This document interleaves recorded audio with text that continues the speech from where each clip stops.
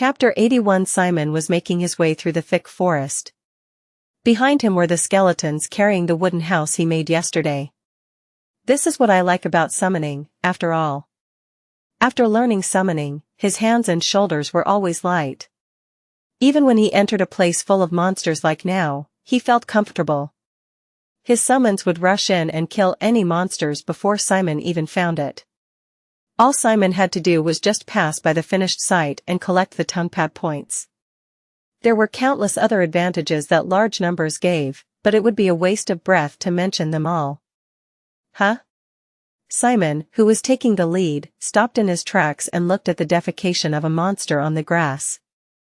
And a footprint next to the defecation. It looked like Simon had entered the area of activity of a level 2 monster, Wreckers.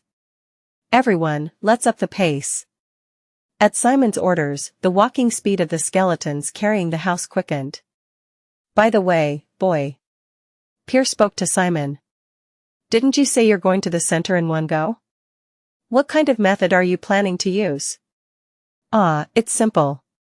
When Simon came out of the jungle through the large leaves, a panoramic view unfolded before their eyes. The sound of running water filled their ears.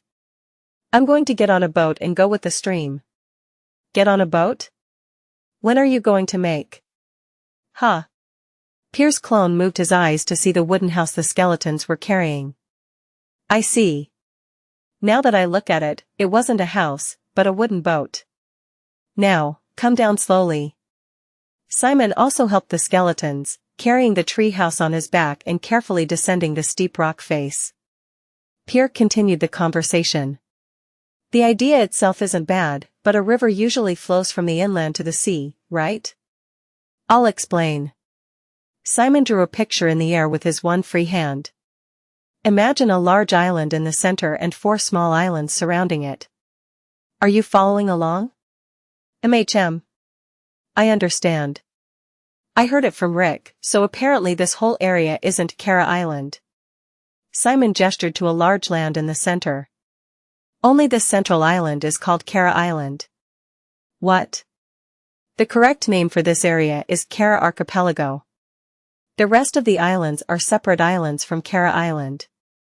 In other words, Simon pointed to a water stream between the islands. It surrounded Kara Island and the Kara Archipelago. It was where Simon was right now. Sarthanafire.at website on Google to access chapters of novels early and in the highest quality. This isn't a river, but an ocean. Oh ho. He said it tastes salty when you try to drink it, so it's not a river, but an ocean that flows from island to island. Simon checked the time with his watch and opened the subspace. And the currents at this time of the day are said to always be the exact same. Woof. Woof. Grrrr. Then he heard a dog barking in the forest. Crap. A group of 6-legged wreckers found Simon and started running toward him. By the look of it, they had come here after the smell. Everyone, hurry up. Simon and the skeletons upped their pace going down the cliff. However, the opponent was a native monster here. They were able to come down the steep cliff smoothly. They'll catch up if it keeps going like this. Fighting on a cliff like this would be really dangerous. Simon quickly put his brain to work and stared at the seawater flowing below. Stop. Let's just drop it here. Simon and the skeleton slightly bent their knees and threw the wooden house. The house fell into the water with a splash. Woof. Woof. Woof. Simon pulled all his skeletons into his subspace and ran. Whop. Then, without looking back, he leaped down the cliff with all his might, stepping on jet black, the claws of the wreckers barely grazing Simon's uniform. Perfect timing. Simon landed right in the treehouse as it was being swept away by the current. The boat swayed from the impact, and the seawater formed white foam as it drenched Simon's body. However, it worked. Simon clenched his fists. The boat didn't sink, and he managed to get on properly. In the distance, wreckers barked as all their efforts turned into vain. Hoo-hee-hee. Good. Very good. Pierre laughed as though teasing them. Soon, the wooden boat began to float away with great speed. The speedy journey was surprisingly pleasant, water droplets splashing over and over. I told you, didn't I? That I'll turn the tables in one go. It was still early in the morning.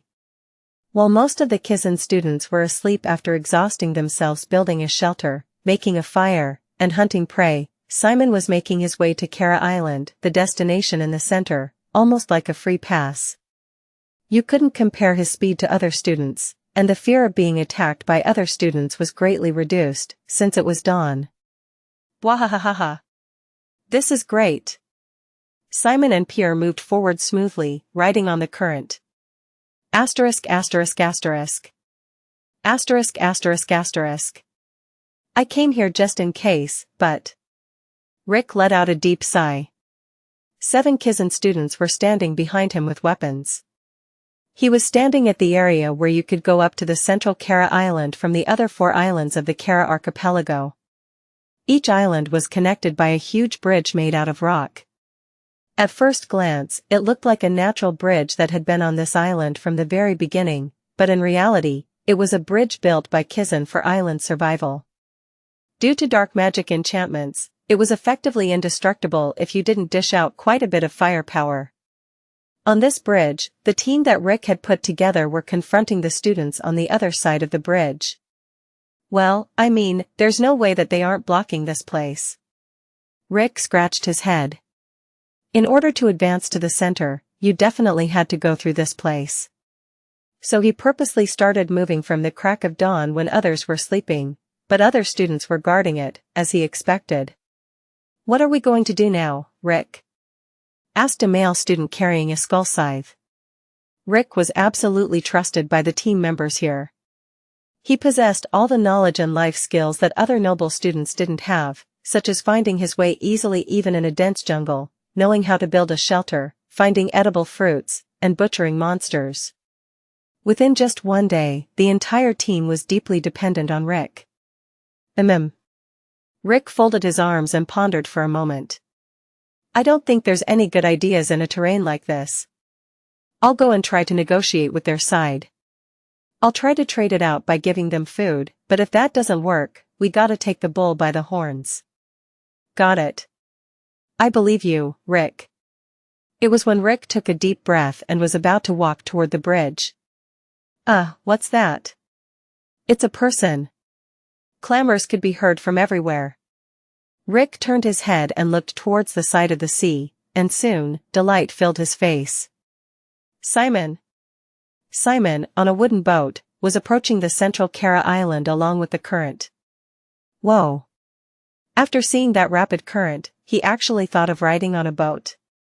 Truly exceptional. Rick desperately held back his smile and looked down at Simon's face. As expected from Simon. You crazy bastard. Rick had also imagined going across by riding on the sea.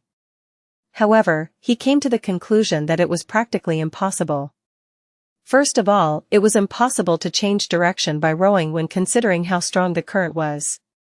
Moreover, shoot him. Shoot that bastard. The students on the other side of the bridge wouldn't just leave you alone. Jet black arrows and various other dark spells began to pour toward Simon's ship. I need to help him. The team members here were just the ones he met to fulfill the needs of each other, but Simon was different.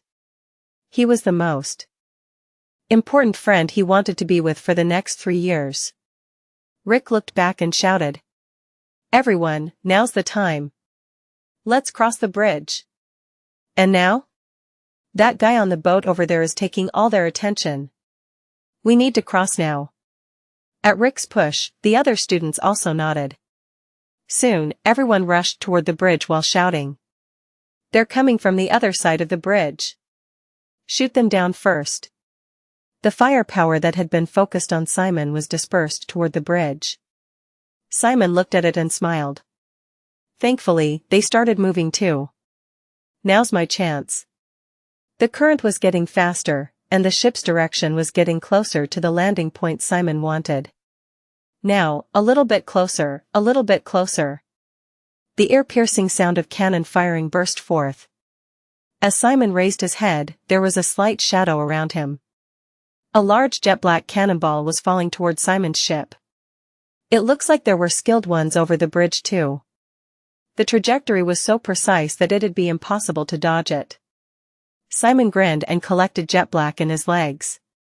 Then, without hesitation, he jumped out of the boat.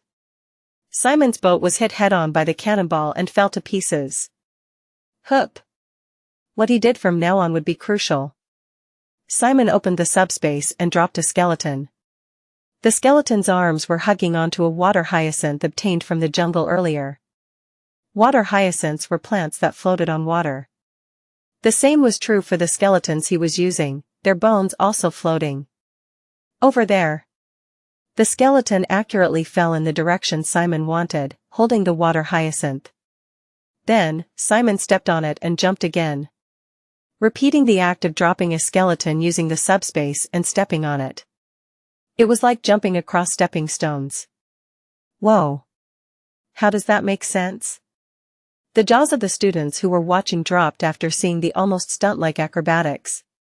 As the attack from the ground became harsher, Simon laid the skeletons on the water's surface and started running. Jet-black stepping. Simon, who flew several meters in the air to avoid the jet-black arrows, spun a full 360 before landing on the ground. He immediately opened the subspace and pulled out the remains of the skeletons. Most of them only had their lower bodies left. Then, Simon looked back and stretched out his right arm. Restore. The bone fragments being carried away by the current floated up in the air before flying like lightning and assembling themselves with the bodies of the skeletons inland. In an instant, more than 10 skeletons were restored, and only the water hyacinths were carried away in the rapids. Let's go. And just like that, Simon fled to the forest along with the skeletons. Whew. For real, that guy. Let out Rick, in admiration after seeing that. Not only Rick but, of course, the other students across the bridge were wide-eyed. Who is that guy? So you can use skeletons like that too, huh? And then, all of a sudden, one of the students across the bridge turned his back and left the formation without permission. Hey, wait. Why are you suddenly moving? The student next to him grabbed his shoulder. At that moment, a black devil arm burst out from the man's back and smashed the student. You're crazy. What is the meaning of this? Betrayal at this timing? Heron Quark, who pulled out the black hand from his back, said with a smirk. Deal with them yourselves. I've got something else to do. After leaving those words, Heron ran toward the line of trees Simon disappeared into.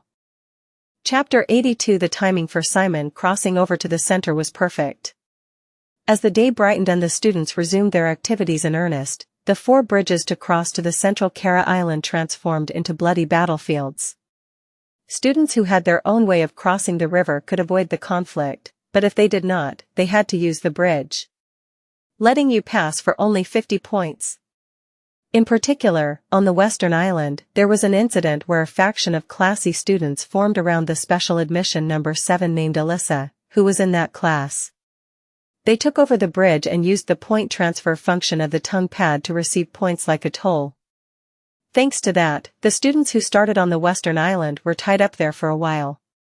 In the end, a large-scale alliance was formed to overthrow Alyssa's faction on the Western Island, and Alyssa quickly retreated from the bridge. While the battles across the island were developing, there being no time to catch a single breath, Simon, who arrived early on the central Kara Island, was focusing on the search for Big Crumb. In a way, it was more important for Simon to find Big Crumb and sign a contract with him than to get the top rank for island survival. Phew. But it's pretty hard to find his traces, Pierre, said Simon as he plowed through thickets. We can't help it. He's not the type to leave traces, replied Pierre's clone, hanging on the school uniform. But when the Kizan students start fighting on the central island, the chances of an irritated Big Crumb appearing will naturally increase. We should look forward to that then. According to Pierre, Big Crumb was usually small enough to look like a mushroom that grows wild on the street. However, the more threatened or angry he was, the bigger he became, and when he was fully grown, his height exceeded 20 meters. If that happened, he'd surely stand out, so Simon thought that it'd be better to wait in an area of conflict in case Big Crumb appeared than to blindly search for traces. As he was walking towards the center like that, he saw a canyon in the distance. When looking down at Kara Island from above, a towering mountain could be seen in the center. At first, the terrain only gradually steepened, but from here on out, it increased dramatically. It really is quite tall. In order to reach the final destination of island survival, the indestructible mansion, you had to cross this canyon, no matter what. Climbing the canyon itself was difficult unless you had the relevant skills. There was also the problem that you became vulnerable to long-distance attacks from the ground, standing out while climbing. Of course, there was a normal route for you to climb. As Simon continued walking along the canyon, he saw an area where the hills were layered like stairs. It was a place reminiscent of terraced fields in the highlands, and there were crude tents and huts bunched together. And in those huts swarmed monsters dwarfish in height. That's a lot. Level 2 monster, Kara. The reason why this island was called Kara Island. Karas looked similar to the goblins that could be found anywhere on the continent, but they were smaller and thinner. Even when they became adults, they were said to be the size of a small child.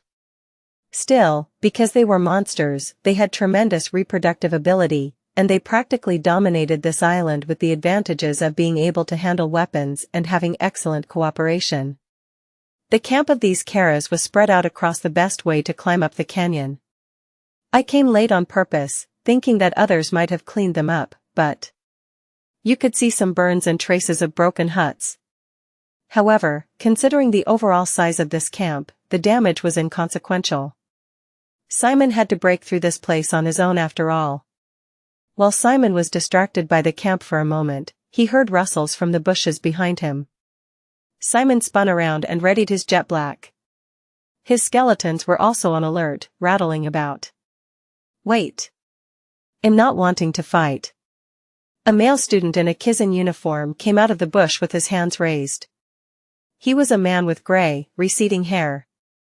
Who are you? I'm Vincent Worley, from Class C. Vincent smiled softly and continued. You're planning to cross that Kara camp, right? Then let us help. Honestly, I don't think it's possible to break through alone with that many of them. Us? Vincent let out a slight smile and pointed behind him. I didn't bring them here, I was afraid that you'd be frightened, but there are 8 more with me. 8 people, huh? Simon replied while wondering how he had gathered that many people. I'm planning to go by myself. Are you serious? That's a course meant to test team play. Going alone is just insane. He wasn't wrong. Vincent's offer to join forces seemed reasonable. However, I have a different idea already. Sorry. He couldn't trust Vincent yet. And he wasn't going to take the risk of teaming when there was a way to break through by himself. After finishing speaking, Simon turned his back and went into the woods.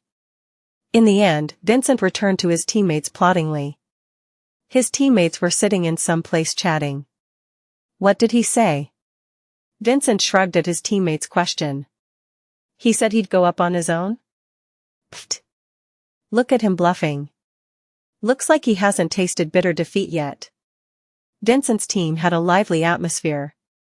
Moreover, having come to Kara Island right away on the second day, it was safe to say that everyone had sufficient skills. Shall I chase him and bring him back? Asked one of the team members. Vincent shook his head. Nah. It's a waste of time. Let's just focus on our own business. SEA the novelfire.net website on Google to access chapters of novels early and in the highest quality. If he begs for us to let him into our team later, I'll just beat him up and get some points. Ha ha ha. Vincent's team moved in a friendly atmosphere. It didn't take them long to arrive in front of the Kara camp. They could see the dwarf-like Kara roaming on the top of that stair-like hill. This is a fight of speed, said Vincent while getting the attention of his teammates. It's more important to take even a single step forward than it is to hunt a monster. I doubt we'll be taken down by Kara, since we're Kizan, but once we get tired and start to slow down, we may have to deal with the entire camp's forces. Everyone nodded with serious faces. Well then, let us get to the positions we discussed before and start right away. Okay. Yeah. They immediately went into formation to charge through. 2 combat magic aspirants took the lead, followed by jet black mechanics, curses, and hemomancy aspirants. The leader, Vincent, was standing right in the middle of the formation. Let's go. Asterisk asterisk asterisk. Asterisk asterisk asterisk. The 8 team members started climbing the hill at once. Kurug. Kararg. Nearby Karas also saw them and rushed in. Maybe because the emergency alert hadn't been rung yet, they were just running out of their huts one by one. They're just Kara. The combat magic aspirants taking the lead gathered jet black into their fists and swung. The Karas were launched away, heads already caved in from a single punch. The firepower of the students from the rear was poured out, and the surroundings were neatly devastated. This way. This is the fastest way up. Vincent led the team, and everyone came together, breaking through with a terrifying force. However, at this point, the monsters were actively swarming them. Even reaching halfway up was a struggle. We're already halfway there. Just a little bit more. Vincent clapped and encouraged his teammates. The students, drenched in sweat, later realized something was wrong. We're only halfway there? Climbing the hill while fighting was more tiring than it looked. Moreover, it wasn't easy to hunt the quick monsters who didn't even reach the students' waists.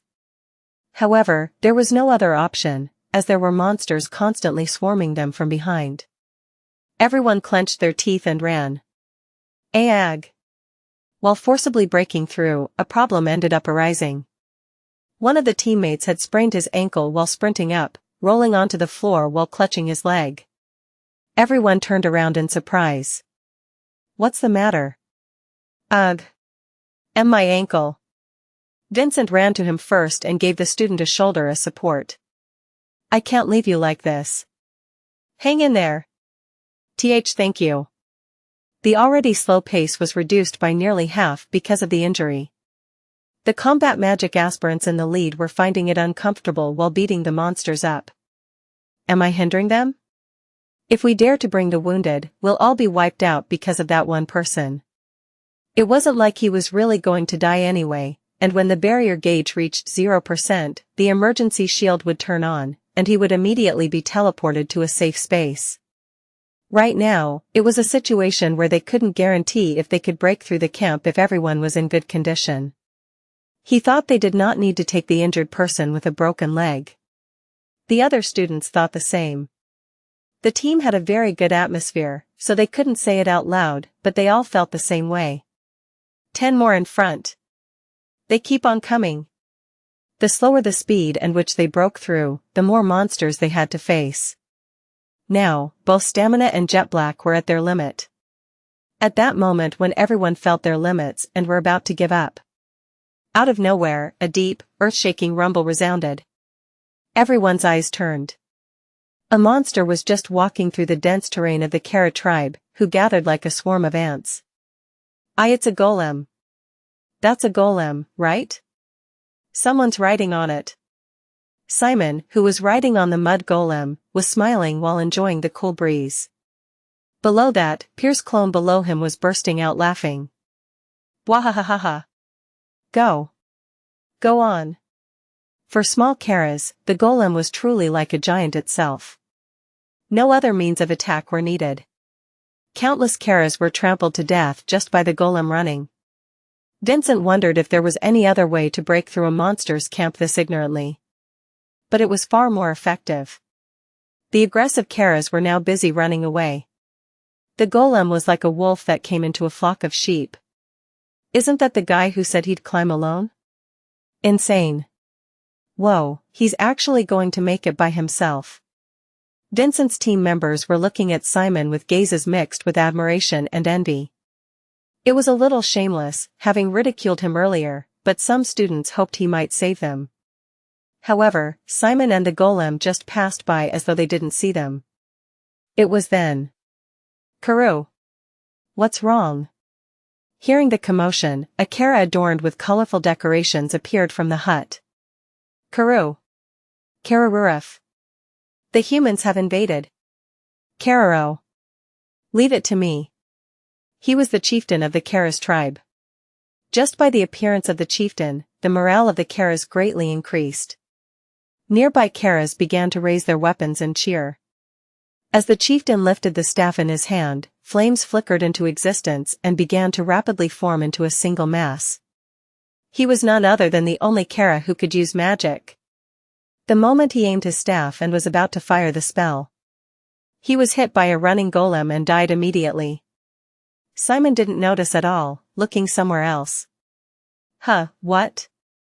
Did I bump into something? It was just that kind of reaction. However, the impact of Simon removing the boss was huge. The Karas, having lost their commander in a single moment, fell into confusion and began to flounder. Why aren't these guys rushing in? Vincent's team members noticed the change as well. Vincent bit his lips with a hardened face and stepped forward. Looks like something changed. Let's all take a breather. Karoo. Kararo. And all of a sudden, some Karas around Vincent began to go to a knee, facing him.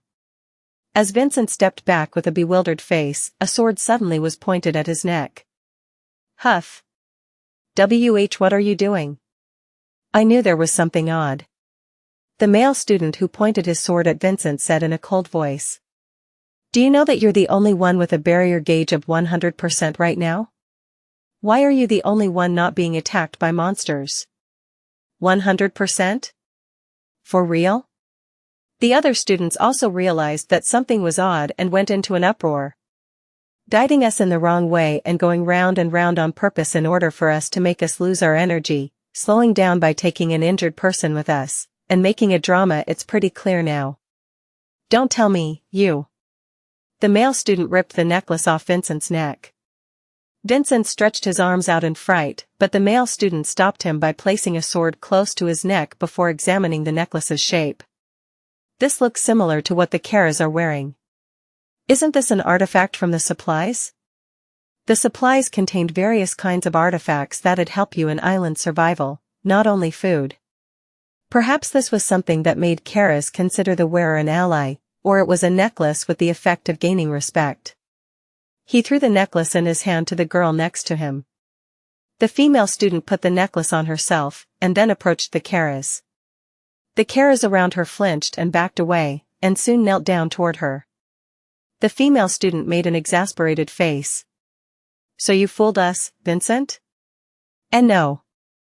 Everyone, calm down. Hear me out. The atmosphere became cold in an instant. So you were planning to get all our points after we're all wiped out? No wonder why he's the only one with a lot of points. Are there any other victims besides us? Once the suspicion emerged, it grew out of control. The girl wearing the necklace beckoned as though giving a signal. I guess there's no need to speak more. Goodbye. The sword pointed at Vincent's neck drew its line. Chapter 83. After safely climbing up the canyon, Simon had now entered the true central area. A jungle, dense with vegetation, unfolded like a painting. The atmosphere was definitely different from here on. Explosions and the sound of weapons clashing could be heard coming from everywhere. Monsters at the top of the island's food chain, those considered level 3 or higher, also appeared here. After retrieving the golem core, Simon began to take care with his steps and started to be on closer watch than before. He knew that he'd be the target of students and monsters if he made even the slightest mistake. Phew. Simon wiped the sweat from his forehead and looked around. He hadn't faced any Kizan students, managing to rack up 127 points through hunting alone. However, starting from here, he had to be prepared to fight at least 2 or 3 Kizan students. Just as expected. Simon raised his head up after feeling a sudden heat. Out of nowhere, dark flames were falling over his head. The same type of jet black flames as Malin's. As Simon was looking at the black flame spreading across the grass after stepping and dodging it, another flame was shot at his flank before he realized it. It's fast. They could fire continuously with that level of firepower. Simon ran frantically and dodged the attack. As he was about to step up a tree to widen the distance at once, a large flame burst forth and swept the tree away. Watching a tree burn down in mere seconds was terrifying. This is quite dangerous. After swerving in his path, Simon landed on the ground. Then, the opponent who randomly attacked also came down from the tree and showed themselves. Simon's eyes widened in surprise. Maylin. It was really Maylin. With her arms crossed, she smiled and waved her hand gently. So it was you after all, Simon. I was worried about you. How were you doing until now? Did you EA? Then, Maylin spread her palms out. A warning sign to not get any closer. And Maylin? We've been in the same group ever since we were in Kizan. We worked together and relied on each other. Simon quickly finished grasping the situation. Her atmosphere was different to usual. Her eyes looked quite dull. Honestly, aren't you curious? Dark flames sizzled and whirred up on her palms. On which one of us is stronger? Simon pulled forth jet black, face stiff. Are you planning to fight me? Yeah. Maylin answered immediately. We don't always get this kind of opportunity where we can fight with all our might. Calm down. It's inefficient to spend each other's energy in a situation like this. Her eyes hardened. Brace yourself. The fire grew even stronger in her hand. Simon cooled his head and started to think objectively. Something strange after all. Simon knew that Maylin was running toward the top, surpassing first place in Class A. He was well aware of her competitive spirit. He vaguely knew that he might someday clash with her. But wasn't this too urgent? Simon thought that something was wrong and took out skeletons from his subspace. Huh.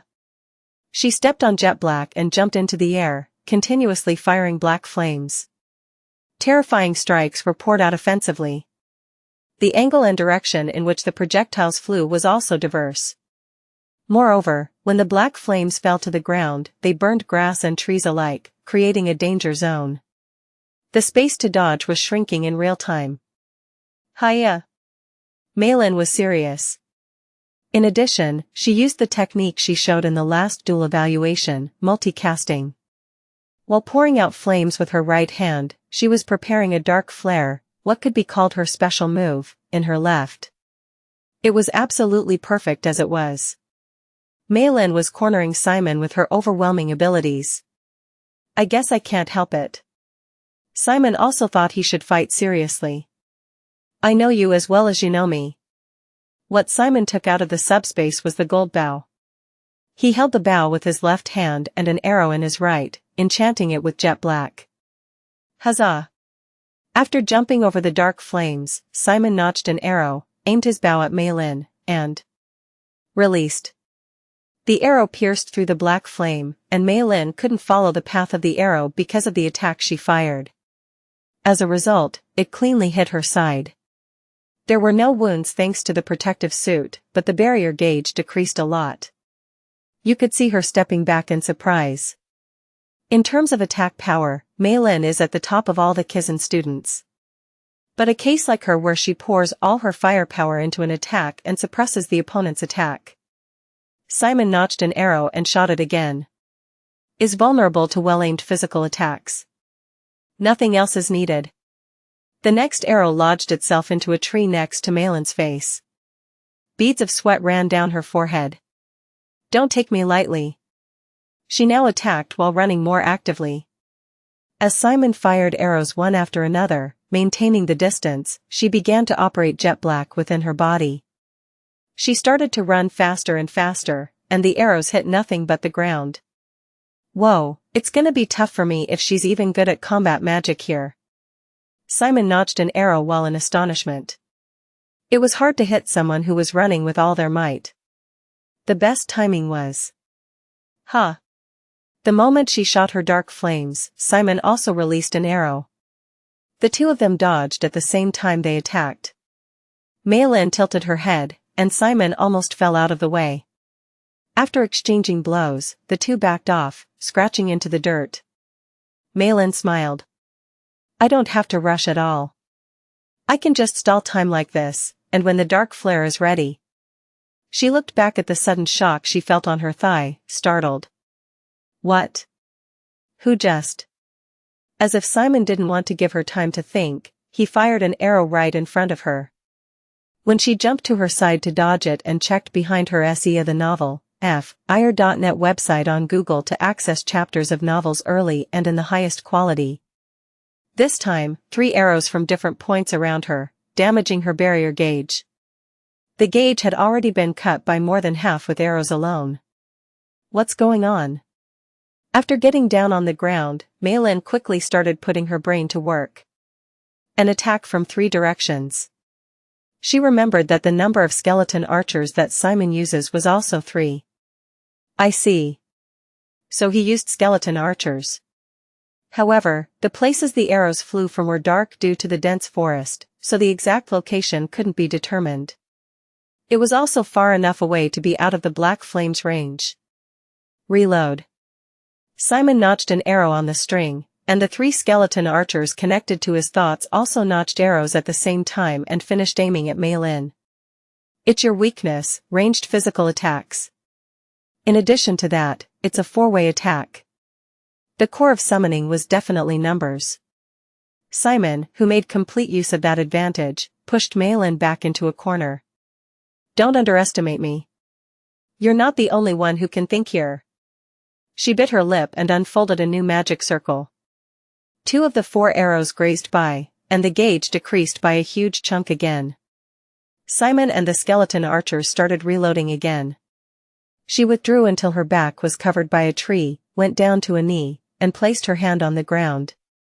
A barrier of ice covering all 3 undefended directions at once stretched out. All of the arrows bounced off after hitting the barrier. Seeing that, Simon lowered his bow with a light-hearted expression. I guess that's it. Asterisk asterisk asterisk. Asterisk asterisk asterisk. In fact, Simon had no intention of making her retire. Since she went on the defensive first, all he had to do was bring forth jet black and run. The moment Simon was about to cleanly turn away. Simon! He heard Maylin's cry from inside the ice. Are you really going to end it like this? Are you really going to end our first match in such a boring way? Simon looked back again. Fight me properly. Finally, the dark flare was completed. You could see the ice wall quickly melting away because of the heat. I don't really know why you're doing this. Simon grabbed the bow again.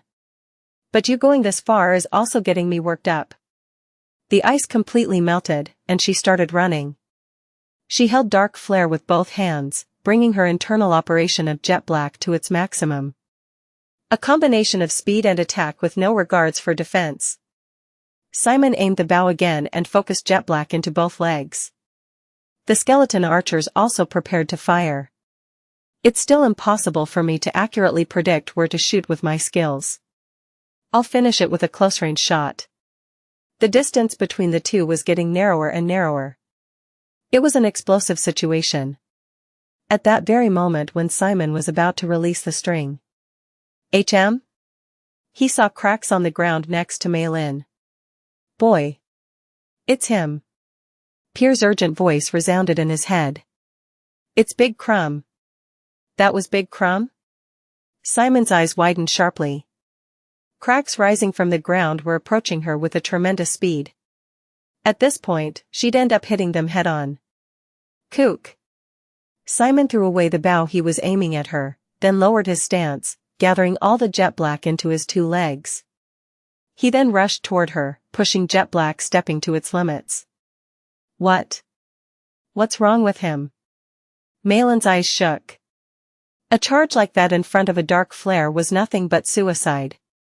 Now, if she stretched out her arm and activated the spell, it'd be over, but she hesitated. No matter how much she looked at his desperate expression, it seemed that it was far from an attacker who wanted to harm her. Her arms paused for a moment. And finally, a question arose. Why am I fighting against Simon? Simon hit her nape and knocked her out after breaking through in that moment of hesitation. Then, he grabbed her and leapt back as hard as he could without delay. Simon felt like the entire earth was being turned upside down. The ground exploded with a vibration, and something huge came out from the crack. What in the world? It was a giant monster's arm wrapped in something like a green bio-bandage. The hand grasped at empty air. Simon and Maylin were able to dodge it by a whisker.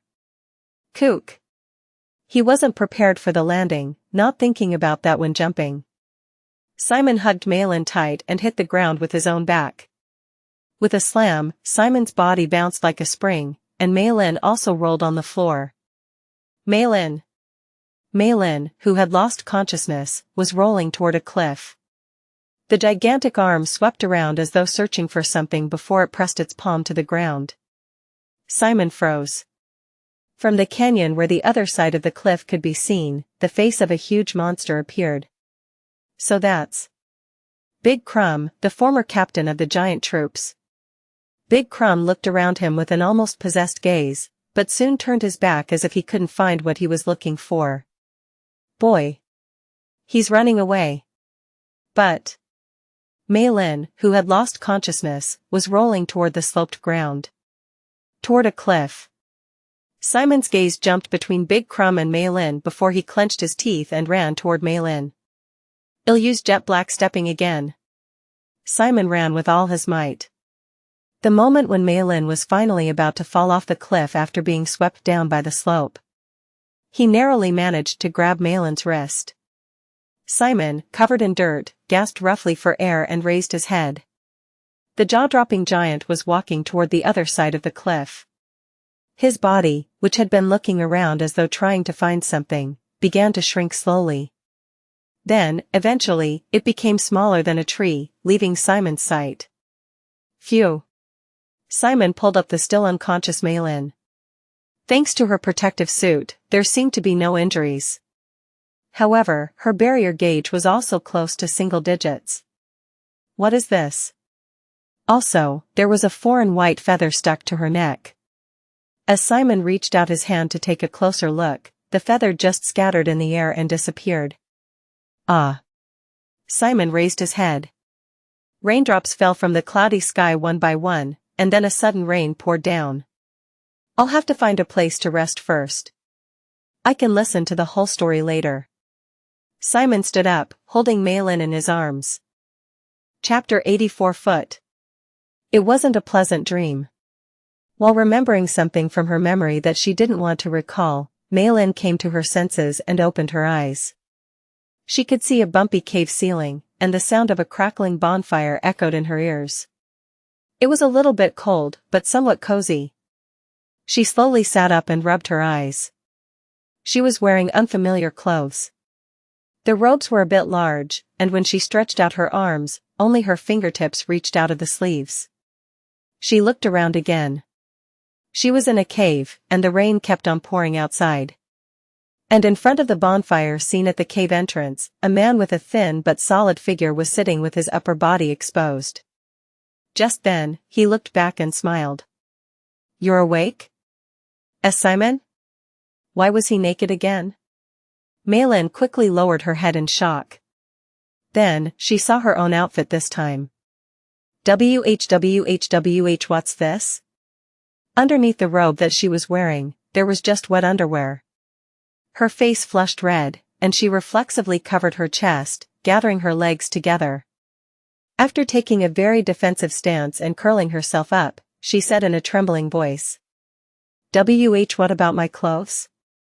Simon gave a sheepish grin and pointed with his fingertips. Near the cave exit, a wet male and a wet female school uniform sat drying out on vines tied like a clothesline. I'm sorry. Simon cleared his throat. You can catch a cold if you wear wet clothes and all, so.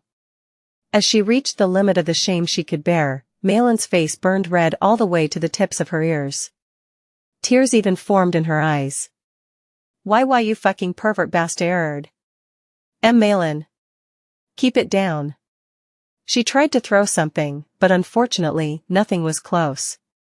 Simon stood up, sweating profusely. I promise nothing happened. I even closed my eyes when I took off your wet uniform. Ha, ha, ha. She shuddered, then covered her face with her palms. Seeing this, Simon just kept quiet and waited for her to calm down. About 10 minutes passed in silence. Finally, Malin removed her palms covering her face, seemingly ready to face reality. Of course, her face was still red. What the hell happened? As though waiting for her to ask, he explained himself. While they were fighting, a high-ranking monster intervened, and Malin, caught in the impact, went unconscious. On top of that, it started to rain, so he evacuated to a cave at the bottom of the cliff. The circumstances all add up. There's no room for doubt either. She knew that Simon wasn't the kind of guy to do weird things. But to think that she was undressed by a guy? She wanted to disappear into a hole from the embarrassment. Malin sniffled and glared at Simon while curled up. Simon quickly looked away and pretended to scratch the side of his head. Simon. Yeah?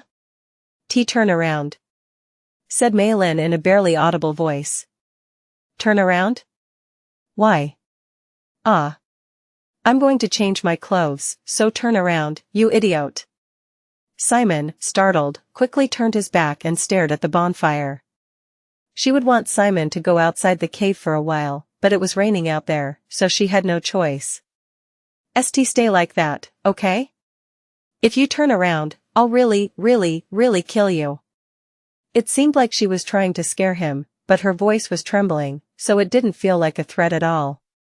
It just felt like the growl of a little puppy drenched in the rain. Simon answered while suppressing his feelings. Sure. No need to worry. Malin awkwardly got up, shoulders hunched over. She took out a dry towel and new underwear from the subspace while glancing at Simon from time to time. Simon still hadn't responded. She let out an inward sigh of relief and grabbed the robe she was wearing. On the other hand, the person who was most nervous was Simon, not Malin. Why do I suddenly feel so nervous?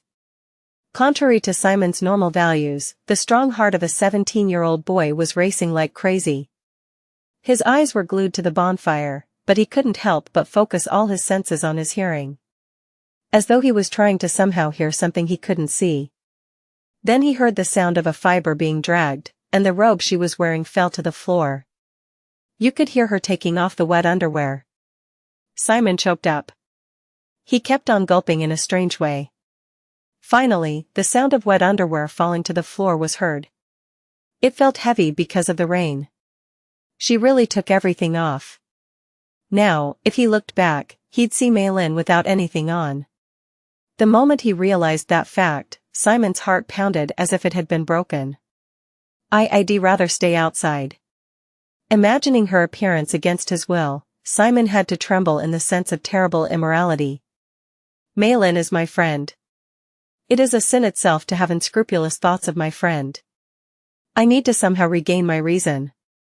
Simon moved the firewood and desperately focused on doing something else. Malin wiped her wet body with a towel and finally changed into clean, new underwear. After she wrapped her body tight in Simon's robes and fastened the buttons, she could breathe out a long sigh of relief. She slowly approached Simon, who had stiffened up. Huff. Then, she sat right next to Simon as he warmed himself up by the bonfire. Simon glanced a little to the side, and when he saw her white legs exposed through the robe, he turned his head away in fright. What is it? Malin giggled and poked Simon's forearm. Why are you being more nervous than me? You idiot. I'm not nervous. After letting out a scoff, she pulled her legs up to her chest and hugged them tight. A calm silence flew between the two of them for a while. Asterisk asterisk asterisk. Asterisk asterisk asterisk. Aren't you hungry? Simon stood up. He stirred the pot boiling on the campfire with a ladle, then served the piping hot soup to Malin in a small dish. It's a meat soup. It was a soup made according to Hongfeng's recipe. Her eyes widened. She had never imagined that she'd ever see proper food like this on this island. Thank you. Mei Lin happened to be really hungry. She grabbed a spoon and took a careful bite. Whoa. It really tasted the same as the one she ate at Hong Feng's hut.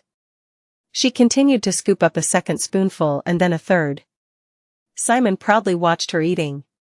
Simon. Yeah? She put down the empty dish and replied with a blushing and coy face. Thank you. For saving me. You're welcome. She put her face on her lap and gave Simon a vacant look. But why did you save me? To be honest, I deserve to be abandoned. I attacked first, you know. Simon made an expression as though questioning why she was asking something so obvious. You did the same. You didn't really mean to eliminate me either. Something like that. I can't throw away the groupmate who'll be with me for the whole first semester because of a trivial problem. Simon grinned and held out his fist. Don't you think? She smiled embarrassedly and bumped Simon's fist. This won't do after all. Is something off? Instead of answering, she raised her right arm where she wore the tongue pad. She spread out a magic circle with jet black, entered a command, and overlaid it on her tongue pad. Wait, that command is... Simon also knew all the commands of the tongue pad. Mei Lin's tongue pad opened wide like a mouth, and the tongue rose more than a few meters. She pulled out the green sphere the tongue had wrapped around. It was a huge chunk of points. Mei Lin, what are you? What do you mean by what? I can't handle this sting in my conscience. Take the payment for saving me. The two got tangled up and argued about receiving and not receiving it. Mei Lin forcefully brought the sphere to Simon's tongue pad, who ate it without hesitation. Ah. The number on the tongue pad has risen significantly. When he checked, it had gone up to 260 when before it was 127. Simon suddenly jumped up. Just how much did you give me? All but 1 point. She said while eating the soup, giving a nonchalant wave. Isn't it obvious? I should have been eliminated there. But aren't you aiming for first place in this evaluation too? She stared at the bonfire in silence, and after a while, gave him a grin. Humph, of course.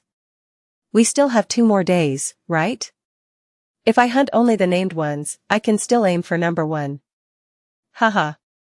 Naturally, the mood loosened up, and the two of them finished the meat soup, not leaving even a scrap behind. It was still raining outside the cave, and past the bonfire was a cliff. Still, the view was great. You could see the whole island at a glance. It's warm. The more she thought about it, she thought that Simon really found a good place. As she felt relieved and full, a pleasant languor ran through her body. Mei Lin. Then Simon spoke to her. Can I ask you something? If it's a perverted question, I'll kill you. No, it's nothing like that. Simon hesitated a little, then said. Why are you so obsessed with being number 1? The wordless eyes that were looking outside the cave became fierce. There's someone that I want to beat no matter what. That person you're talking about must be Serene Dark, the special admission number 2. Am I right? Mei Lin's reaction towards Serene was very sensitive. He remembered that the mood became bloody after mentioning the name Serene the day they first formed a group. Also, when Hector called her Serene's underling, she threw herself at Hector, intending to actually burn him to a crisp. You're right. She nodded her head in approval. Releasing her tight grip around her legs, she leant back, supporting herself with her hands. This is something I've never told anyone in Kizan, but I was the official successor of the Ivory Tower. It was Mei Lin, not Serene? Simon had never heard of this. I heard that it was decided that way since I was little. So, I have a memory of being high-spirited, since people from the Ivory Tower family spoiled me. At that time, I didn't know how heavy the position of being an official successor was, and it was just fun seeing adults bowing their heads to me. I was immature. Then, one day, the Lord of the Ivory Tower brought in a newly adopted daughter. Simon quickly connected the dots and said. So that adopted daughter was Serene, huh? Yeah. She was the same age as me, and clearly, she was a child who was brought to be my antipode. Of course, the reaction of the people of the tower wasn't good, asking why they adopted a daughter all of a sudden, saying the motives were obvious, so on and so forth.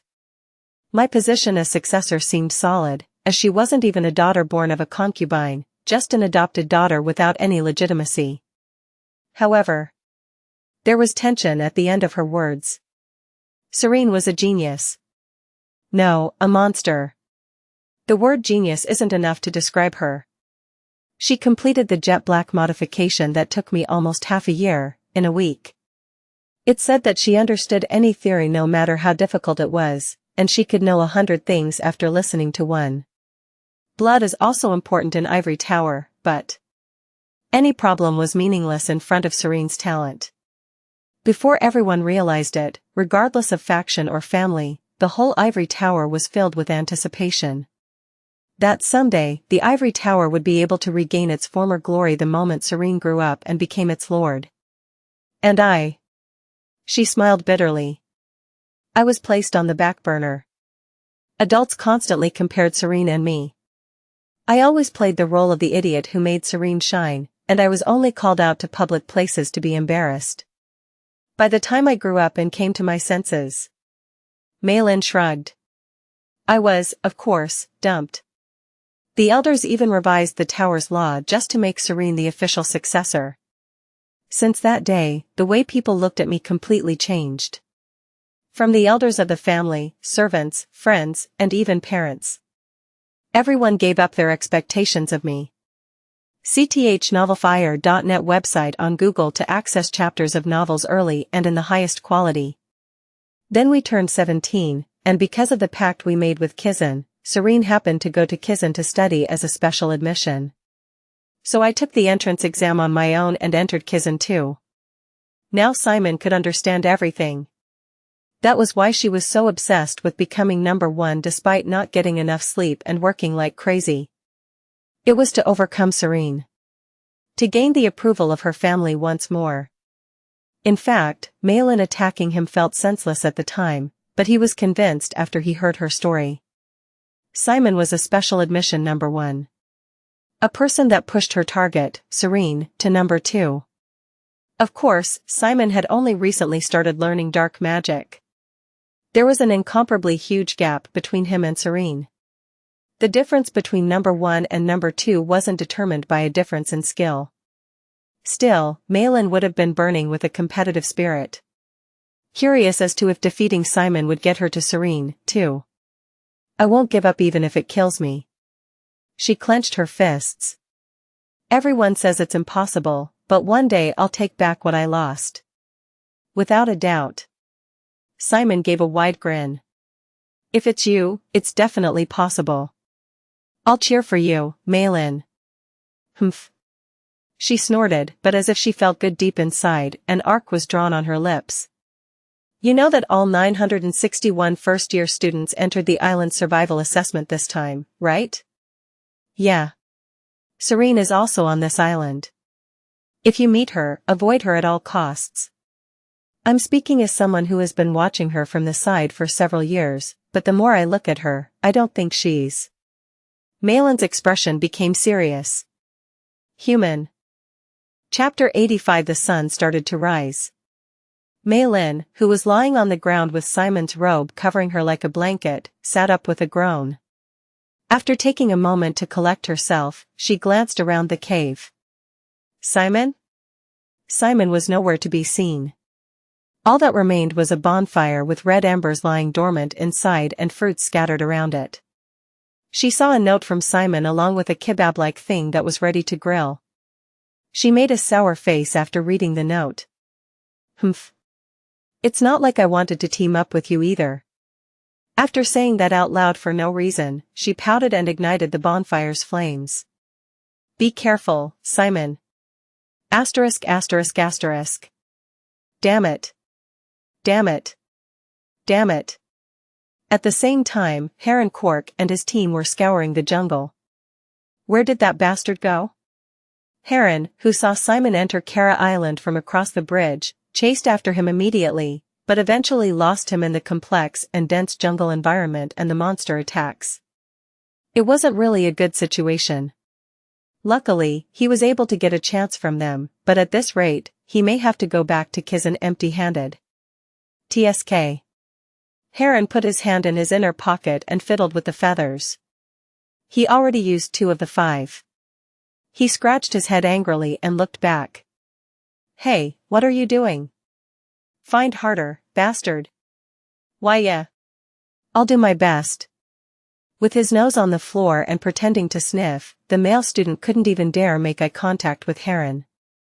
The other team members who watched this happen were very confused about the situation. That was because... Why can't Malcolm do anything against that loser? The student sniffing the ground was none other than that special admission number 10, Malcolm Randolph, who won even against Hector. All the team members here saw Malcolm and followed him. Heron was no exception, coming here due to Malcolm's power and strength. But at some point, there seemed to be a sudden change in the master-slave dynamic. Heron didn't even lead the team to the center. He was just wandering around the forest, saying that he needed to find Simon Polantia, the special admission number 1 CTH That website on Google to access chapters of novels early and in the highest quality. Wait, Heron. Unable to bear it anymore, a female student approached Heron. How long are we gonna do this? It's already the 3rd day. It'll be dangerous if we don't make it to the mansion now. The entire central island will soon be a battleground. Heron picked at his ears. You've been damn noisy since a while ago. If you don't like it, get out of my team. Your team? Since when was this your team? The leader of this team is Malcolm. Ah, is that so? Heron smiled perversely and looked behind him. What do you think, Malcolm? As soon as Heron asked. Malcolm lay face down, forehead planted on the ground and butt sticking up into the air. Obviously you're the leader, Heron. You're our only leader. Ahaha. Seeing Malcolm's unusual attitude, the female student bit at her lip. Something's odd, no matter how much I think about it. Her name was Amelie. She was in the same class M as Malcolm, and she was also his group member. It was unimaginable that Malcolm, someone with great pride and a competitive spirit, would show such an attitude. Tell me honestly, you did something to Malcolm, didn't you? At Amelie's question, Heron just shrugged. What kind of rubbish are you talking about? You think I did this? He's just doing that because he likes me. Don't lie to me. She activated her core and readied her hands. A magic circle was drawn in her palms in an instant. Turn Malcolm back right now. Oh, this is ridiculous. Heron scoffed. Hey, have some common sense. Is there any dark magic that brings your opponents to their knees? Well, maybe, but could a first-year student use such a powerful mind control spell? No one could refute those words, not even Amelie. Things such as saying Heron must have used some kind of trick, or that he robbed Malcolm of his spot. It was all nothing but speculation. The most frustrating part was that Malcolm himself, the one surrendering the position, didn't give any explanation. But that woman, it's annoying that she keeps following around and being grumpy about it. Alright, sure. I'll give you a hint. But don't tell others, alright? Come here. When Heron beckoned her over, she became quite alert. Amelie, don't go. Said a male student standing behind Amelie. I don't know what did it, but Malcolm is gone. It'd be better to separate with these guys, even now. Nah, I'll go. Amelie strode closer to Heron. She needed to know the nature of the curse placed on Malcolm. It'd be better if he tried to use that power on her. Amelie had a rare constitution among necromancers, one which prevented curses from working on her. If he placed a curse on her, she could analyze it using that. And if something went wrong, she had 5 allies behind her. As Amelie approached Heron, he gave a sly smile. Get a little bit closer. As I said, the others shouldn't listen to this. Her irritation was bubbling within her, but she had to endure it to save Malcolm. Amelie closed her eyes tight and came close to Heron. Then, Heron grabbed her by the shoulder. Kaya. Amelie. The male student watching this happen immediately drew his jet black sword. But nothing he was expecting really happened. Heron really did only whisper a few words in her ear, and she nodded her head before stepping back. Yeowan, I'm so bored, said Heron before looking at Amelie. Hey, woman. Sit like a dog. At those words, fury filled the faces of the surrounding teammates. You bastard. You just crossed the... However, Amelie really did squat on the spot, sticking out her tongue like a dog. Everyone's faces turned pale. What did I do? She's just doing what I'm telling her to. Heron shrugged and giggled. Now, try dancing for me this time. Amelie. Don't do it. As Amelie stood up to really do it, one of her teammates grabbed the back of her arm. What's wrong with you? Please, come to your senses. Ha ha ha ha ha ha. Heron held his sides with laughter. This is fucking comedy. It's hilarious. Hurrying. In the end, the male student couldn't hold it back and grabbed his jet black sword, rushing toward Heron. A rod flew in from the side, smashed the male student's face, and blew him away. The other students stepped back, their nerves clear on their faces. Oh my, maybe you forgot who's by my side. Next to Heron saying that stood Malcolm ready to fight, moving his rod with vicious force. Meh, I don't want to use more feathers, and they don't seem like they'd listen. Heron gestured at them. Just get rid of everyone, Malcolm. At those words, Malcolm rushed in like a demon. It didn't take long for all the remaining students to be left lying on the floor. Asterisk asterisk asterisk. Asterisk asterisk asterisk. Meanwhile, Simon returned to the very spot where he fought Mei Lin, looking for clues. But nothing could be found. Why did Big Crumb appear specifically then? Simon was thinking about the battle with Mei Lin. Was he provoked by the noise from a fierce fight? But to think of it that way, the whole island was in battle. Was he only sensitive to fire? That was also a bit obscure. Pierre, do you have any ideas? The talkative Pierre had barely said a word after seeing Big Crumb. Is there something wrong? Nah, it's nothing. If I had to think of something, the biggest reason why Big Crumb grows bigger is fury. In other words, you're saying he might be hostile to me, right? Simon crossed his arms. If Crumb was hostile, he thought for a moment that it might be a similar case to Elizabeth, who had a grudge against the Legion. But that didn't quite track either. Big Crumb was so loyal to the Legion that he sacrificed himself. By the way, Pierre's clone opened his mouth. I'd have to go out of the subspace and check to know for sure, but the atmosphere of that guy was a bit different from the Big Crumb I knew. You better be careful, boy. I have a bad feeling about this. Okay. Let's search carefully as we get closer to the center. Simon moved forward without hesitation. As he moved toward the center, the frequency of monster appearances certainly decreased, but traces of Kizan students appeared with more and more regularity. It was the third day now. Since all the students had lots of points stored in their tongue pads, it reached the point where it was easier to rank high by hunting students instead of hunting any monsters. Simon stopped in his tracks. The source of the noise very quickly went quiet. As Simon nervously looked around, he saw someone hiding behind a tree. What is that? Someone was hiding behind a tree, but Simon could see their hands. It looked like they were holding it. He wondered what the point of hiding was if they were doing that. If you're here for me, then come out. Then, the person who'd been hiding behind the tree stepped into view. Seeing their face, Simon's face turned pale, and eventually went white. Although she wore a Kizan school uniform, her face was one that couldn't appear in this situation. No, she shouldn't have been here at all. Why are you here? The expelled student from Efnal who he met on a mission. Ellen Zyle. She was waving her hand while smiling. As Simon took a step closer, she quickly turned her back and ran into the woods. Wait! Simon hurriedly chased after her. When Simon followed her into the depths of the forest, gasping for air, Ellen was squatting, looking at a flower in full bloom on the ground. As Simon approached, she gave a smile and ran away again. Who in the world is pulling this kind of prank? His head was spinning. He could tell from a glance that she wasn't the real Ellen, but he couldn't help but chase her.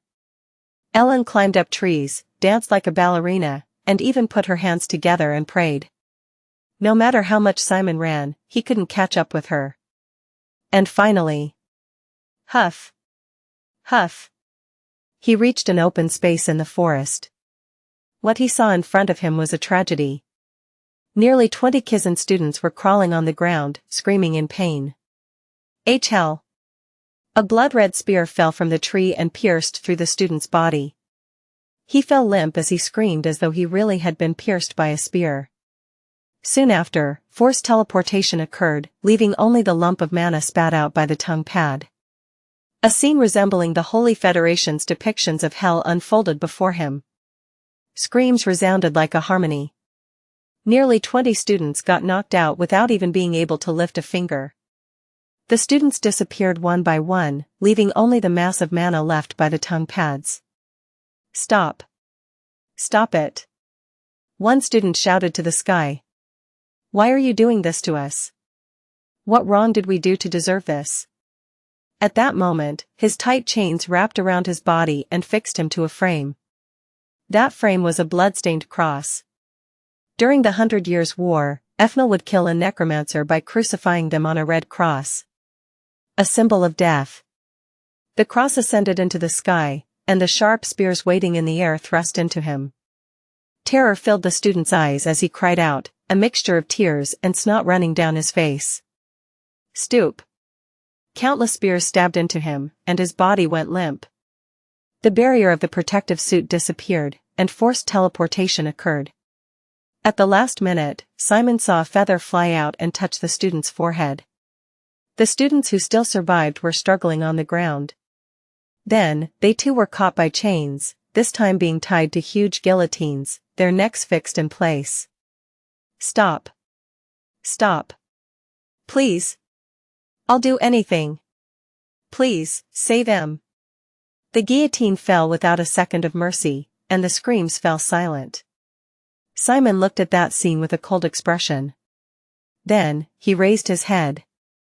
A person seen only as a silhouette in the darkness sat comfortably on a tree and enjoyed the sight. It was as though they were watching a show. They're all just massive crybabies. From the darkness, a beautiful voice resounded.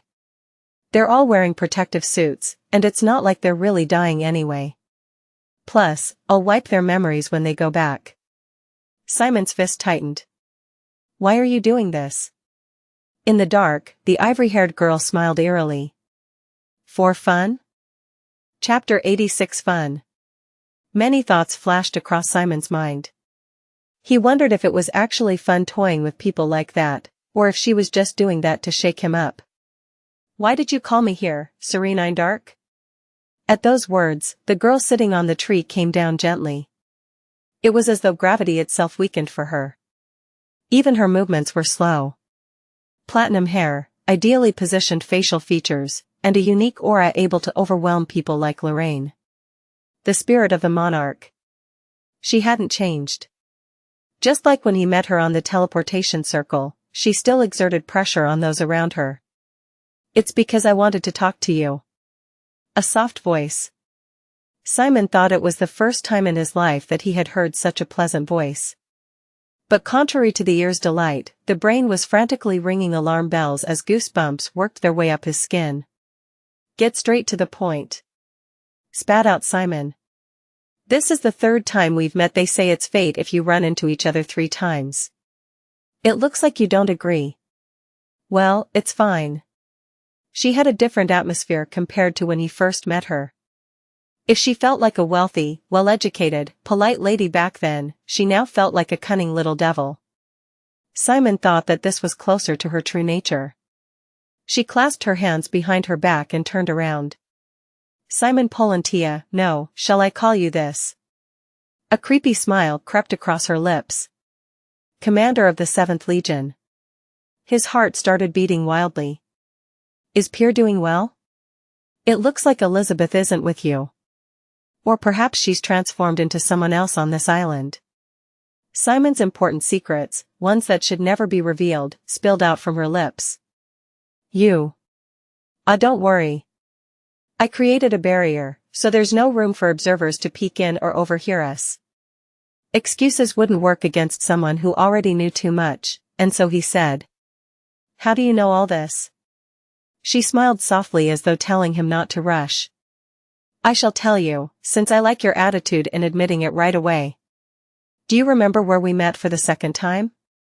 It was on the teleportation circle before leaving for our missions. At that time, the only first-year students heading to the Kalos Kingdom were you and me, just the two of us. She lightly put her palms together. Don't you think something is strange? Simon bit his lip. So you've been watching me ever since? Yeah, actually way before that. She closed her eyes and pretended to tap the air with her fingers. Kizen's top secret. The ivory tower has been observing the ruins sealed by Nephthys. I personally installed the alarm spell that activates when the ruins are opened, and after a few days, the alarm sounded. When I hurried over to the place, my goodness. She smiled. You became the commander of the Legion. So it was from then. Simon's head started to spin. Then, how did you find out about Elizabeth? Isn't that obvious too? When we teleported together, I also stopped by Arnish to watch over you. I read the memories of the Lord of Arnish, the guard captain, the soldiers, the Thieves' Guild members, the dancers, and... A smirk formed across her mouth. Elenzile, who you let go of. You know this is a pretty dangerous crime, right? Letting a priest live. The pressure started to form a choking grip around his throat, but he somehow forced a smile. Ellen, at that time, was an individual without any affiliation. We're under a flag of truce right now. Therefore, I just took the measure under the Treaty of the Captives and released her rather than causing trouble by killing innocent residents of the Holy Federation. You're a pretty smooth talker. Well, I guess there's no point in bringing up such a trivial matter to you, huh? She laughed. Since you're a criminal of first-class treason. Did you know that the moment you signed a contract with Pierre's Legion, who rebelled against the Dark Alliance, you'd also be accused of treason? It's a serious matter, so much so that it wouldn't be strange if the test ceased right now and the crows of Kizen from all over the continent rushed in here. Simon slowly rubbed his forehead. I'm dumbfounded. Are you going to make more excuses? If you know all that, then report it to Kizen and bring it to trial. Why are you telling me like this? Now it seems like it's time to bring out the main point. A bright spark filled her eyes. Join the ivory tower, Simon. Asterisk asterisk asterisk. Asterisk asterisk asterisk. A sudden offer to join the ivory tower? Simon felt that things were flowing strangely. A little bit more. Let's lure her out a little bit more. If you want to scout me, then you could join the formal recruiting battle after I graduate. I don't think the ivory tower's wealth and power are lacking to be pushed back in the recruitment battle, though. I don't want a Kizen person who graduated from Kizen. Xianxia the novelfire.net website on Google to access chapters of novels early and in the highest quality. What do you mean? She grinned. Aren't you curious? As to why a single school organization is ruling half the continent. Of course, Simon did wonder why. Let's take the nearby Dresden Kingdom as an example. She started to count something on her fingers. 4 out of 5 generals in Dresden are from Kizen. 17 out of 20 members of the Royal Knights are from Kizen. Their Minister of Internal Affairs and Communications, Minister of Foreign Affairs, Minister of Defense, and even. She folded all her fingers and clasped her hands behind her back. Even the second in command, the Prime Minister, is from Kizen. Do you understand now? The people who hold power in the alliance are all allies calling each other seniors and juniors. They're proud of the fact that they graduated from Kizen, forming some sort of cartel. They're more loyal to Kizan than the state or organization that pays them and gives them power. Including Dresden, most of the countries in the Dark Alliance were like this. It wasn't an exaggeration to say that almost all key positions were occupied by Kizans or their agents, except for the lone royal families left to keep an eye on the Kizan cartel. Kizan held talent in their hands. But in terms of ability, the work competency of Kizan graduates was at a transcendental level. Countries couldn't put just anyone in key positions. To gain a stronger stand in the Dark Alliance, it was essential to have talents from Kizan. Alright. So the reason why you're bringing this up is... Simon raised his head and looked at her. You need someone who's free from Kizan's influence, someone loyal only to the Ivory Tower. You're smart, as I expected. It's nice that you understood so easily. She wanted a pure member of Ivory Tower, not a Kizan graduate belonging to the Ivory Tower. Simon could understand. I don't think you have a choice here. Serene smiled softly. It's either you get executed for treason or you join the Ivory Tower. But still, I'm offering you a top-notch job, and it's pretty good in its own way, you know? Your classmate Maylin is here, and you can have as much power or money as you want. I have only one question, said Simon in a serious voice. Do you just need my strength, or do you need the strength of the Legion? She grinned. I'll say both. As a courtesy. What worries me is... Simon bit his lip. I can't trust you guys yet. How can you prove that I won't lose my Legion after joining the Ivory Tower? She blinked. Your self-esteem is lower than I thought. I don't think you have to worry about that if you prove your abilities. Well, it's fine.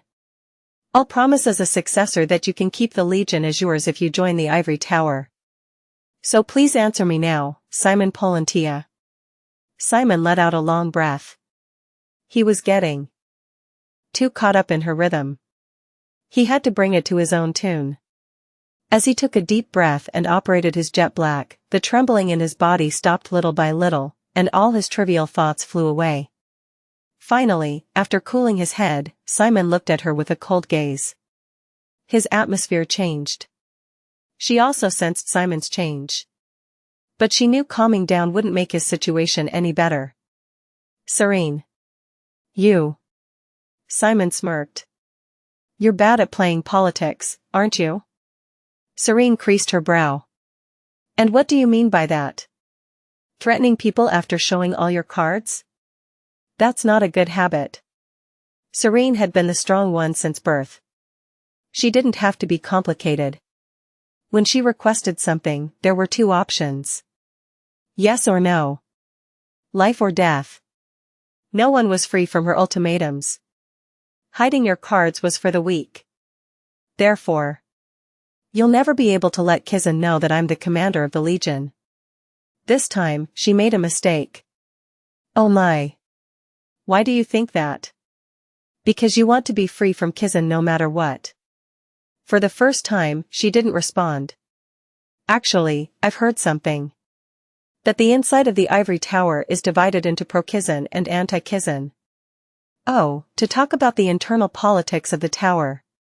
You must have a really good network of information. I doubt Maylin dumb enough to share stories of the inside. The truth was, it was just something Rick said idly while he was eating, though. You and the current Lord of the Ivory Tower are representatives of the anti-Kizans. The reason why you want to gather the commanders and become stronger must be. Simon put his hand to his hips. Because you want to be independent of Kizan, right? But you'll inform Kizan that I'm a commander and execute me?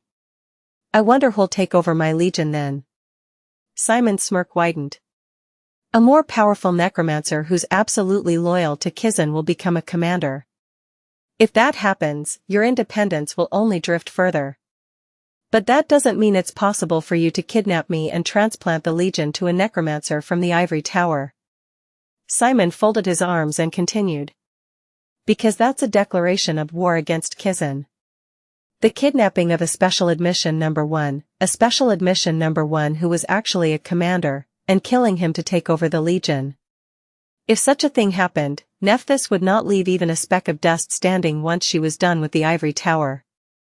Historically, she has been quite ruthless on these kinds of issues, after all. You know only one side of the story. Serene smiled brightly. If that's the case, wouldn't there be an option like this? I'll remove you and bury you so that no one acquires the Legion. Aha. Simon chuckled. I'm sorry, but that won't work. Simon pulled the virtual lever and opened the subspace. Hwahahahahaha. Serene paused a little and took a step back. A tall skeleton stood wearing a shadowless cloak. The ancient undead peer. He had revealed himself from the subspace. After him, Elizabeth's corpse spiders and skeletons with dark blue flames burning in their eye sockets poured out like demons from another dimension. Why is Peer here? Serene bit at her bottom lip. I'm pretty sure Kizan conducted a subspace inspection. And you said that observers can't see inside your barrier, right? Simon's smirk broke out into a grin. That's also a mistake. The soldiers of the Legion surrounded Serene, crying out as their fighting spirit blazed. Chapter 87 Serene smiled. The Legion's skeletons and corpse spiders surrounded her. She was overwhelmingly outnumbered, 27-1, but she was maintaining a perfect composure. Well, this is pretty entertaining. I shall play with you, Commander. She stretched out her long, slender index finger. At the tip of her finger, a foreign white feather rose up. Simon paid close attention to it as he watched her every move. So that's Serene's unique ability. A power that only a few chosen beings on this continent could obtain. A supernatural ability that wasn't dark magic, divine magic, nor pure magic. It was on a whole different level from the black hand used by Heron Cork. She gingerly took the feather into her hand and threw it. It's fast. Simon clenched his teeth, drew out a short sword, and swung. Even though it was iron against a feather, the iron was the one that broke. Then, as though it managed to change its course, the feather lightly grazed Simon's cheek before thudding into the tree behind him. In that brief moment, Simon felt a pain burning worse than the fires of hell before returning to reality. Although it was for less than 1 second, his organs still released endorphins to produce a pain-killing effect. What the hell is this? A cold sweat dripped from Simon's back. This is my power.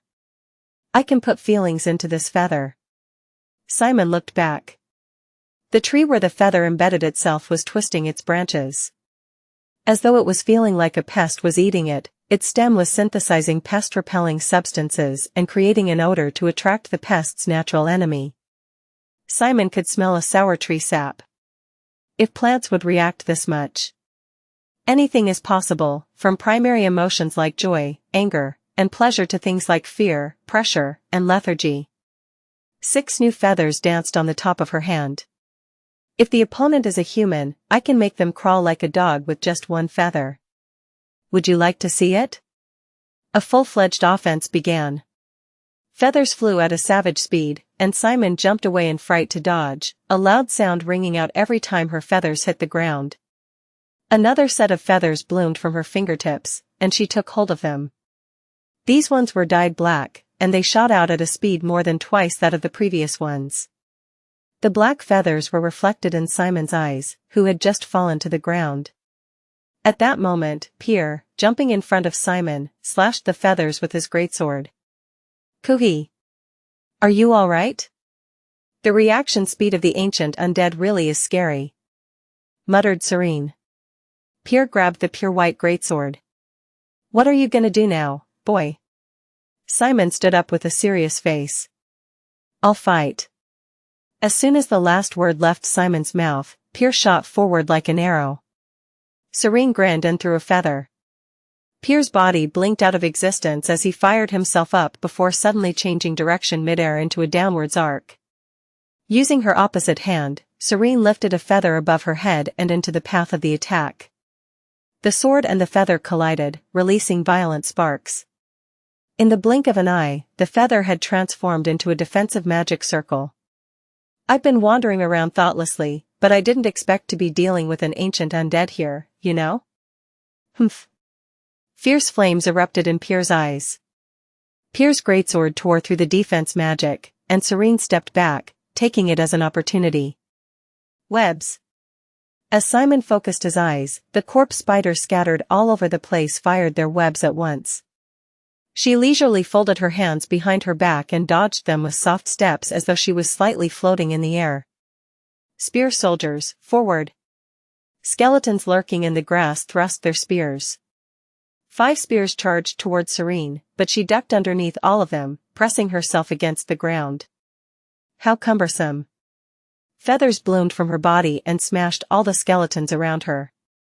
However, when she got back up again, a rain of slashes from Pierre fell upon her. A precise combo attack leaves no gaps. In front of and behind Serene, who fled to the air to avoid the fierce attack, corpse spiders swung like pendulums at her.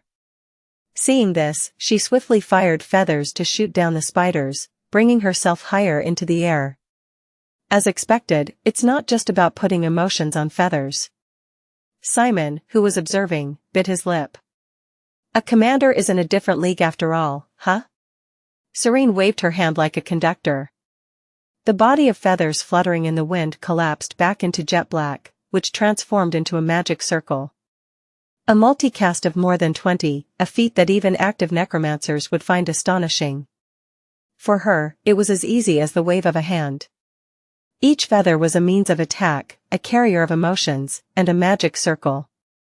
She smiled as she raised 20 magic circles. Dark flare. What?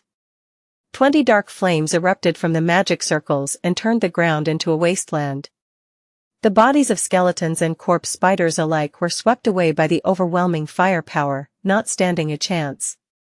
Simon avoided a direct hit by a hair's breadth, but more than half of his barrier gauge was blown away. That's all dark flare? That doesn't make any sense. The special admission number 2, Serene Dark, was already far beyond the level of a student. Quite lukewarm. It was then. Pierre, who flew into the sky, appeared behind Serene's back. Her body crashed to the ground. Pierre, moving fast enough to come down to the ground and wait for her to fall, swung his greatsword. Serene transformed a feather into a shield and blocked it, but Pierre continued his fierce offense. Kook. Defending every attack at the sacrifice of many of her feathers, Serene stepped back and spread out her palms. The remaining feathers fluttering in the air turned into new dark magic circles surrounding Pierre. Phew! Pierre's eyes sparkled. The pure white greatsword turned into a single line, leaving countless sword paths in the air. Soon, every last magic circle was torn apart. Certainly, you have surpassed the level of a student. Pierre kicked off the ground and jumped. But that's just the level of a student. A pure white sword came down with enough force to split Serene's head in two. Gotcha. Search ** the novelfire.net ** website on Google to access chapters of novels early and in the highest quality. ************************************************************************************************************************************************************************************************************************************************************************* The greatsword stopped a mere whisker away. 20 feathers embedded themselves all over Pierre's body. While inducing you to attack, I readied the feathers I set up on the ground beforehand. She approached Pierre with light steps and tapped his skull with her finger. But Pierre didn't in any way react. 20 feathers of lethargy. Originally, my powers wouldn't have worked against the undead, but good thing that it's an ancient undead. Since it has existed for a long time, it's an existence that thinks and feels like a human being. She turned to look at Simon. Well, Commander? Your best hand is now sealed off. Now. Simon grinned. You wish. Hee hee. Hee hee hee. Hearing Pierre's laughter, Serene turned around. The feathers attached to Pierre's body were falling off. Certainly, emotions do exist on me, girl. But my will isn't that weak. As though Pierre's body was about to explode, dark blue jet black soared up. To be shaken? By this? Pierre, who broke through Serene's power with his own will, held his greatsword in a firm grip. Serene quickly stepped back and sent out feathers to unfold a defensive magic circle. I shall not go easy on you anymore. Die. Pierre's greatsword scattered light in all directions. The slash cut the world in half and caused a huge explosion. It was bigger than any of Pierre's slashes that Simon had ever seen. Kook! Trees and plants were being blown away in the fierce blast. Simon looked straight ahead, covering his face with his arms. Pierre. We'll be in trouble if you really kill her. She's a successor of the Ivory Tower. You're worrying over nothing, said Pierre, carrying the greatsword on his shoulder. It's more of a monster than you expect. As Pierre said, when the smoke cleared up, Serene appeared, standing. Simon was surprised. She had 3 wings on her left shoulder. It's been a long time since I revealed this form. It was only on one side, too. There were no wings on the right. This was the true identity of her abilities. You could feel the wave of the jet black that was on a whole different level to a while ago. Pierre. Can you use that skill one more time? Cooey. Of course. If I get Serene's attention. By the way, are we? Serene pointed behind herself. Going to keep fighting like this? Simon's eyes widened. With Pierre's slash just now, Serene's barrier had been broken. As the cracks started to run through the structure, the entire barrier began collapsing and cracking apart. That would be difficult. As the barrier began to break, they'd enter the observer's sight. Crap, come back. Simon pulled the imaginary lever. The skeletons and corpse spiders of the Legion quickly returned to Simon's subspace.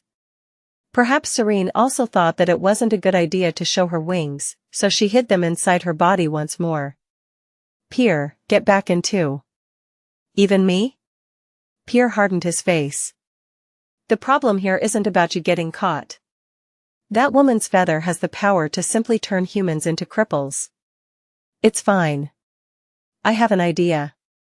Simon fiddled with the necklace artifact that Nephthys had given him, which he still wore around his neck. I'll leave the subspace open. For now, please go in, and if ever I fall into danger, please come out. Be careful. Pierre also entered the subspace, and Serene's barrier disappeared completely. Perhaps because the surroundings were completely devastated, observers began to wander in the sky. Phew. Now, only Simon and Serene remained. Simon fixed up and straightened his tie. At this rate, the last option you mentioned is gone out the window, right? The option of getting rid of Simon and hiding the Legion so that no one could obtain it was now impossible. After all, Kizen's eyes were wide open and observing them. That's true. Then how about something like this? Serene pulled out one of the feathers and put it to her cheek.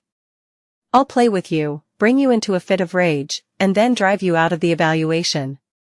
Don't worry, I'll erase your memory. Huh. The wind blew. A feather fluttered in the air towards Simon and fell to his feet. You'll live a painful life in Kizen from now on. Her feather turned into a magic circle, and Simon could hear her voice. Unknown misfortunes will overlap. You'll fail the exam, screw up the performance assessment, and get expelled from Kizen, and when their protection ends, I'll come to visit you. What do you think? Don't you think it's a legal and clever way to persuade you? Simon scoffed and put his hand on his waist. How persistent. You've been doing that to other students till now, haven't you? She just blinked with a smile on her face as though she didn't understand. It was obvious. Making the talented people who seemed like they would become main pillars of Kizen drop out of the school, and secretly scouting the discouraged students into the Ivory Tower. Sneaking out talented people. Of course, it'd be a problem if she got caught, but she wouldn't care whether or not she got expelled from Kizen. According to Maylin yesterday, Serene had to study here because of their pact with Kizen. Being a special admission was a huge privilege no matter what, but this situation was pretty awkward from a diplomatic point of view. A situation where a large organization like the Ivory Tower had to send its successor outside. To put it bluntly, it was like their prince or princess getting held hostage. Therefore, it was natural for her to dislike Kizen. Serene's goal was perhaps the complete independence of the Ivory Tower. It feels like I got myself into something complicated. Kizen wasn't just a school. It was an organization full of talented people who will dominate the Dark Alliance and the continent in the future. To lay the foundation for the continent, to draw a rough sketch for the future, various interests would be lurking in this school. He'd be swayed by many struggles for power as time went on. What would be a smart choice at those times? It was like Simon was once again given a new task. Serene. Yes? There are people who don't give in to that way of yours. Simon slowly took a stance. Your method only increases the number of your enemies. Who do you think you're lecturing? Serene raised her arm. 20 feathers formed, fluttering in the wind, and gathered at the center. I'm the next Tower Lord of the Ivory Tower, a person who will divide the continent into 3 and usher in a new era. As she pointed her finger, her feathers flew like bullets. In that moment when Simon tried to avoid it by stepping on jet black, the air distorted, and someone stepped in, appearing in front of Simon. All that person did was the simple motion of swinging their arm. With that alone, the feathers that had rushed in with force, objects that could tear anything into shreds, disappeared without a trace. I think I heard something interesting just now. A feeling of intense pressure that would make one tremble just by hearing their voice. Who will get expelled from Kizan? Whose protection will end, again? Black hair fluttering in the wind. Hair-raisingly red eyes, which were held wide open. I'll protect Simon, Dog of the Ivory Tower. A powerful candidate for the next president of Kizan, and a figure emerging as a new pillar of the Dark Alliance. Lorraine had entered the battlefield. Chapter 88. Is it time for you to appear now? Serene smiled softly. Lorraine lightly ignored her and turned to Simon. You all right, Simon? Simon quickly came to his senses and answered. Ah, yes. The protective suit. Not your body. How's your mind? Lorraine knew of Serene's unique ability. It's okay. The feathers barely grazed me. Lorraine nodded and stared straight ahead with a cold expression. There stood Serene, leaning slightly to the side with her hands on her hips. What is the meaning of all this, Serene? Oh, I'm just taking the assessment, you see. Lorraine's expression became heavy as Serene calmly shrugged her shoulders. If you're just taking the assessment, why did you block off the observer's eyes with a barrier? Oh my, this is going too far. Serene raised her head. Are you interrogating me right now? With what right? We're both students here. You must be feeling like you're student president or something already. Stop changing the topic and answer the question. What if I don't want to? Lorraine lowered her stance. Just as you said you were doing, I'll have to take the assessment, too. Interesting. Stand back, Simon. Simon obediently retreated, feeling as though dozens of lives wouldn't be enough to survive getting involved in the fight between those two. Lorraine spread her palms, and jet black flew out before collating into 4 magic circles hovering in the air. Soon, dark arrows were fired from the magic circles. However, upon seeing that, Serene just giggled. Jet black arrows? How cute, come on, let's not play between you. Serene's eyes suddenly narrowed and turned to look behind her. In a flash, Lorraine had appeared behind Serene, a fist being flung as hard as possible. A simple punch created a huge shock wave that spread out in all directions. A crater over several dozen meters wide formed around the point of impact. How scary. Serene flew into the air and smiled. As she smiled, her surroundings suddenly went dark, a shadow forming above her. And form above her it did, a giant rock thrown by Lorraine hurtling towards Serene. Humph. With a simple gesture from Serene, the feathers around her moved. The rock broke apart into fragments and fell as the feathers drew countless gashes into its front. Serene clasped her hands behind her back and dodged the remains, flying freely through the fragments. Come down here, said Lorraine while warming up her fists. I thought we were taking the assessment, you bastard. Our dear noble blood seems quite foul-mouthed, said Lorraine while looking back at Simon. I think I have to get my hands on her. Simon, go run far away for now. He was already planning on it. As Simon turned his back and went further away, Serene gave a sad smile. Why are you sending him away like that? You have to let him see your awesomeness from the side. That sarcastic way of speaking. Jet black began to pour from Lorraine's body ferociously. It's annoying. Serene folded her arms. Maybe you don't want to show your ugly side to someone you like. Lorraine's red eyes burned from within. A long line was drawn in the air before opening up like a jagged beast's mouth. The space inside was one of darkness, and countless red eyes gleamed from within. The eyes looked identical to Lorraine's, as if there were dozens of her eyes. I'm appalled, said Serene. A power that unlocks the realm of the devil. I wonder how topsy-turvy the world would get if they figured out what you people, the mother and daughter, are planning to. Serene stopped talking and quickly flew up into the air. Countless red rays were fired from the mouth-shaped space. In an attempt to double, no, triple her rate of ascent, Serene attached feathers to her body, each of them aiding her flight. Yuwa. Her body rotated, twisted, rose up to the air at high speed, and then went back down. Red rays of light were painted the sky in a destructive red. Nay. Lorraine took out a skeleton horse from her subspace. As she infused it with jet black, black-red mana covered it, and it changed form. cthnelfer.net website on Google to access chapters of novels early and in the highest quality. The skeleton horse immediately kicked off the ground as Lorraine rode it into the sky. Soon, the two met in the air. I don't think it's a good idea for us to fight like this now. The feathers began to dance in the air as Serene stretched out her arms. We're destined to fight one day anyway, right? Since we'll be the rulers of Kizan and the Ivory Tower. If that happens, hundreds of millions of innocent lives will be wasted. Lorraine roughly pulled the reins formed with jet black. Therefore, it might be better to settle it up while we're still at the student level. Good grief. You and your mother are both disgusting hypocrites after all. Serene raised and crossed her arms. The pure white feathers and crimson-red rays collided in the air. It was a natural disaster for the ordinary students taking the test on the central island. Everyone was frantically running from the remnants of the attack falling from the sky. Simon was no exception. When he looked up at the sky, he let out a feigned laugh. What in the world is that fight? They were extraordinary monsters. They had already surpassed the level of the assessment and test. Hoo-hee-hee.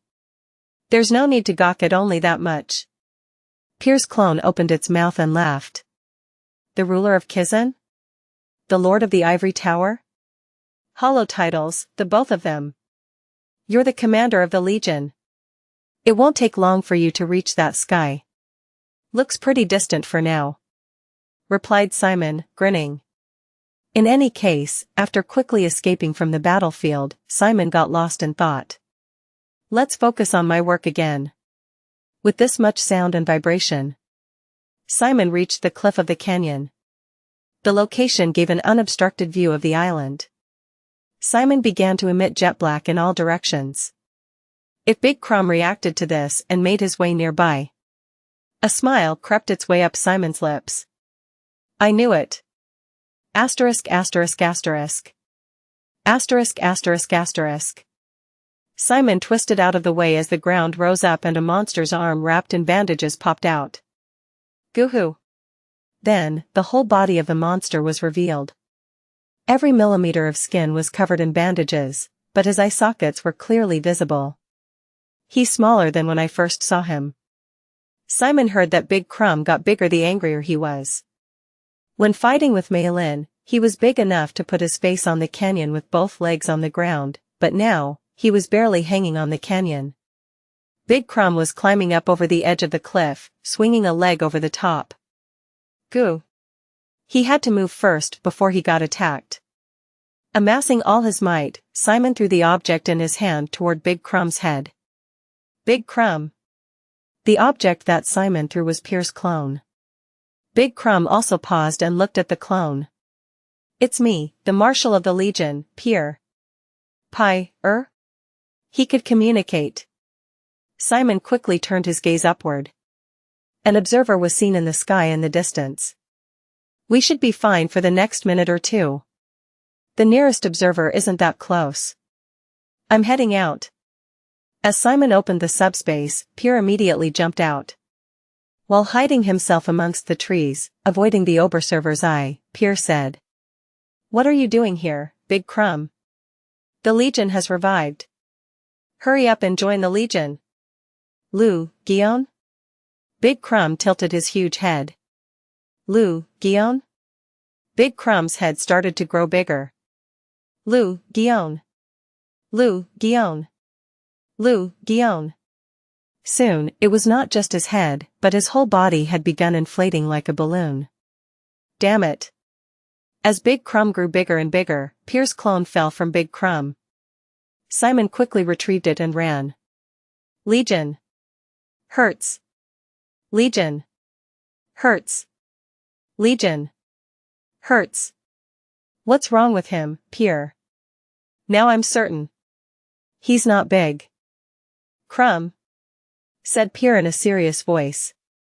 "That's an elaborately crafted fake. It's a clone of Big Crumb." As Big Crumb began to grow endlessly, the observers flying in the sky came closer to see the situation. "Pierre, please get back inside for now. It hurts." Big Crumb, who grew bigger and bigger, lowered his head and looked at Simon. A shiver went down Simon's spine. "It's Legion. Legion hurts. I hate pain." The giant hit the ground with a large fist. The entire edge of the cliff fell with a thunderous. Simon rushed into the woods, blocking off Big Crumb's line of sight. "But why is the clone attacking me? How the hell would I know that?" Big Crumb looked around in an attempt to find Simon. Goo-woo. However, as Simon was nowhere to be seen, Big Crumb began to smash at the ground blindly with his huge fists. "Kaiwaya. What is that?" Students could be heard screaming and shouting. Big Crumb looked in the direction of the noise, lifted his huge leg up, and kicked. The entire area had collapsed, and you could see 2 students flying off. Fortunately, their teammates pulled them back with jet black threads and got them out of there. Goo. Big Crumb was getting bigger and bigger. "He went berserk," shouted Pierre's clone. "If you leave him like this, he'll just keep getting bigger." Big Crumb started in the opposite direction, away from the canyon. He was already out of control. And the whole island was still under the assessment. At this rate, someone could die. Damn it. Simon turned his back and ran. He had to take action right away. Waiting for the professors to stop the assessment would take too long. He felt it before, during the Cyclops assessment, but Kizan didn't want to get involved in the students' matters unless they really had to. "Where are you going, boy?" "You're going in the opposite direction to him, you know? I gotta persuade someone who can stop that." The place that Simon immediately ran to was the battlefield. The place where Lorraine and Serene were fighting. The place no one would dare to step foot in. Distracted by their intense battle, the 2 of them hadn't noticed what was happening around them. "Lorraine!" shouted Simon. "There's a problem." He didn't know if she could hear him while in the sky, but Lorraine immediately stopped fighting and rode her skeleton horse down next to Simon. "Simon! What's wrong?" "A super large monster went berserk and is heading towards the students right now. We need to stop him."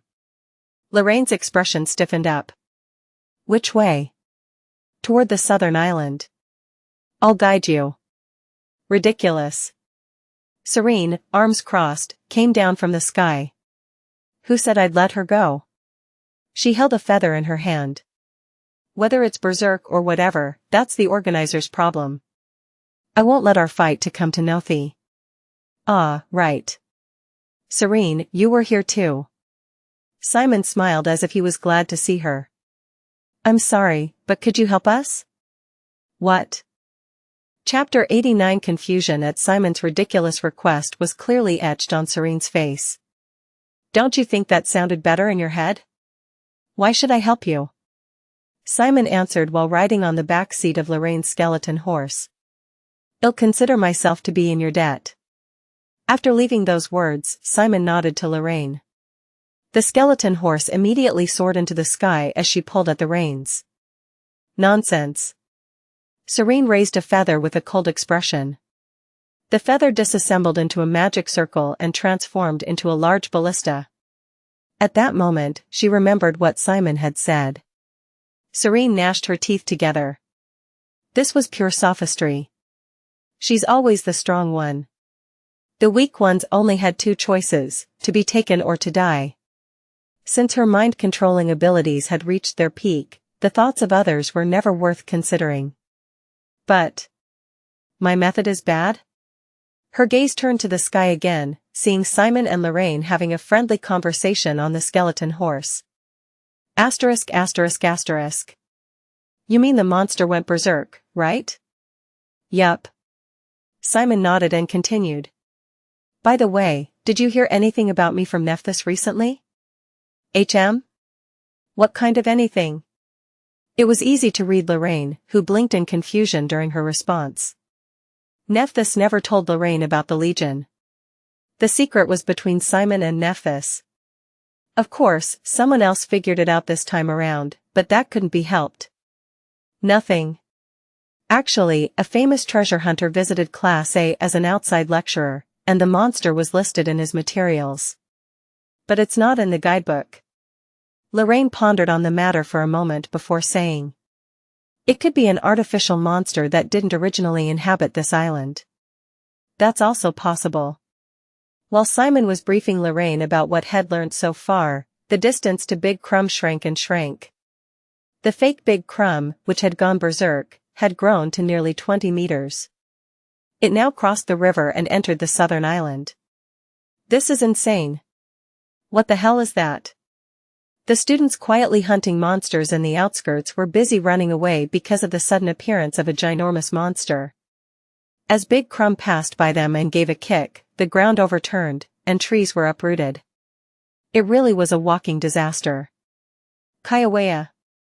Big Crumb stopped and looked down at the screaming female student. He then raised his huge foot. Ah! As the shadow of the foot came over her, the female student went stiff in horror. In that moment, a man bravely soared toward the foot of Big Crumb before taking a deep breath and punching as hard as he could. The gargantuan body of Big Crumb faltered for a moment, lost its balance, and took a step back. Oh! Brett, nicely done. Of course, his true identity wasn't Brett, but Elizabeth, who had transformed into Brett. She had a magic transmitter attached to her ear to communicate with the executive headquarters and other assistants. When she landed on the ground, the female student shouted as though touched. Thank you for saving me, assistant teacher. Elizabeth put her pointer finger on the forehead of the female student and pretended to flick it lightly. It's dangerous here, so get back. Yes. The female student, cheeks flushed, glanced back at Brett and soon ran off into the woods. Ah, right, this isn't Brett's style. Brett was just a simple musclehead. After reflecting on his character for a moment, Elizabeth put her hand on the magic transmitter and said. This is Assistant Brett. I'll share what I learned from the fight. Even Elizabeth felt as though it was a perfect imitation. The monster reacts sensitively to human sounds. Sounds made while running away seem fine, but screams and shouts are dangerous. Please tell that to the students. This is HQ. Good work. We'll tell them immediately. You already figured that out? Why are you so competent these days? This isn't like you. I know, right? I thought even his brain was made up of muscle. Judging from the reactions of the other assistant teachers, it seemed that he wasn't a competent person at work. Elizabeth cleared her throat and bluntly said. Every assistant who's under me, shut your mouths. Wahaha. As expected from Big Bro. And HQ, there's one more thing I need to share. Combat should be avoided at all costs, and student rescue should be the first prio. While Elizabeth was talking, another assistant started flying toward Big Crumb. Hey, Brett. It was Chris, an assistant teacher for mechanics of Jet Black. I get what you're thinking, but none of the students will be able to hunt this thing. I'll just do it myself. He soared up into the air and made a rough swing with his scythe. A half-moon slash shot out and cut into Big Crumb's back. Okay. I injure. Big Crumb looked back, unscathed, and threw a punch like a thunderbolt. Such tremendous speed. Chris flew hundreds of meters within seconds of being hit and ended up stuck in the ground. Ah, damn. This bastard hurts so muak. You could feel a lot of pain from the shout heard through the transmitter. That's why I told you that, Chris. HQ, I'll repeat it again. Elizabeth raised her head and continued speaking. He has the ability to regenerate. Combat should be avoided at all costs, and student rescue should be the first priority. Copy that. Elizabeth was once Big Crumb's comrade, so she already knew this much. After turning off the transmitter, her expression became complicated. Looks like Commander screwed it up in the end. If Big Crumb went completely berserk, nobody could stop him. It seemed like persuasion failed, and in this case, there'd be no choice but to get rid of him while causing as little damage as possible. Kizan headquarters might stage an investigation if someone ended up dying, complicating things. For now, I need to meet Commander. Asterisk asterisk asterisk. Asterisk asterisk asterisk. Hold on tight, Simon. Lorraine stretched her arms out behind her while riding the skeleton horse. An empty void tore itself into space to form what looked like the mouth of a beast and revealed the silhouettes of eyes the same shade of red as hers. Rays of red light shot out from within and pierced through Big Crumb's body one after the other. Big Crumb, with a hole in his body, raised his right arm. Kook. She pulled at the reins, and the skeleton horse dived down, leaving Big Crumb's arm to pass through nothing but air. It was by a hair's breadth. Simon wiped back his bangs billowing in the wind and secured his view. Lorraine. From the side. Before they knew it, Big Crumb's leg was approaching. A kick with that heavy body. She hastily pulled the reins, but the reactions of the skeleton horse were too slow. Simon. Brace for the fall. As Simon covered his head with both arms, a feather suddenly flew in front of them and spread out in the form of a defensive magic circle. While Big Crumb's legs collided with the magic circle and slowed, the skeleton horse flew out of the way of the attack. Don't tell me, this ability is... Simon turned his head. Countless feathers were piercing into and all the way through Big Crumb's body. Blood poured out from all over Big Crumb's now mutilated body, and the feathers returned once more to the platinum-haired girl floating in the air. Serene. Sir the Nafire.at website on Google to access chapters of novels early and in the highest quality. She put a hand to her chin, looking concerned. As expected. Physical attacks won't do. Big Crumb's body quickly recovered from the wounds it had received from Lorraine and Serene. It barely looked like had taken any damage. Then what about this one? The feathers wrapped around her hands flew out in a flash and lodged themselves into Big Crumb's body. The emotion imbued into these feathers was calmness. And there were a whopping 20 of them. It wouldn't be strange for someone hit by that many to fall into a vegetative state. However, Goo. Big Crumb got even more furious and punched at Serene. Her brow furrowed and she soared higher into the air. This is why I don't like ignorant undead. Even Lorraine and Serene, unrivaled in skill amongst the first-year students of Kizan, had no way of dealing with him. Once the two had stopped attacking for a while, Big Crumb looked around again, searching for students on the ground. At this rate, this'll never end. In order to buy time for the students to evacuate, they had to draw Big Crumb's attention by attacking. Lorraine poured out attack after attack, forcing Big Crumb's attention away. Irritated, Big Crumb swung his arm. The skeleton horse had to fly down until it was just above the treetops to dodge the attack.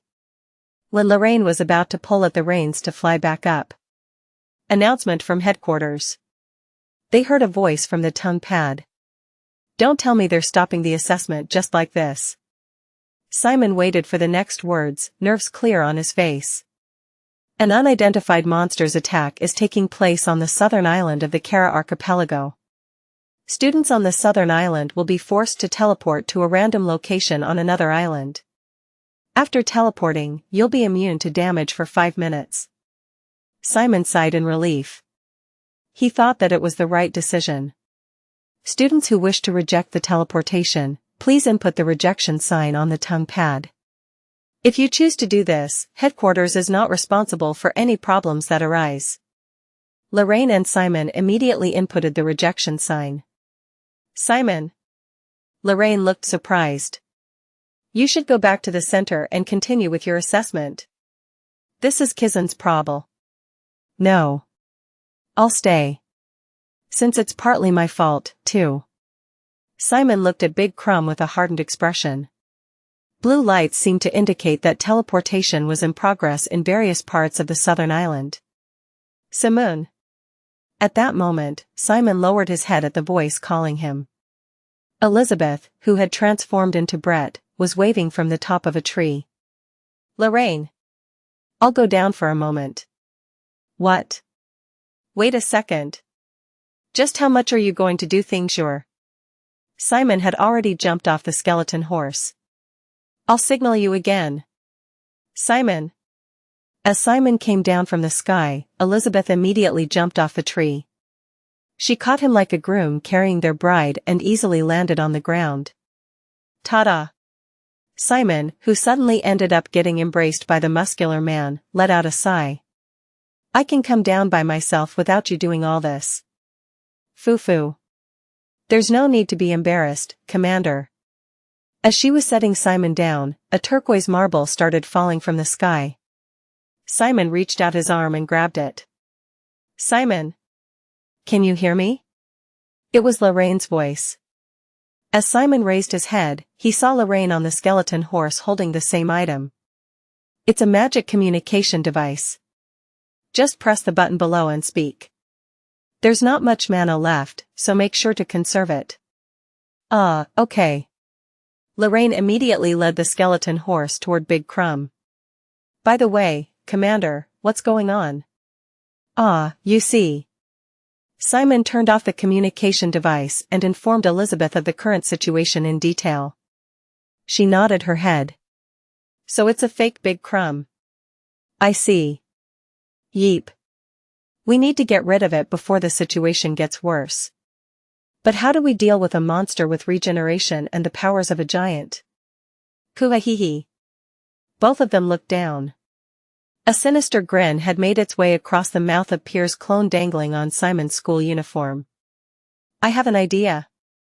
Chapter 90. The biggest problem with the fake Big Crumb was its regeneration. But according to Pierre, his greatsword possessed the power of destruction, which could solve this problem. Simply put, living creatures that come in direct contact with the sword will receive wounds that cannot be regenerated nor healed. I mean, why are you saying that now? Said Simon, losing his cool. Pierre clicked his tongue. It's because I can't get out. Look. There are so many eyes around. That was true. Since it was an emergency situation, over a dozen observers were roaming around Big Crumb. Could I maybe borrow your sword and use it, Pierre? This is a spirit sword made of my body. No one but me can lift it, let alone wield it. Simon pondered for a moment, then snapped his fingers and smiled. Then how about this? Say it. After hearing Simon's plan, Pierre burst out laughing. What a crazy idea. Well, no harm in trying, right? Let's give it a shot. Sure. Simon opened up his subspace, and Pierre dropped the greatsword to the ground. Just in case, Simon tried to grab the handle and carry the sword, but it wouldn't even budge. Well then, I'll begin. Simon once again opened the subspace. But this time, it wasn't on the ground. Instead, he opened the subspace using Pierre's greatsword as the floor. After a while, Pierre, still in the subspace, reached out with his skeletal arm and grabbed the sword's handle. There we go. Just keep holding it and raise it up there. Pierre's arm from the subspace turned the greatsword upright. Simon and Elizabeth exclaimed in unison. It worked. You really are ingenious, Commander. Ingenious, my ass. Pier's clone shouted as though dumbfounded. You want me to swing my sword in this state? I can't do anything more than hold it. Just holding it will be enough. Simon approached and placed his hand on the handle of the sword still gripped by Pier. Pier focused his vision with his clone and strained his hand. Turn it upright. At Simon's words, Pier moved the greatsword, and it moved just as if Simon was the one wielding it. Of course, Simon was only pretending to hold it. Pier was the one who supported the weight and strength of the sword. You're good at this. This feels strange. I've never held my sword like this in all my life nor afterlife. We can't help it. This is better than being caught by Kizan and getting chased after. Elizabeth pulled a string out from her fingertips and wove it into Simon's clothes before tying it to where the sword and Pier's arm were visible, hiding it. Now this made it perfect. By the way, Simon felt a bit dizzy. Jet black was constantly being sucked into the ring on his finger. It takes quite a lot of jet black to keep the subspace open. This will strain the subspace too. Let's keep it closed until you reach in front of the big crumb. Simon closed the subspace again, retrieved Pier's greatsword, and ran. Originally, it seemed like he would have to run for a long time, but in a disguised blessing of fate, Big Crumb turned his back and returned to the central Kara Island after rampaging through the southern island. I definitely need to stop him from getting there, no matter what.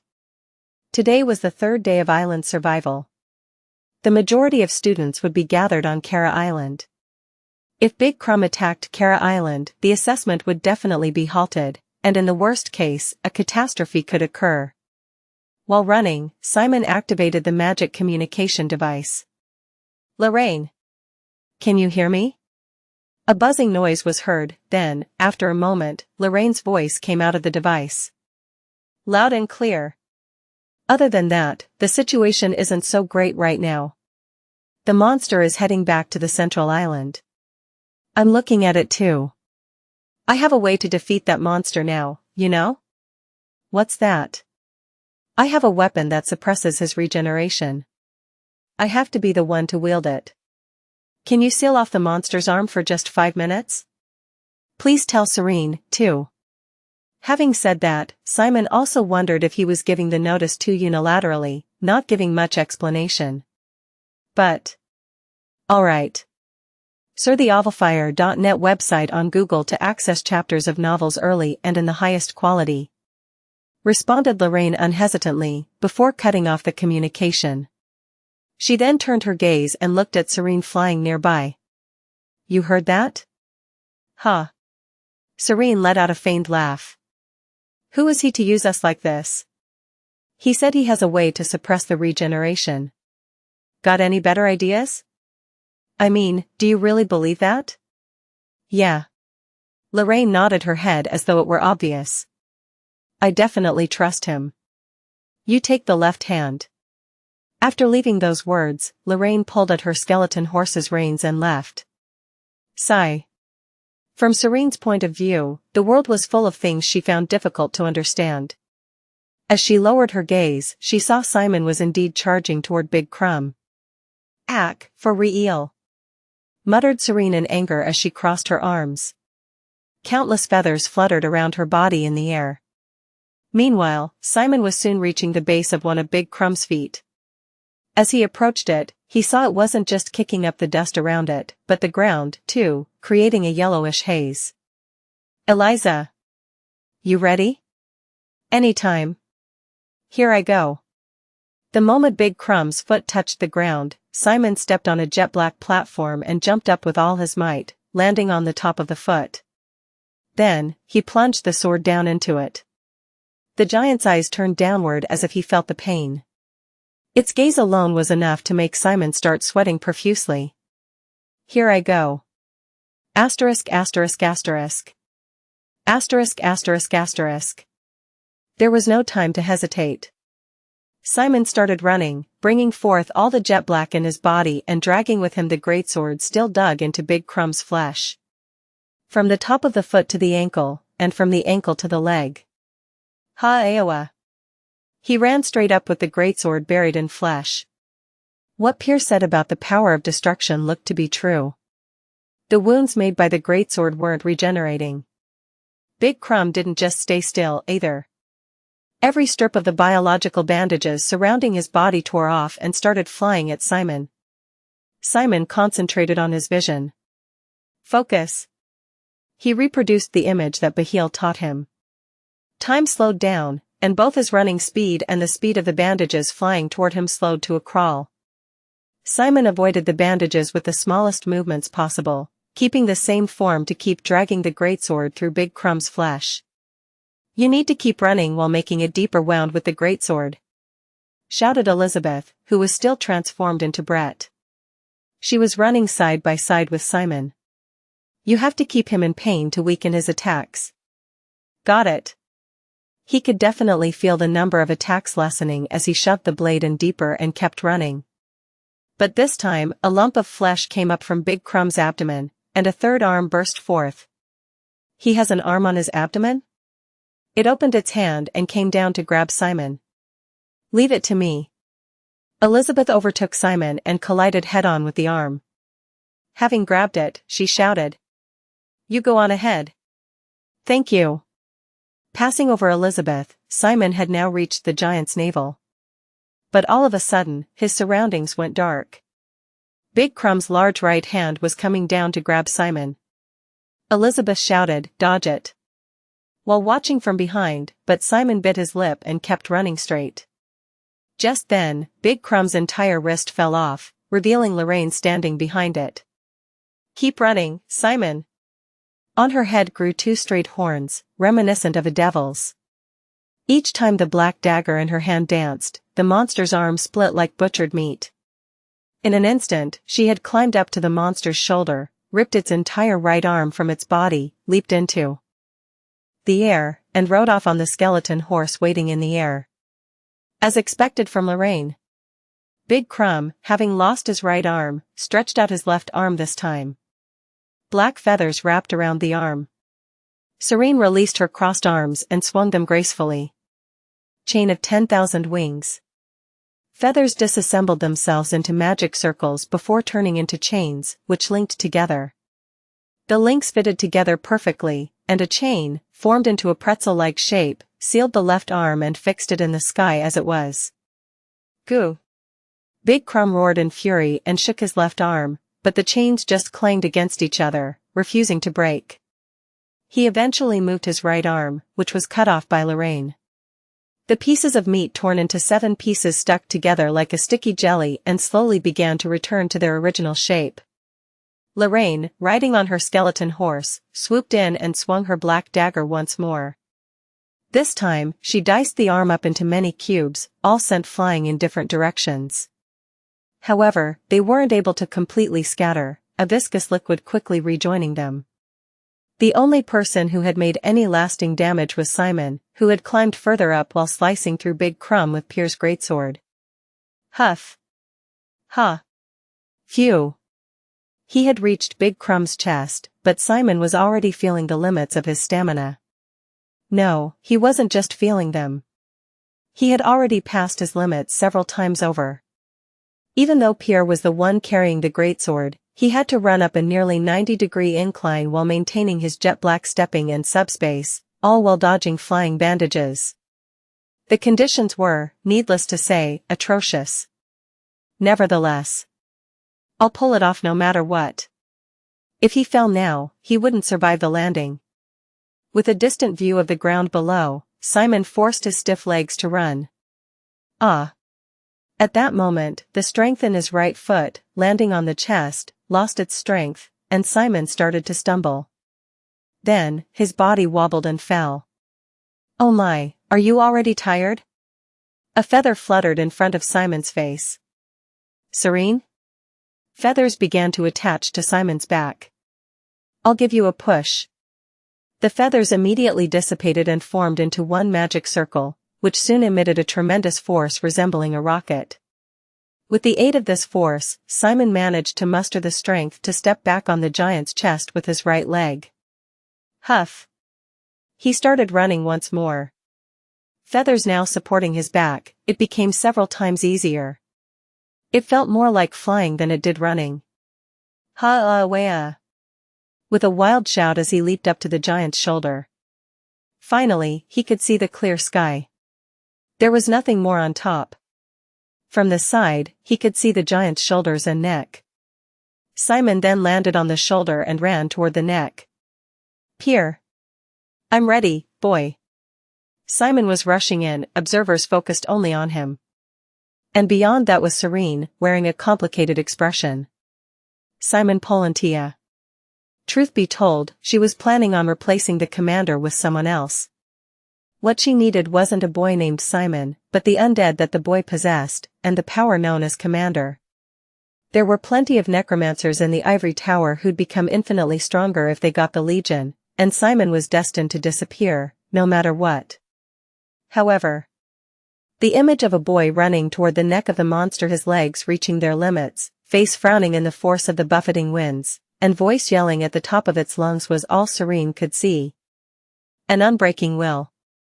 Could the necromancers of the ivory tower pull that off? Could they even imitate it? Simon, who had overcome all obstacles, reached the giant's neck, and swung the pure white sword with an explosive shout. He split the world in two. The giant's neck, several dozen times bigger than Simon, was cut neatly in half, severing the head from the rest of the body. Serene felt like she was being swept away by a flood of thrills. She had no choice but to admit it. Irreplaceable. No one in the ivory tower could replace Simon Polantia. Wahahaha. You did it. Boy. You did it. Simon also smiled at Pierre's shout. Then, as the giant's head flew away, Simon started to lose his balance. All the way up in the sky, where the cold winds blew, Simon felt exhilaration wash over him. And Simon. He lost consciousness. Chapter 91. Simon, having lost consciousness, began to fall. Simon. The moment Lorraine pulled the reins and went to rescue Simon, the biological bandages holding Big Crumb started flying out in all directions. Kook. The bandages smashed the rock walls, slashed through entire trees, and devastated the surroundings. Some even flew to the central Kara Island.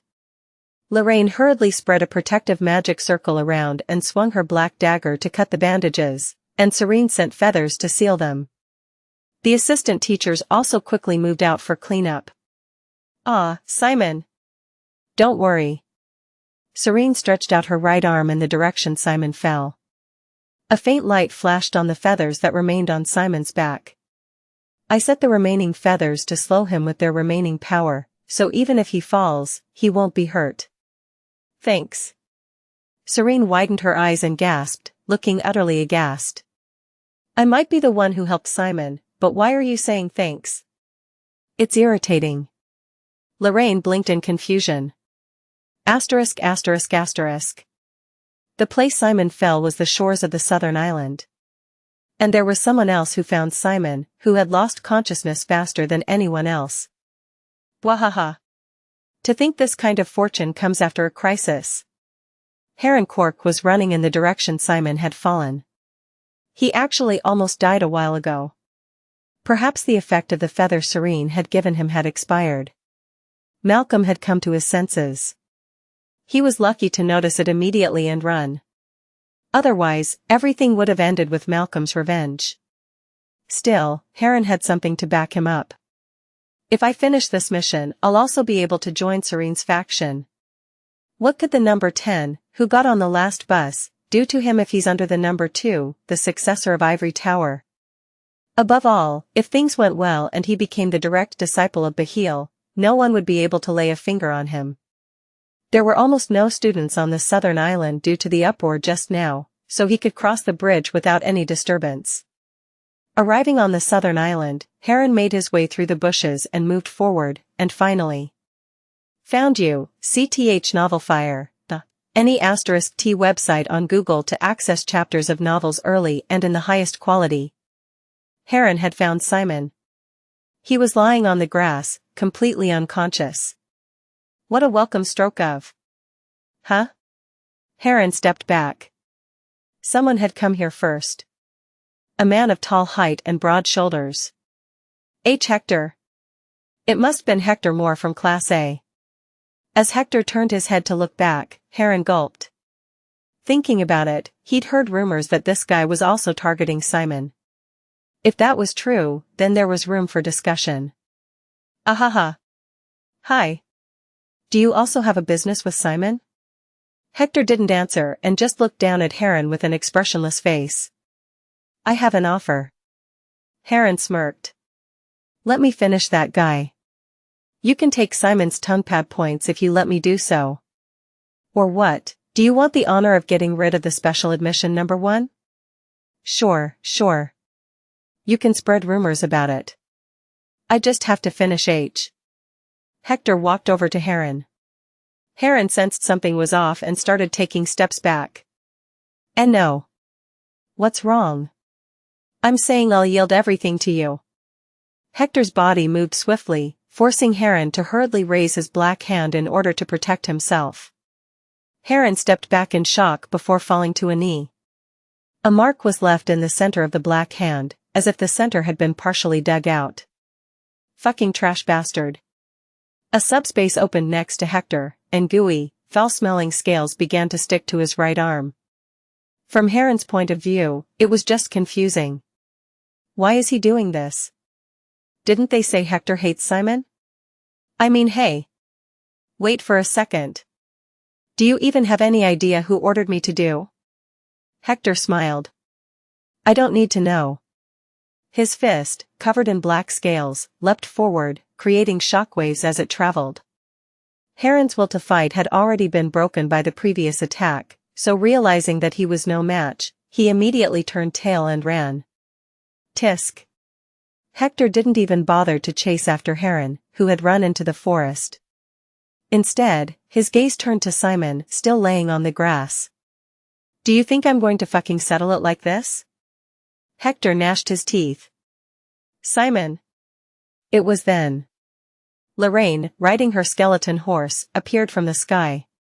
She jumped off her horse, dashed forward, and knelt in front of Simon to check his condition. He had lost consciousness due to exhaustion, but luckily, he didn't seem to be injured. Then, she saw Hector standing not too far away. She pulled Simon close and kept a wary eye on him.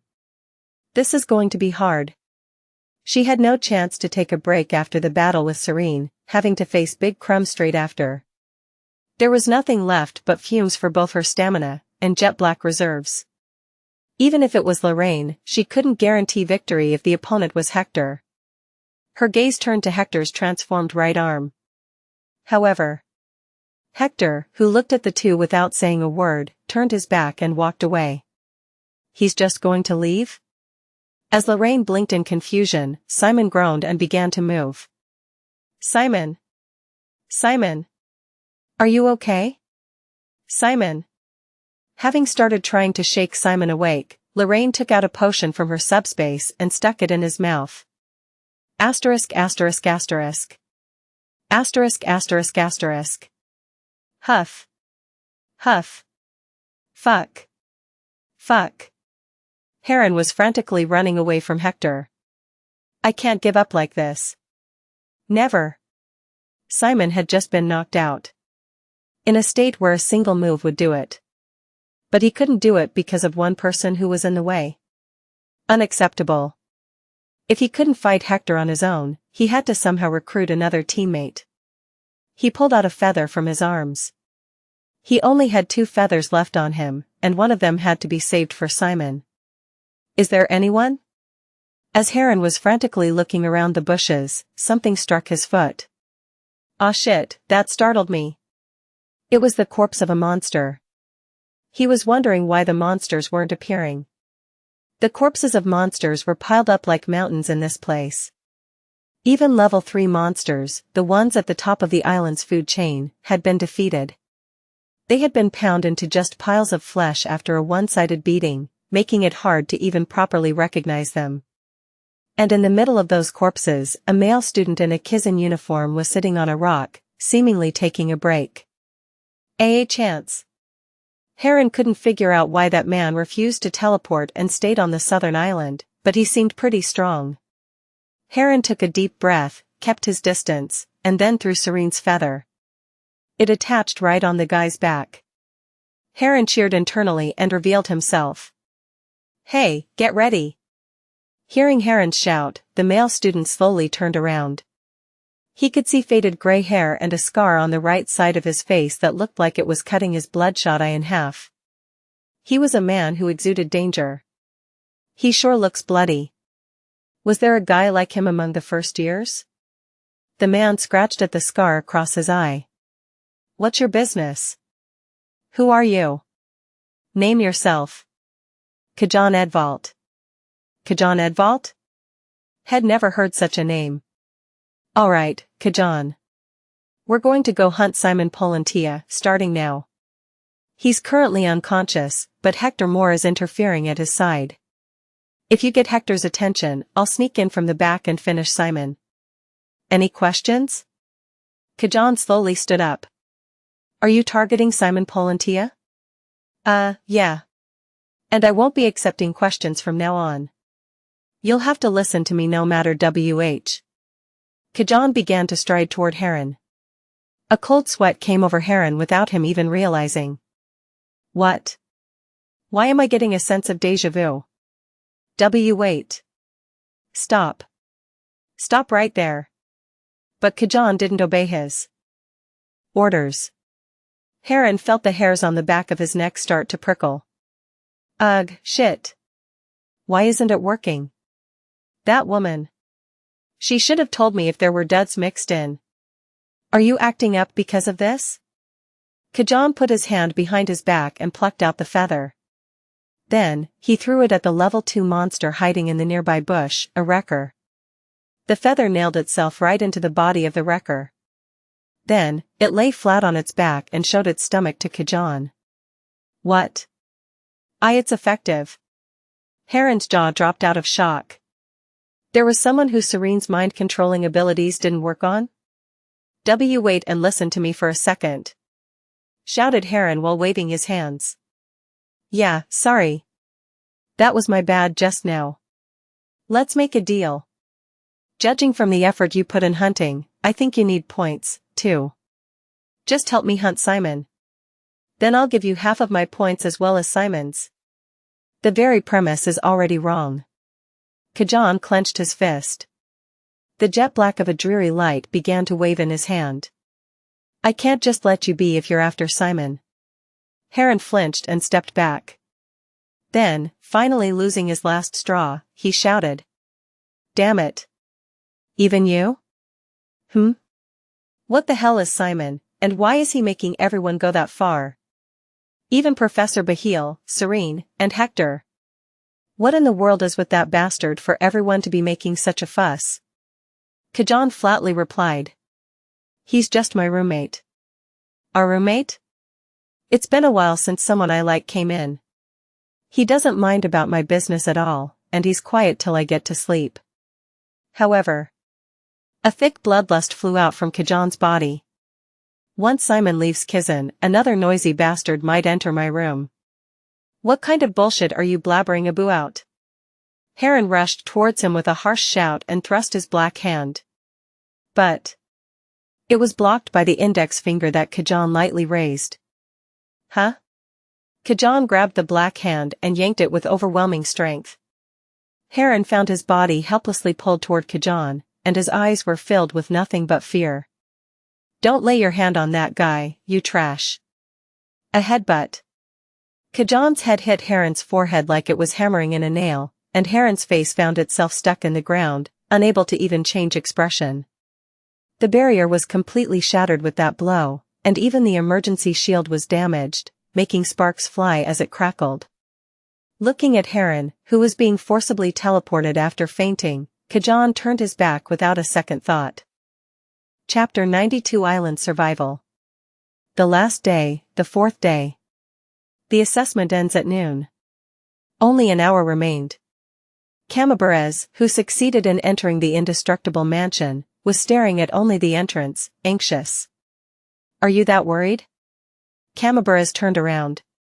Looking as though she had just washed her hair, Mei Lin, wearing a towel over her head, put down a glass of fruit juice and winked. Thank you. Don't worry about them too much. She also sat down next to Camabaras and sipped her juice. They aren't guys who'll get knocked out of the test so easily. They'll definitely arrive on time. Right? 200 points upon entering the indestructible mansion. It was a place you had no choice but to enter if you were aiming for anything but the lower ranks. The mansion's inside was a non-combat zone, and you could freely use all the facilities here. If you chewed on monster meat or plant roots in the jungle, you could enjoy all kinds of luxurious foods, desserts, shower facilities, and other entertainments in the mansion. Of course, not everyone was just resting in the mansion. Some students waited around the mansion and sniped others as they tried to enter. The later the students entered the mansion, the more likely that they had amassed a lot of points by hunting monsters. When these students entered the mansion, they became a threatening competitor, but at the same time, if you could hunt them, it was possible to double, or even triple your points. So the students who entered the mansion first formed an alliance among themselves and built a defensive line. In fact, the latecomers couldn't even dare to enter with how tight the mansion's security was. Now. Could you please focus a little bit more? The person who led this mansion group's large-scale alliance, Class E Special Admission Number 7 Alyssa, entered the mansion. She always wore a large admiral's coat over her school uniform. There's now only 1 hour left for the survival assessment. I want you all to go out and help in defending the mansion. If the students who have earned points till now enter the mansion, we would be able to do nothing but fall in the rankings. Alyssa was the daughter of the Prime Minister of Dresden. Matching her father's personality, she was also a thorough politician. Famous in this assessment for occupying the West Island's bridge, she had extorted many students' points. It's for all our grades. I'd like you to cooperate. There was power and appeal in her voice and a justification for her claim. Many students joined the Mansion Alliance because her appeal stimulated a sense of belonging in crisis. Alyssa turned her head and looked at Mei Lin. I think it'd be a big help if you came to the defending team too, Ms. Top of Class A. Mei Lin scoffed. I'm not interested. That's unexpected. I thought you and I were similar. Don't you like this kind of method? Last time, even after I begged you to show me the vice president's practice test paper, you ignored me all the way to the end, saying things about the profit of the class and such. Mei Lin chuckled and shot back. You were still holding that against me? You're more narrow-minded than you look. Alyssa's eye twitched slightly, but there was no further change to her poker face. Then, she spat out. I get it. Things falling into your lap. A selfish mindset where you only take care of your own profit. At those words, the air of the students around Alyssa became heavy. Some students even pressured Mei Lin with deathly glares.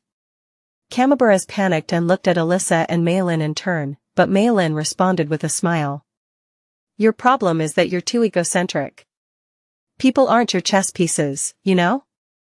Don't expect that everyone will listen to you. I'll remember this. The other students followed her, leaving the mansion like escorts. Are you all right, Mei Lin? There's no need to provoke such a big-shot student like that. It's fine.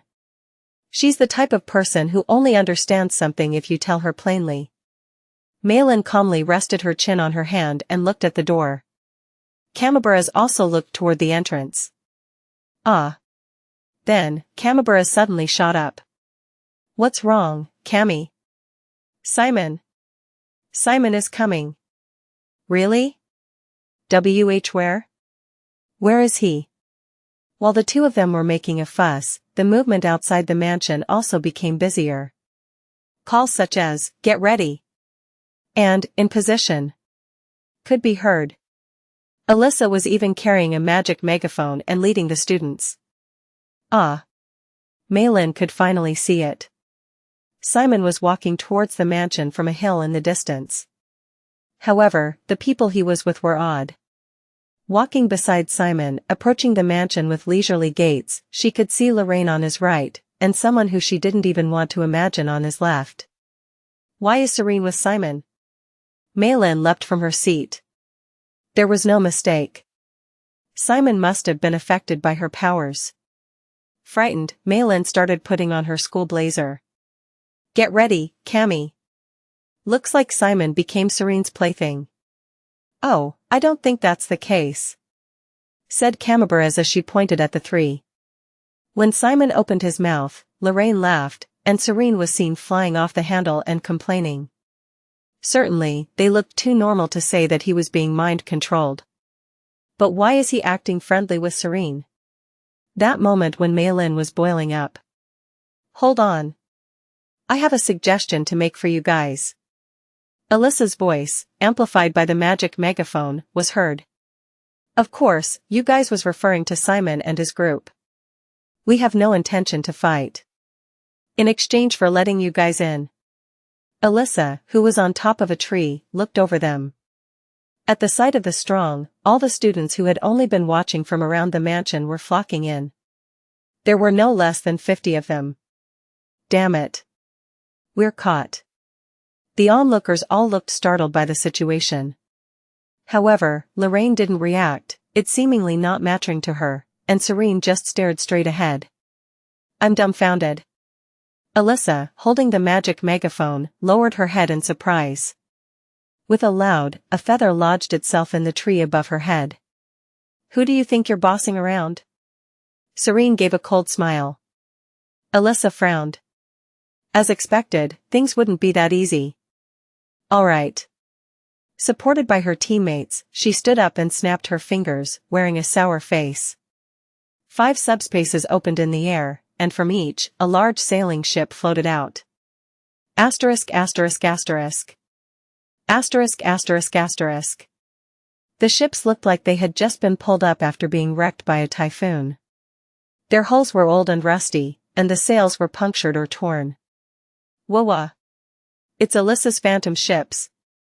Alyssa was a rather special necromancy aspirant. She was able to control phantom ships, powered by both spirit and jet black.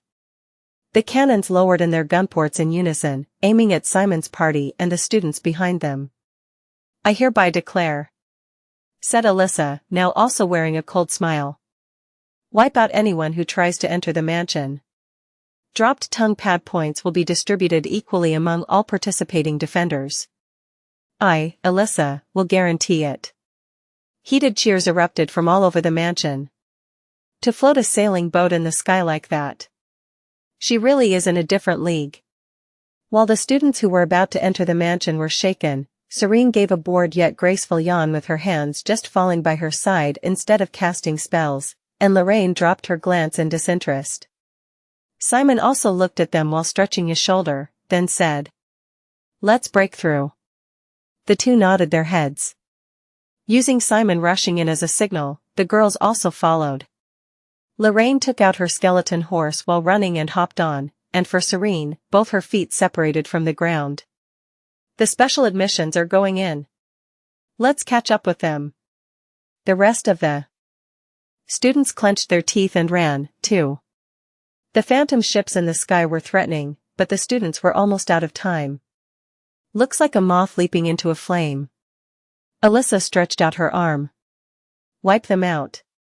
With the deafening explosions, the cannons fired all at once. SAR the novel, F.ir.at website on Google to access chapters of novels early and in the highest quality. Dozens of jet black shells fell and devastated the ground. The forest in front of the mansion was instantly engulfed in smoke and flame. This is no joke. The smoke from the shelling made Simon unable to tell his surroundings apart. He also got separated from Lorraine and Serene, who had come with him. Simon, who was moving frantically to dodge the falling shells, beckoned behind him as if given no other options. A mud golem that was assembled in advance popped out of the thick smoke. The golem rushed through the gunfire with Simon on board. It's a golem. If it's summoning, then it must be Simon Polantia. Stop him! Shouted some of the students of the defense team, who had even erected a fence around the mansion. The golem charged head-on as various projectiles poured down frantically. After withstanding the full force of everything launched at it, the golem rushed in like a chariot and smashed the fence, sending the students who were holding out near it flying. Kook! The defensive line was broken through in a single attack. The defending students quickly fell back. Simon, who was latched onto the back of the golem, smiled while waving his hand without concern. "Stop that bâtard!" Huh? Skeleton bones had been scattered all over the floor before they knew it, and then, Simon clenched his fist. Bone nail application, clutter. Broken bones soared into the sky and rotated like whirlwinds. They smacked into the students' faces, tripped them, and impeded their movements. The students ended up rolling helplessly on the floor or banging their heads on the fence. "Boy! Watch your front!" "What?" "The golem should take care of the fro." At the sudden impact, Simon bounced off from the golem's back and rolled across the dirt ground. Tasting soil, he spat and stared straight ahead. "Hector!" Simon was surprised. Hector, whose upper body was covered with black scales, was in a battle of strength against the golem. "Simon!" Holding down the golem with strength alone, Hector boomed. "Let's settle our fight this time. Why the hell is he disturbing me here when I'm running out of time?" Simon frowned and drew his arm, and a downward arc power was added to the mud golem, and it pressed down on Hector with all its might. Hector's legs trembled, and the ground started sinking beneath him. "Coo!" Hector's face flushed red, and veins popped out of his head. Soon, he opened his mouth wide and spewed out something black from his throat. Breath was a technique known as being symbolic of dragons. The mud golem staggered back after being hit in the chest by the black wave pouring out of Hector's mouth. "Phew!" "Huff!" Hector gasped for breath and fixed his stance. His entire upper body was covered with scales. The unique power of the Moor family to transform into a death dragon. This was what granted them the nickname of Family of Dragons. Hector rushed in with a shout. The mud golem didn't back down either, and swung its fist. Dodging the golem's attack with nimble movements, Hector jumped into the air and struck the mud golem in the face. Cracks formed in the mud golem's face, and fist-shaped scratches were made. Coming down to the ground, Hector savagely poured out a shower of blows. Both arms, covered in scales, moved to the point of being too fast for the human eye and began to slaughter the mud golem. Soon after, he raised his arm violently and performed an uppercut, knocking the golem's head clean off as he roared. "I did it! What the hell are you doing? Dumbass!" shouted a male student as he ran past him. Hector then realized that the golem wasn't moving. Before he realized it, Simon had taken out the golem's core from behind and started running toward the mansion. Hector's face turned purple with rage. "Simon Polentiaoaya!" Hector put his hands on the ground, reared his legs apart, and opened his mouth. A gigantic amount of jet black began to vibrate in his throat. "A breath again," thought Simon as he put back the golem's core. Seeing Hector's stance, the other students were also running away in fright. "You crazy bitch! Using that move while facing the mansion. Hey! Hey! I'm still here." When the students parted like the Red Sea, a bright red flash of light running in a straight line reached Hector. Taking the impact, Hector coughed in pain before falling backward. "Simon!" When Simon raised his head, Camabarez, who was on one knee taking up a shooting position, waved her hand and was shouting. "You were all right. Cammy! You saved my life. I'll escort you. Hurry, to the mansion." Simon nodded and ran. But this time, there was a person on a tree who was also aiming for Simon. "I can't miss the points from defeating the special admission number 1. Alyssa spread out her palms. One of her phantom ships opened its gunport and aimed its jet-black cannon at Simon. "Open fire." A dark flame the size of a house came down from the sky and hit the phantom ship. Rocking to the side after the impact, the cannon hit nothing but ground, and fire spread across the deck before beginning to burn at a frightening speed. "Who's that?" Alyssa screamed in shock. She saw Mei Lin crossing her arms from a tree taller than her own. You. How could you disturb us rather than helping? Gosh. You're a dumbass. Mei Lin smirked and flared dark flame on her palms. I told you people aren't your chess pieces, right? My friends won't be able to enter if you block the mansion. Do you think I'll cooperate? You asshole. Both of them swung their arms simultaneously. Cannon shell and dark flame collided, creating a sound that could be heard by all. Chapter 93 Simon. Run. Kamabura's rapidly fired blood bullets and shot down the pursuing students. The range and speed of the bullets were significantly higher than the regular explosive blood bullets. She looked like a sniper. With her escort, Simon could sprint in without any hindrance, and finally. Class A Simon Polantia. Entry into the house has been confirmed. He stepped into the mansion entrance. Hearing the mansion's announcement, Simon took a deep breath and let his hands fall. You were late, huh? Lorraine, who was waiting in the mansion, gave a casual wave. She was bringing her skeleton horse back into her subspace. A little bit of trouble came up, answered Simon while wiping the sweat off his forehead with his sleeve. Oh my. I was last. Serene was approaching the mansion. Around her, a dozen students were desperately protecting Serene by blocking or standing in the way of the pouring attacks. Thanks to their escort, Serene effortlessly waltzed into the mansion entrance with soft steps. Class C Serene Eindark. Entry into the house has been confirmed. Good job, slaves. She snapped her fingers. The feathers attached to the students' bodies scattered in the air and disappeared. The students came back to their senses and looked around in bewilderment. Huh? What? Why am I here? Lorraine frowned and approached Serene. Don't you think that's a cheap move? Why are you harming other students when you can get in by yourself? I used my abilities fairly. What's the problem with that? Serene chuckled. If it bothers you, why don't you whine to your mother about it? Tell her and get me expelled, please. Stop spouting nonsense. I'll never move as you wish. The two began to growl at each other. Simon, stuck in the middle, let out an inward sigh. Being stuck between these two is exhausting. For real. Simon. Kamaburas rushed over to Simon and grabbed his hand. What a relief. A huge relief. Are you okay? Did you get hurt? Seeing her pure-hearted care, Simon felt his mood suddenly improving. He somehow felt deeply touched, too.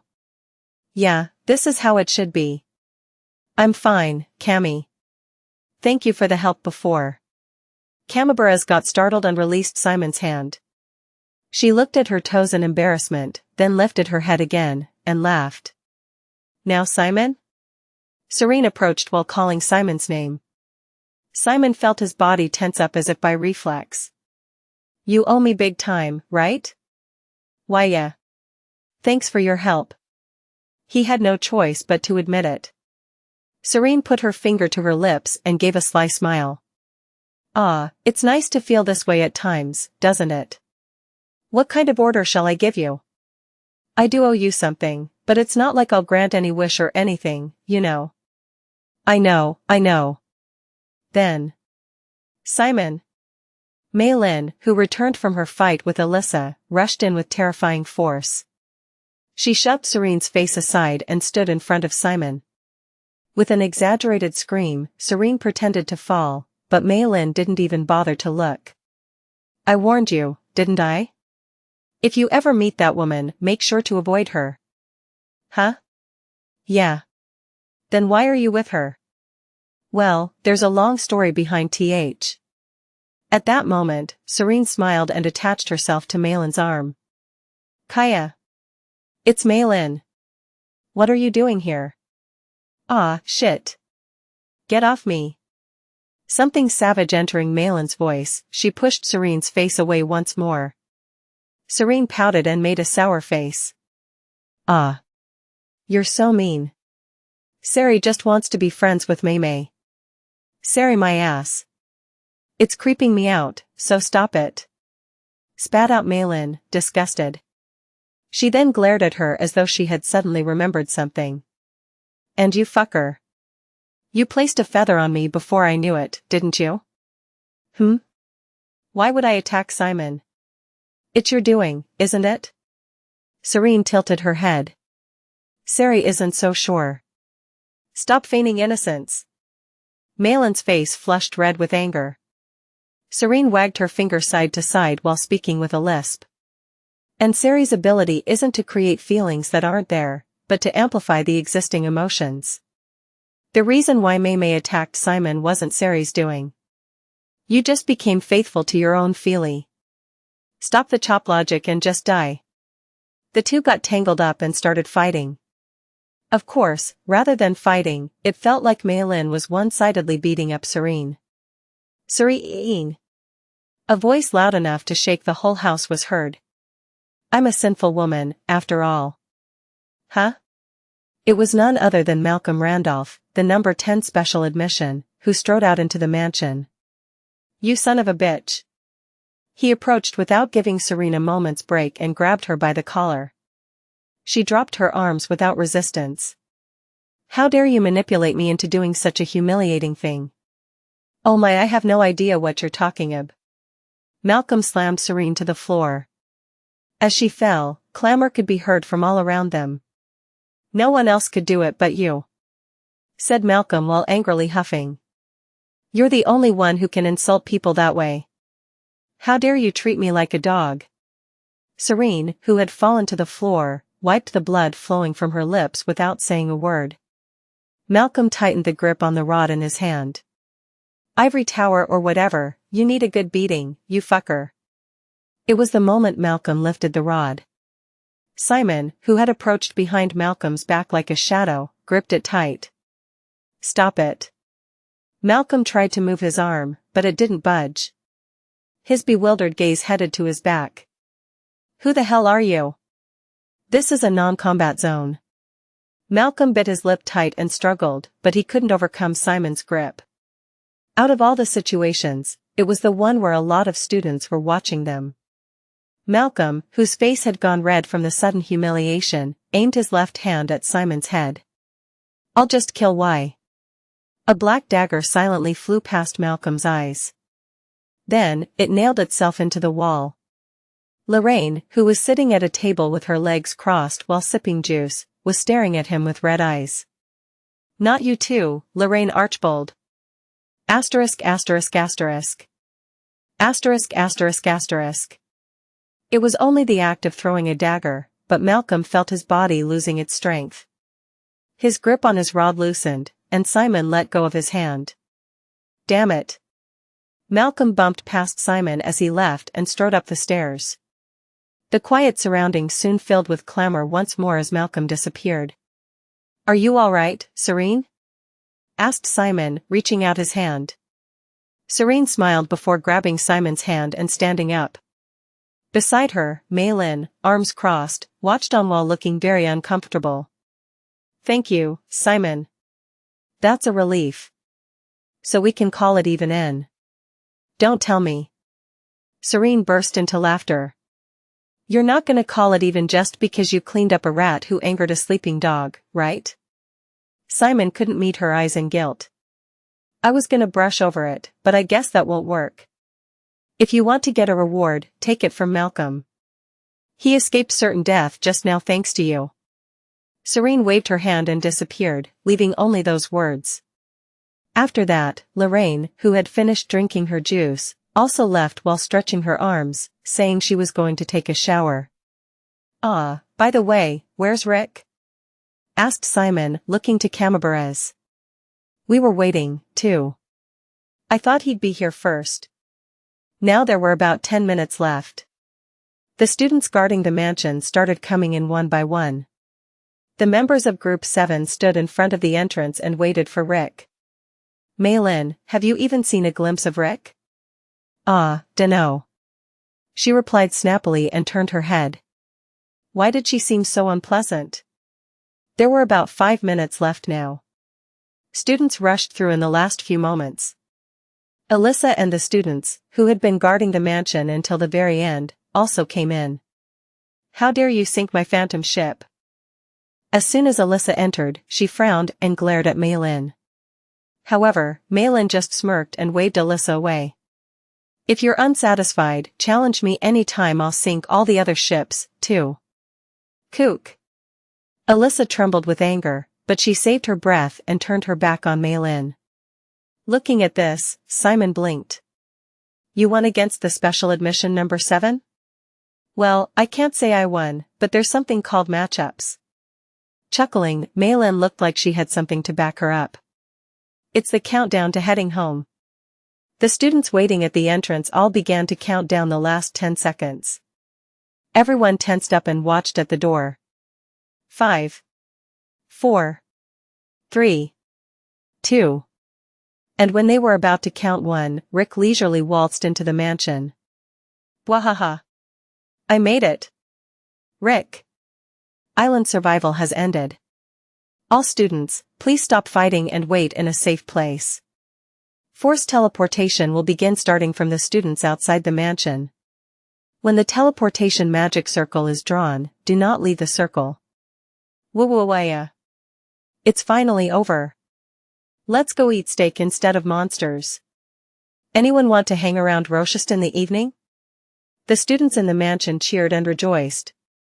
Simon also smiled and gave Rick a high five. What made you come in so late? Rick chuckled. I was just waiting nearby until the very last moment till it became safe. Did I really need to take a risk? It's a relief, Rick. What's safe about coming in with just 1 second left? Gosh, you dumbass. Simon sat down on a nearby sofa and rested his back. Just the thought of returning to Kizan made him drowsy. It was then. Hector came all the way to Simon, dragging the scales dangling on his body. The 3 people next to Simon also flinched and raised their guards. Sir, the novel, F.ir.at website on Google to access chapters of novels early and in the highest quality. Simon Polantia. Simon raised his head and looked at Hector. What is he going to tell me now? The monster that appeared on the southern island. Hector's eyes gleamed, and he continued to speak. Were you the one who slashed it? Simon chuckled and shook his head. You think what you want. Hector stared at Simon wordlessly, then turned his back and went up the stairs. After a while, all of the first years returned to Kizan. The dormitory toilets and public baths were crowded with students.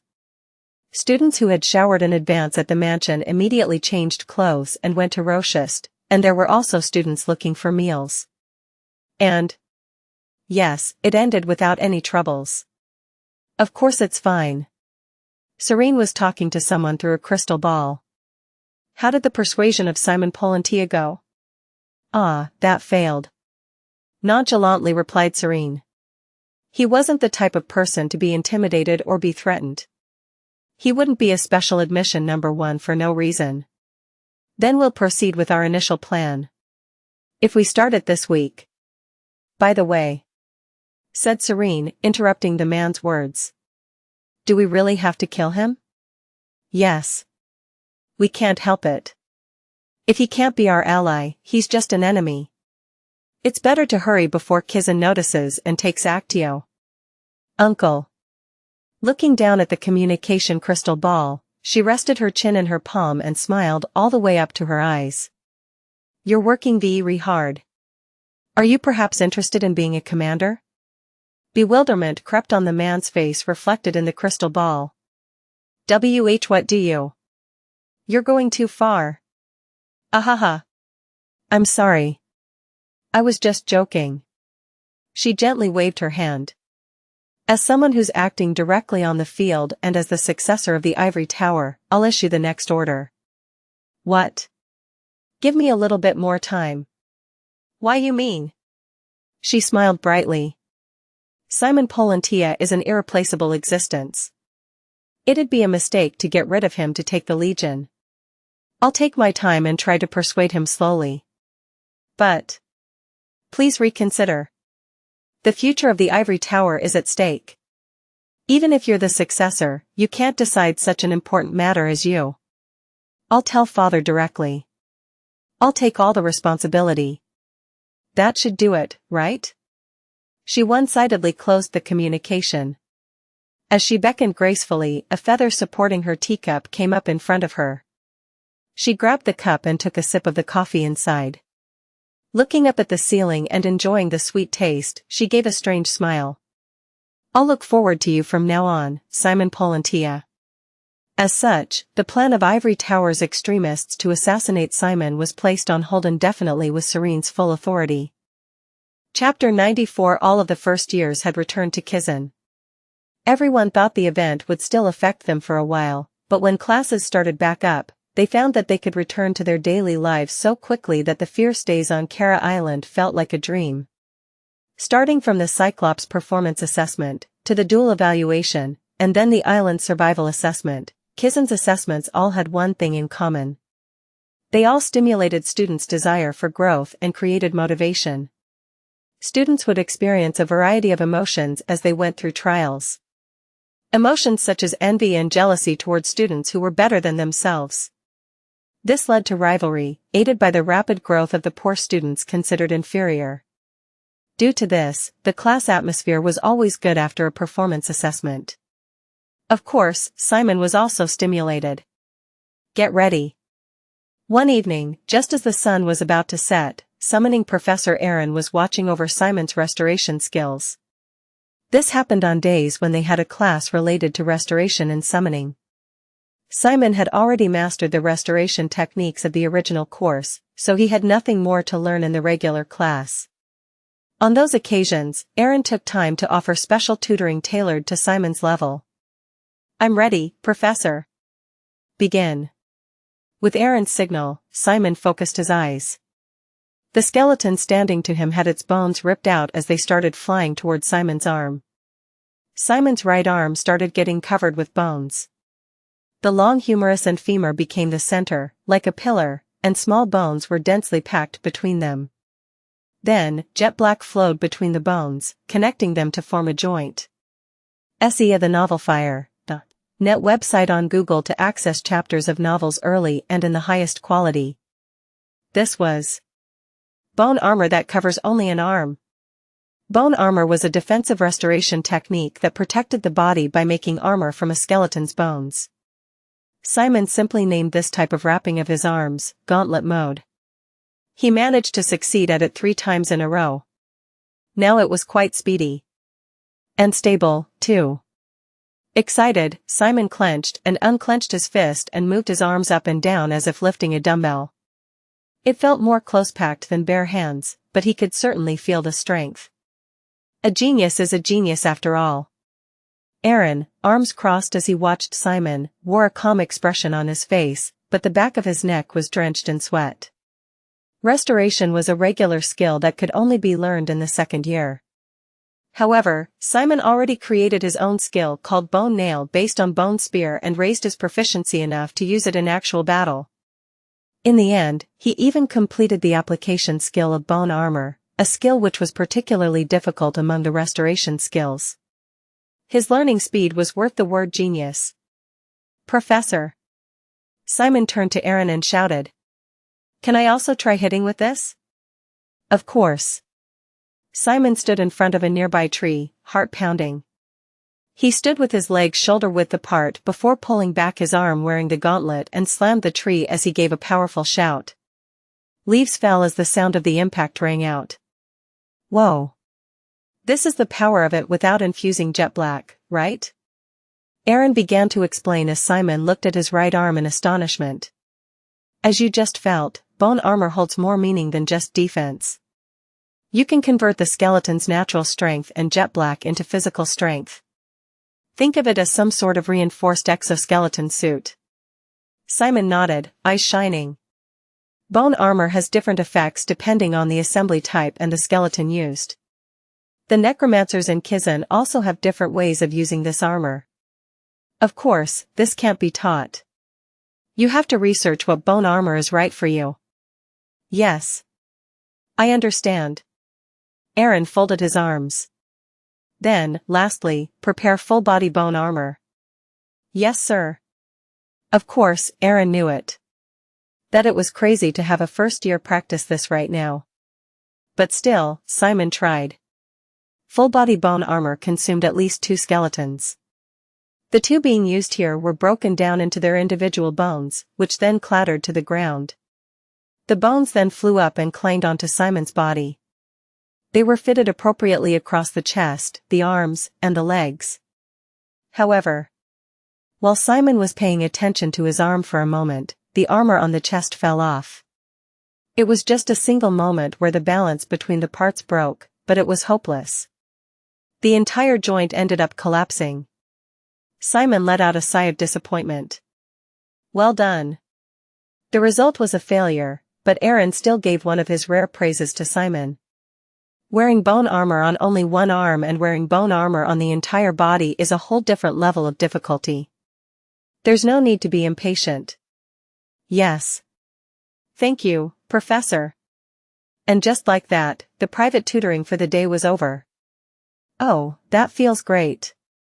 Simon was extremely satisfied. While packing up his skeletons, he was wishing for more days where they learned restoration and summoning. Aaron sat down on a nearby bench and lit a cigar before lighting it. He puffed out a cloud of smoke and opened his mouth. It's going to be another mission period next week. Yeah, you're right. Simon was eagerly awaiting the mission this time. The biggest reason for that was financial.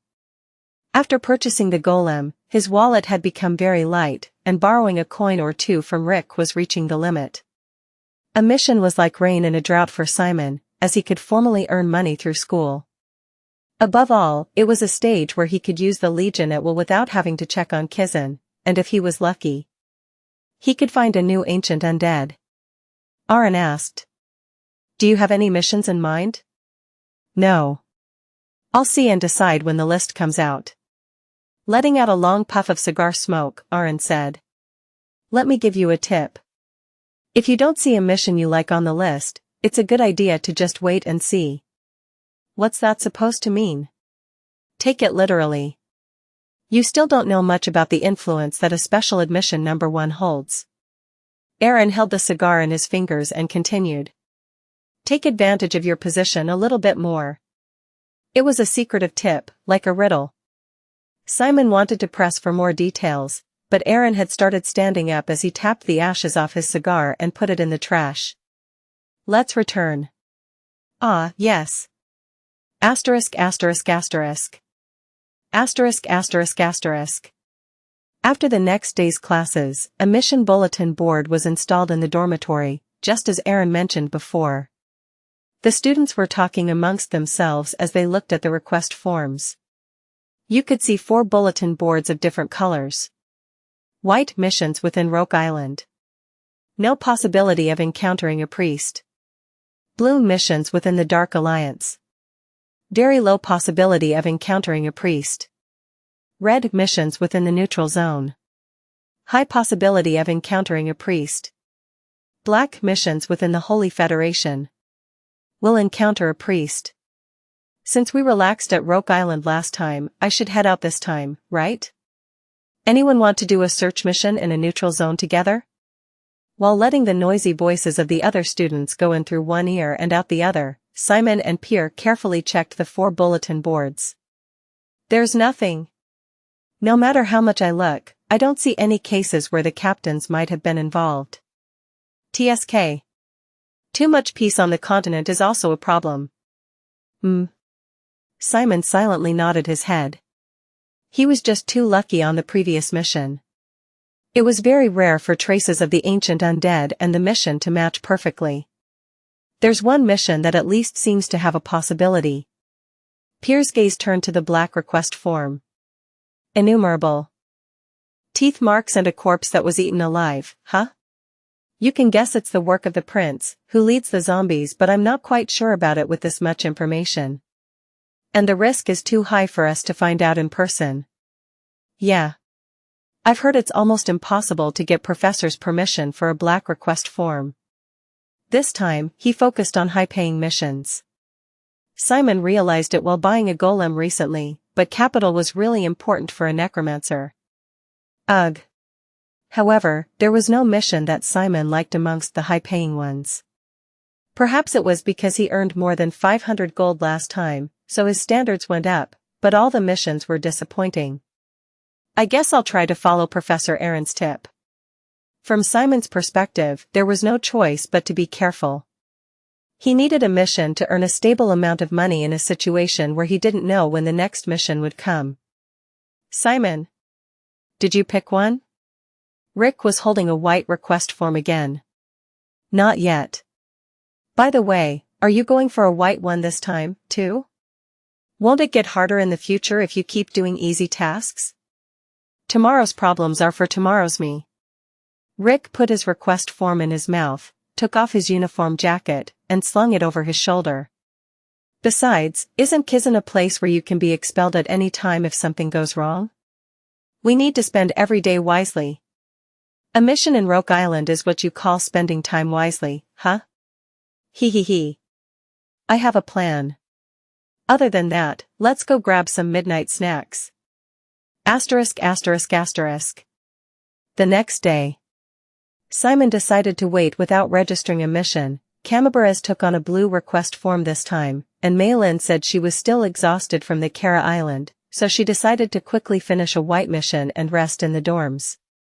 And the first class for today was poisonous alchemy. I'm sorry. I'll count on you today, too. Yes, Professor. Please go get some rest. Langstrauss, our poisonous alchemy professor, was becoming increasingly ill. He coughed out blood while teaching, and his head assistant, Francesca, was taking over more often.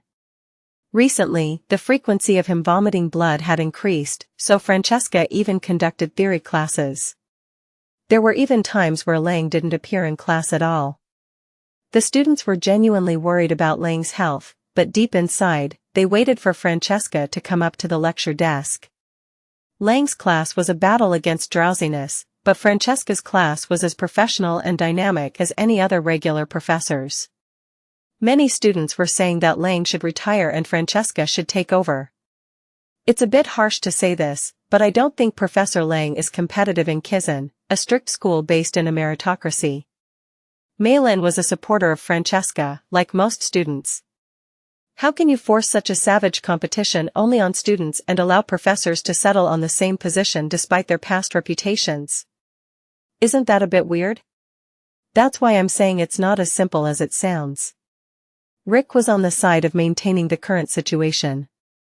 If there's a change in the position of professor in Kizan, the professor and his assistants all have to leave the school. Those positions will be filled by other professors and their assistants. It's like an entire government changing. Simon nodded as though he understood, and Rick continued talking. Who doesn't know that assistant teacher Francesca is capable? I, too, want to listen to her classes. But if Professor Lang leaves, the teaching assistant must also leave. That's complicated. Muttered Maylin, resting her chin. This time, Camabarez asked a question. Can't assistant teacher Francesca become a Kizan professor? Realistically speaking, becoming a professor right off the bat would be difficult. Rick waved his fingers. The assistant teacher is a special position between the educator and the servants of Kizan. Technically, it's more of a class helper than an educator. Maylin frowned. A helper? Watch your mouth. I'm just explaining the way they're recognized. Of course, it's possible for them to get into a higher position by receiving the professor's recommendation and through recognition of their teaching experience, but for an assistant teacher to become a professor right away, well, action by someone on a Nephthys level would be necessary to make it possible.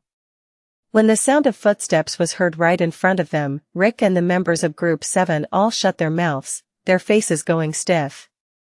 Without them realizing it, the 15-minute break had ended, and Francesca came into the lecture room.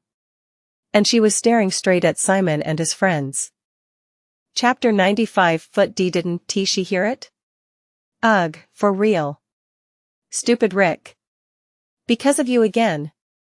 At that moment, when everyone was clearly nervous, Francesca walked past Simon and his friends and headed to the lecture desk. Did she not hear us?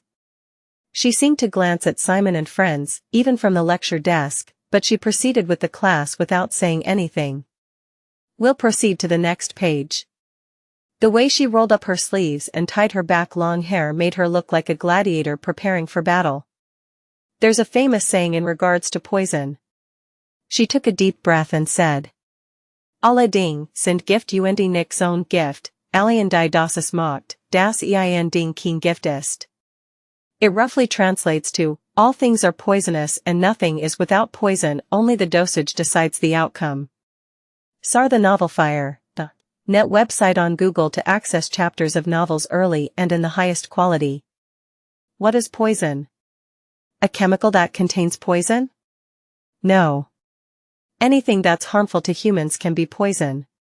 She continued, looking around the students. Then here's a question. Assuming you consume the same amount of spices and poisonous herbs, why might the spices end up being worse for your health? Class President Jamie raised her hand immediately. It's because the amount of poison didn't reach the lethal dose. That's correct, Jamie. 5 points. Jamie was visibly delighted. Any poison needs a lethal dose to be effective. Many poisons are used medicinally as long as they don't exceed the lethal dose. Then, on the other hand, why do you think substances that aren't poisonous? Jamie? Hit with a sudden question, Jamie pondered for a bit with a stiff expression before saying. Is it because they don't harm the body? It's simple. It's because their lethal dose is the amount needed to make you explode and die. Loud laughter broke loose. Therefore, the basis for dealing with poisons is to accurately determine the lethal dose by analyzing the opponent. You'll have to apply a different lethal dose to poison a monster. By the end of this lesson, we will have tackled the 3 laws required for lethality calculation. Francesca effortlessly explained difficult theories one after another. Maylin was clasping her hands in front of her face to hide her sheer joy. She's so good. How can every single word she speaks be so easy to understand? Simon silently took notes and listened to Francesca's class. Then Rick tapped Simon's arm with his elbow. You're always quiet during poisonous alchemy. Is something wrong? HM? Not really. Time passed and the class ended.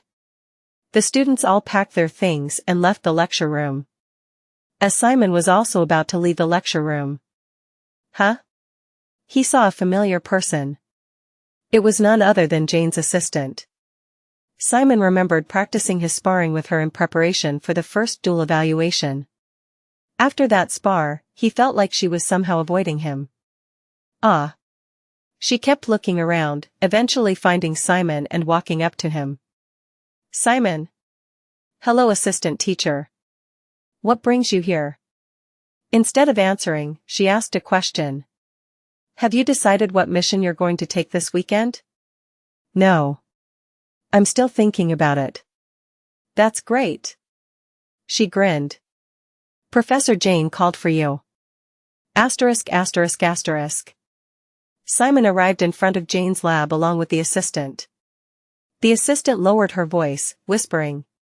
Professor has become very sensitive due to recent incidents, so please be aware of that. All right. Thank you for telling me. Then we'll go in now. The assistant took a deep breath, then politely knocked twice. Professor Jane. I brought Simon. He could hear a voice telling the assistant to let only Simon in. The assistant opened the door for Simon and bowed her head slightly. Simon nodded back and went inside. Jane was buried in her towers of documents as always. Apparently her primary office was in the Kizan HQ. Simon couldn't imagine how much paperwork the HQ would have if the lab had this much. Please have a seat. Jane was still moving her quill, not even glancing up. Yes, thank you. Simon sat down, balled his hands, put them on his lap, and straightened his back. Just like last time, meeting Jane was always nerve-wracking for him. A designated mission was sent to you, Simon. Designated missions unlike normal missions where any student can take it after the commissioner requests a tear when an external commissioner directly designates a student to perform the task.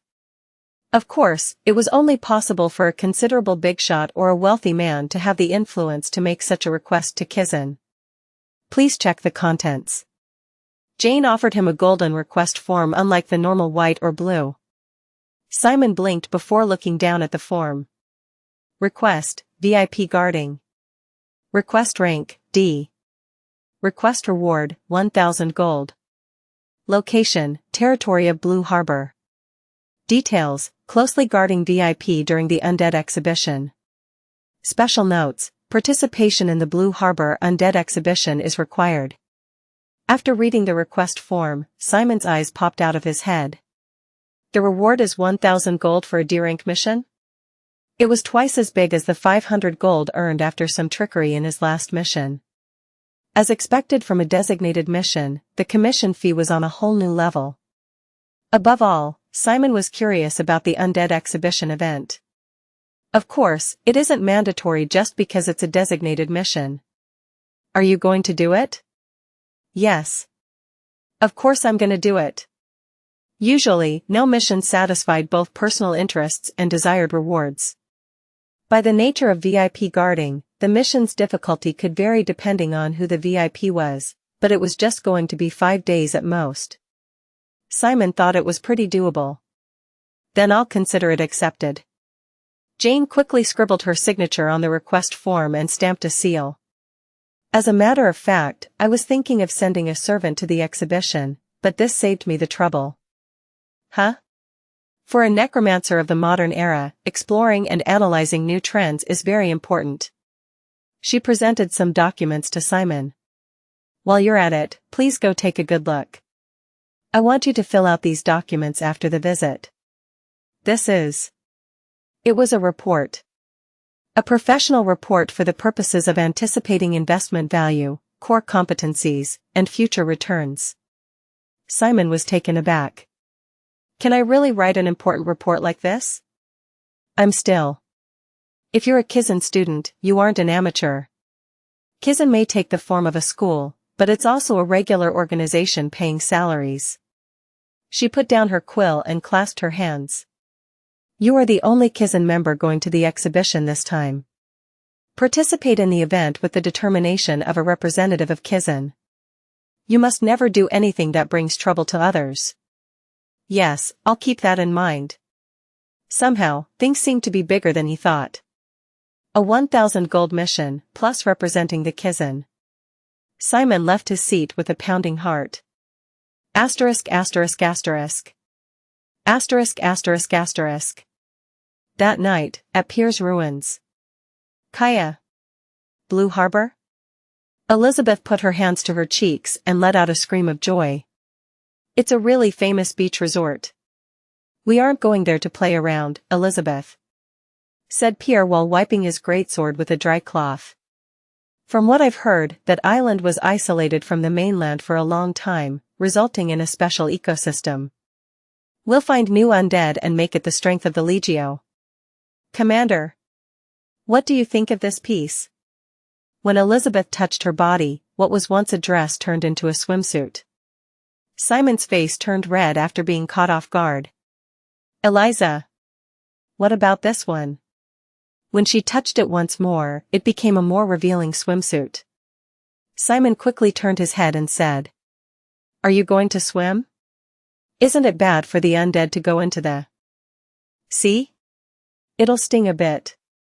Still, a vacation resort vibe exists all across the wide beach, don't you think? I don't think I'll be able to sleep tonight with all this excitement. You don't sleep to begin with. Pierre hit the stone altar with his fist. How pathetic, Elizabeth. How can you call yourself a captain of the Legion with such rotten thoughts? I think it's better than being a boomer Legion brain killjoy. What? What do you mean? I'm learning their slang these days in preparation for this situation where I have to transform into Kizan students. I don't know what those words mean, but I feel very insulted. Now. Stop fighting. Simon got up and opened his subspace. What he took out was an empty set of armor. This is for Pierre. I ordered a bigger size than before. Oh.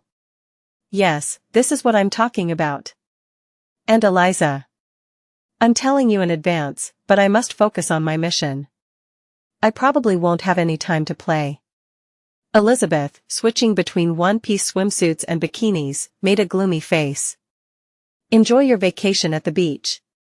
When I'm done with my mission, I'll stop by for a bit. Really? She clapped her hands and rejoiced. Simon turned his head to look at Pierre. What about you, Pierre? I'll go around the island to see if there's anything useful. Let me know right away if anything happens. All right. Simon stretched his arms. I'm looking forward to tomorrow.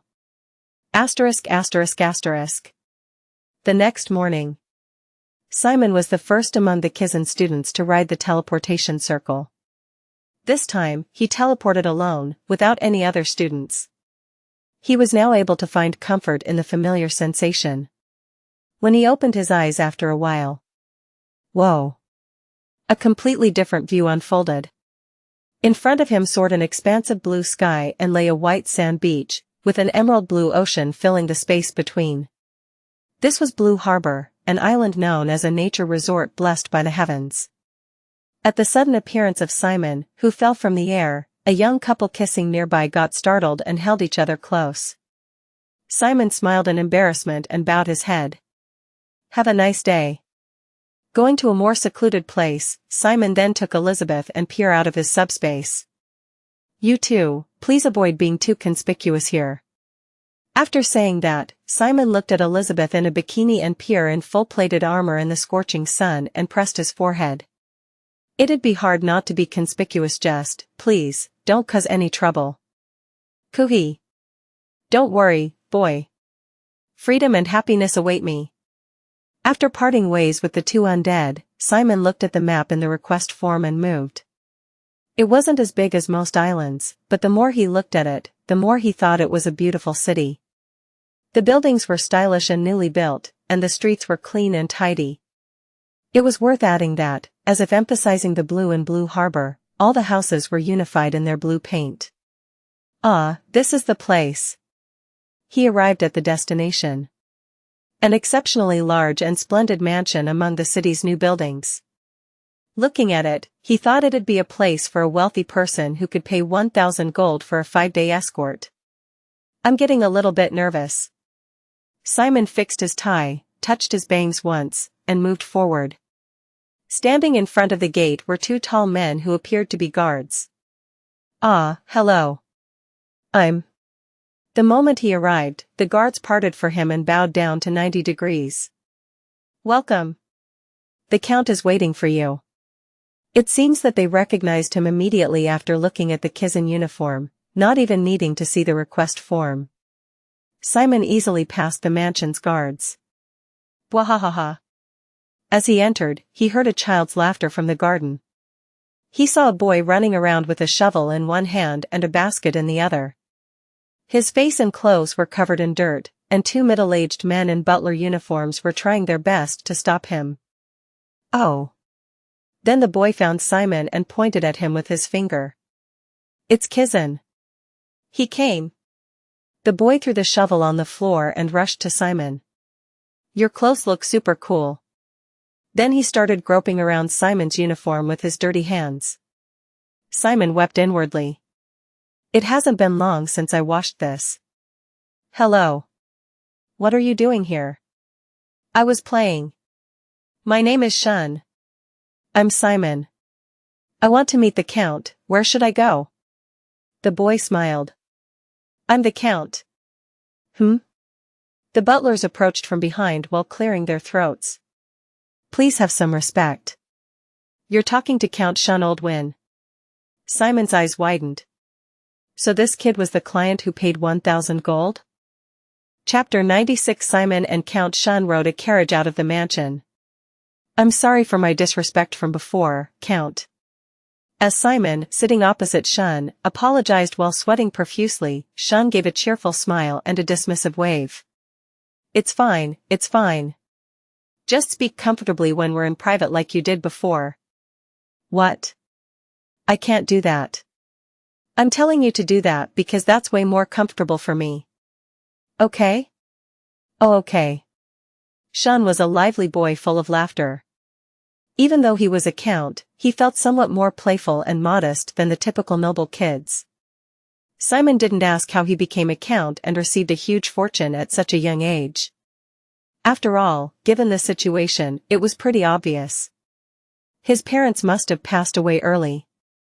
A boy who inherited the title of the Count Young and was currently ruling Blue Harbor. Simon felt his curiosity towards Xian increasing more and more. That's Sarah Beach, where most of the tourists gather, and there's a large shopping complex past the alley over there, and...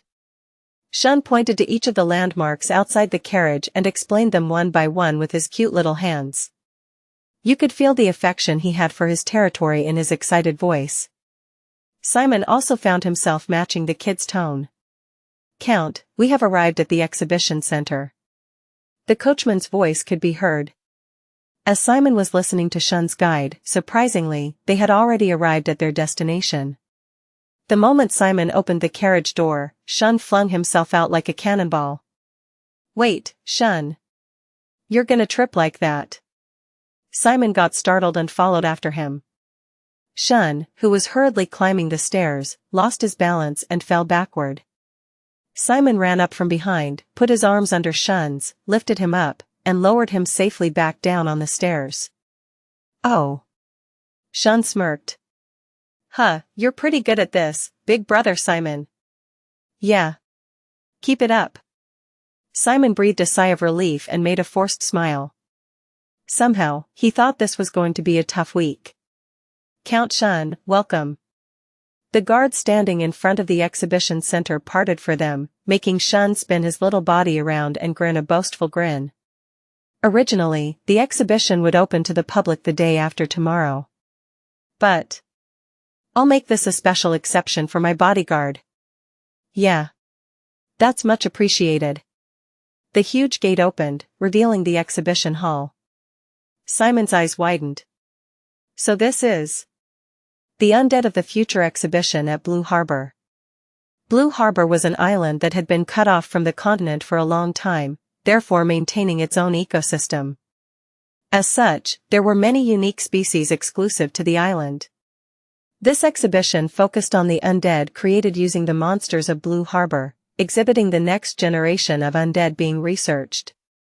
Simon could feel himself getting dizzy seeing it all. I don't know which one to look at first. First, there was the dinosaur-esque skeleton occupying the largest area in the center of the first floor of the exhibition center and giving off an overwhelming presence. If such a skeleton attacked someone, they'd lose their will to fight. However, looks like they couldn't work out how to balance everything on the weight-bearing lower body yet. Jet black strings attached to points all over the exhibition supported the dinosaur skeleton and prevented it from collapsing. It was good that they developed a large skeleton, but unless the lower body problem was solved, it seemed difficult to be used in practice. As Simon's thoughts drifted for but a moment to the contents of the report he'd be submitting to Kizan, Xian, who was standing next to him, suddenly disappeared. Xian. Startled, Simon looked back and forth to try to find him. Kya ha. Ha ha ha. Before Simon realized it, Xian was riding on the back of an animalistic skeleton. Saw the novelfire.net website on Google to access chapters of novels early and in the highest quality. Giddy up. Giddy up. Go. Let's go. When Xian slapped the skeleton's back with his palm, the skeleton turned its long head to look back at Xian. That's dangerous. It seemed that it wasn't just a simple display, having been imbued with summoning magic. Simon ran forward, a cold sweat going down his back. He vaulted over the safety fence with one hand and focused Jet Black into both legs. Jet Black stepping. As Simon's body soared up, the skeleton also widened its maw and approached Xian. I'm fast. Simon's arms trying to cover Xian grabbed nothing but air. Before he realized it, a green liquid had wrapped around Xian's waist and was pulling him back, leaving Simon to fly headfirst into the skeleton. Ouch! Simon fell to the floor while clutching at his face. Can a so-called bodyguard take their eyes off the VIP like that? A man was approaching under the dim lights. Large slanted eyes, prominent eyelashes, small nostrils, and a long mouth. One hand was tucked into a pocket, and the other had turned into something like liquid, holding on to Shun. As the man let Shun down, Shun shouted with a broad smile. "Uncle Pinch." The man called Pinch turned his hand back to normal and stroked Shun's head. "You need to be careful, alright? There are also moving undead here, so it's dangerous." "I'm telling you, it's fine." Let me introduce you." Shun pointed at Simon and said. "The strongest bodyguard from Kizan. He's special admission number 1, Simon Polantia." Pinch rubbed his chin and looked up and down Simon. Then, he smiled and held out his hand. "Name's Pinch Nicky Man. I'm a necromancer too. Asterisk asterisk asterisk. Asterisk asterisk asterisk. I'm Simon Polantia." The moment Simon grabbed Pinch's hand for a handshake, Pinch's hand melted. Simon felt himself jump on the inside, but he remained silent and pocketed his feelings. "Ha ha ha. It's just a prank, a prank." Pinch brought his hand back to normal, shook the hand lightly, and then put it back into his pocket.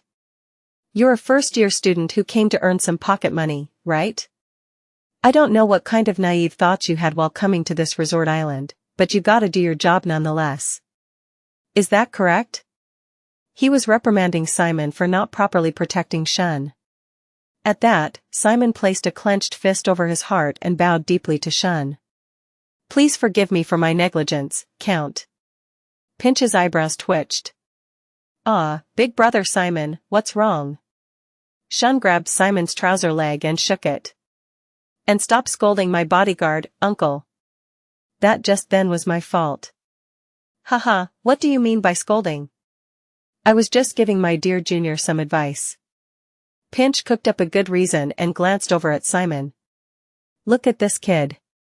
Pinch placed Simon as a delicate young master who was wet behind the ears, but it looked like he had some temper. As Simon raised his head, Pinch cleared his throat before saying. "So yeah, I heard that you're a special admission number 1 in Kizan?" "I am." "The expectations of someone in your position must be high. Some advice as your senior, don't assume that all the knowledge you gain at Kizan is the ultimate truth. To be honest, Kizan is somewhat acting up these days. In the past, it truly was a legend, but the current education system feels a bit old-fashioned, and—" "Excuse me, Pinch, but are you?" interrupted Simon. "A Kizan graduate?" The corner of Pinch's smiling lips twitched. "Ahem. No, I started from the public necromancer school of Alan." I see. You'll probably see them soon, but the top students from Alan, Sierra, and Moiran are sometimes transferred to Kizan. They are more competent than the existing Kizan students in every way possible." Simon smiled brightly. "Whoa, that's great. To be more competent than Kizan? Then, wouldn't it be unnecessary for them to transfer to Kizan? Is this bastard for real? He smiles like he doesn't, but he secretly gets on people's nerves." However, Pinch couldn't slander Kizan directly, so he had no choice but to swallow his anger. "Ahem. Everyone has their own pros and cons, don't you agree?" "Yes, you're right." "Uncle Pinch. Hurry up, hurry up. You said you'd introduce the undead to me and Big Brother Simon." Right."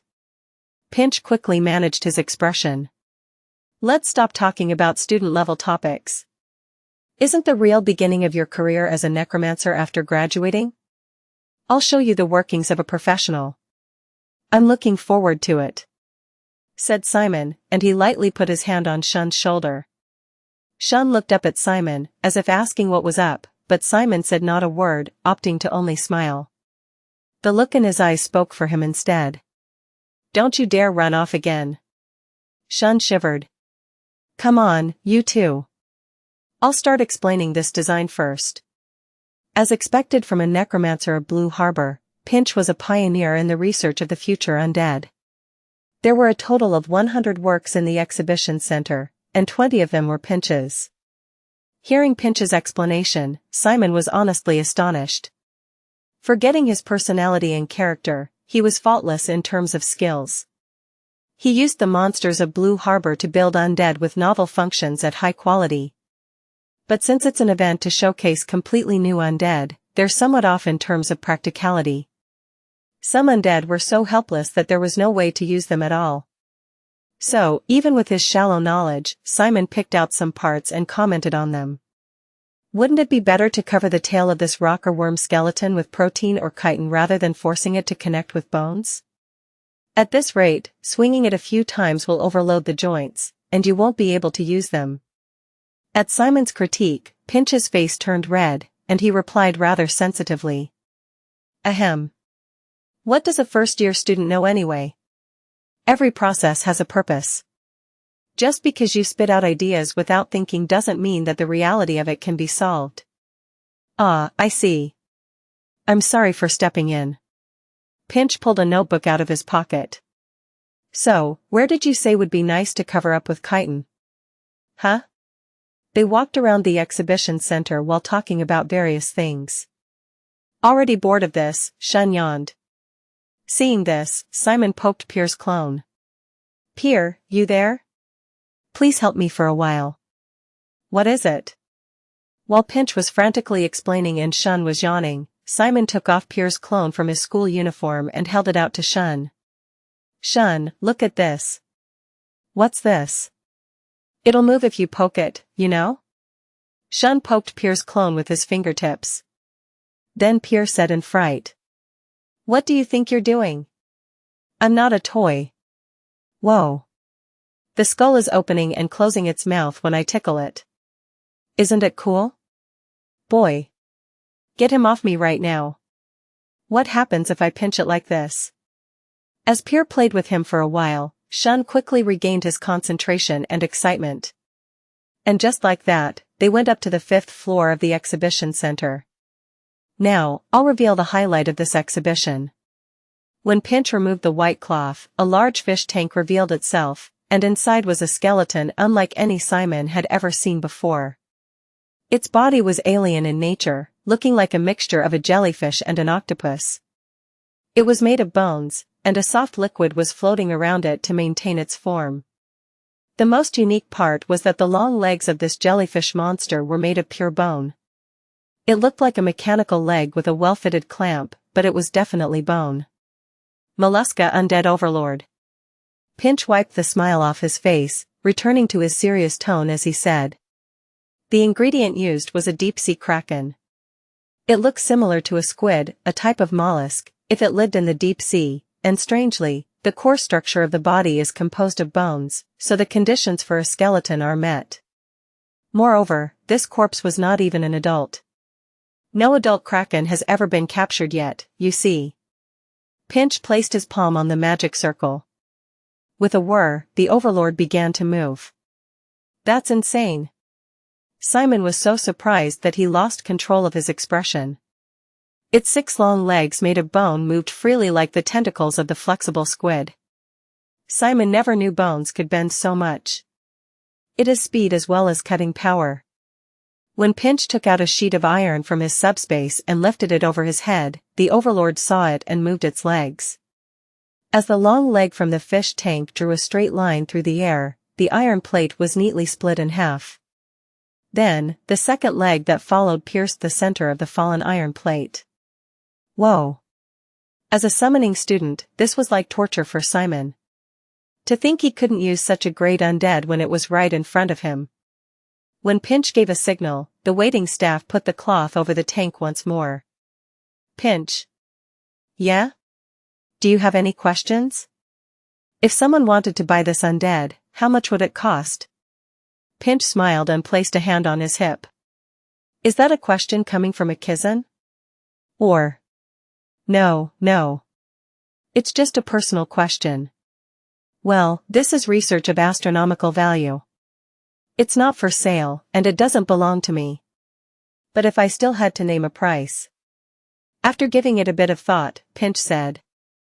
It'd cost at least 10,000 gold.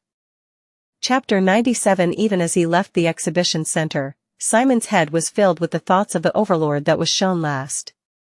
The mollusk undead came as a fresh shock to Simon. It felt like he could write pages upon pages in the report about the overlord with ease. "You did a great job today, big brother Simon," said Shun on the carriage ride back to the mansion. "Tomorrow's bodyguarding mission will begin at the dinner banquet at the exhibition center." "Dinner banquet?" "Yeah. As the exhibition's guests, we will be having dinner with the Oldwin family and the distinguished guests. And, starting from the day after tomorrow, the exhibition will be open to the public." Simon nodded. "I was planning to go to work early in the morning." "It's fine. You'll have nothing to do even if you come early. You just have to come 2 hours before dinner." The welfare was better than Simon expected for a 1,000 gold mission. So the carriage arrived at the mansion, and Shun went in along with the butlers while waving back to Simon. All accommodation expenses during his guard duty were borne by the Count. The head butler even said it was okay for Simon to stay at the mansion, but Simon refused. There was something he wanted to practice alone in a quiet place. As such, the lodging that Simon decided on was a hut a little far from the central area of Blue Harbor. A small, single-story house overlooking the night's ocean. It was cheap, and there were few people at night, so there was no problem even if undead walked in and out. "Now, Commander." "Ta-da." In order to please Elizabeth, Simon dined with her over a glass of wine in the evening. He also released the corpse spiders to freely roam the sandy beach and suck the blood of insects and small animals. As soon as they finished eating, Simon returned to his room in solitude. There's not a moment to lose. Simon's goal was to raise his proficiency with bone armor during this mission. He took a deep breath, cleared his mind, secured enough jet black in his body, and stood up. Then, he took out 2 skeletons from the subspace and placed them on his left and right. Bone armor. The skeletons started to disassemble, and they began to stick to Simon's body. He didn't even expect it to reach the level Aaron showed him in the past, the level where it completely covered the body. The most important thing was whether or not it could be connected to the limbs and bring out the effect of strengthening the whole body. Focus. Focus. It wasn't difficult to build a pillar with large bones, but the balance suddenly weakened when the small bones started to settle. To succeed with bone armor, it was necessary to pervert the sequence of bones that Simon had learned from both theory and instinct. The lower vertebrae would pop into the arms, and sometimes the leg and neck would be forced to fuse together. What made it worse was since 2 skeletons were being used, the bones of different skeletons were interlocking at random. Overcoming such a creepy sense of difference, the bones had to be deliberately joined to match the shape of armor. He lost focus. The ribs, which had been neglected while he concentrated on the arms, collapsed, and other connected parts fell like dominoes. Simon fell to a knee, gasping for air. Huff. Huff. It really is difficult. Not even activating the mud golem can compare to this.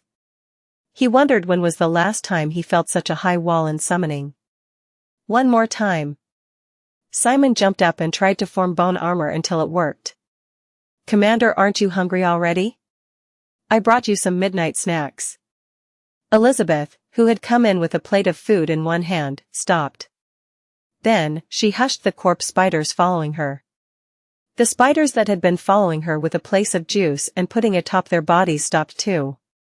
Commander is a huge busy bee when it comes to practice after all. Don't get excited. It's not the type of bee you guys eat. Idiots. Elizabeth quietly closed the door. Asterisk asterisk asterisk. Big brother Simon. You're here. Shun, dressed in a neat formal suit, welcomed Simon as he entered the banquet hall. "HM? Why do you look more tired after I gave you a break?" "No, I'm fine." Simon forced a smile. In fact, he was a little tired after spending most of his break time on the bone armor training. However, he had taken a nap since then, so he had enough rest to carry out his mission. "Other than that, should I also change clothes?" "What are you talking about when you're wearing exactly what you need to?" said Sean while pointing at Simon's stylish Kizan school uniform.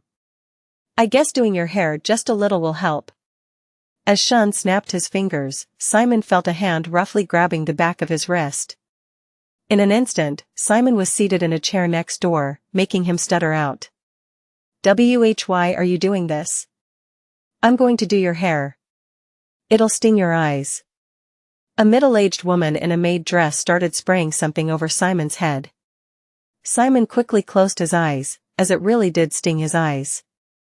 Sean followed after and playfully giggled. Whoa. Brother, your scalp stretches just like dough. Be quiet. Asterisk asterisk asterisk. Asterisk asterisk asterisk.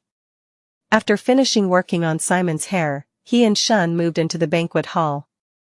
In front of the antique tables, freshly cooked food was displayed brilliantly in a buffet style. Even the smallest dishes seemed expensive. This is where we'll stay. He took Simon in front of the indoor fountain, not far from the main entrance of the banquet hall. Sean sat down by the fountain and continued talking. When guests come, you just have to welcome them, greet them, and send them inside. Yeah, I understand. I believe the guests will also say a thing or two to you seeing the Kizan uniform you're wearing, big brother Simon. You just have to play along. You can do it, right? I'll try. Simon fixed his tie and resolved himself. Then, the head butler, who was standing at the front door of the banquet hall, said, Count, the guests are coming in. Yeah. Let's get started.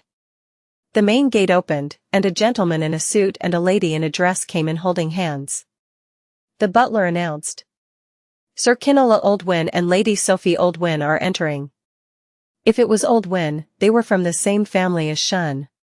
Simon quickly recalled the information about this situation in his head before reading the atmosphere. The couple stood in front of Sean. Welcome, uncle. Haha. Glad to see you, Count Sean. The two exchanged simple greetings. Sean didn't pay the due respect first, perhaps because of his position as count. Now, let's focus. The Dark Alliance had different formalities and ceremonies in each country. Currently, the alliance consists of 4 kingdoms. The Dresden Kingdom, with Langerstein as its capital, is nearby Kizan.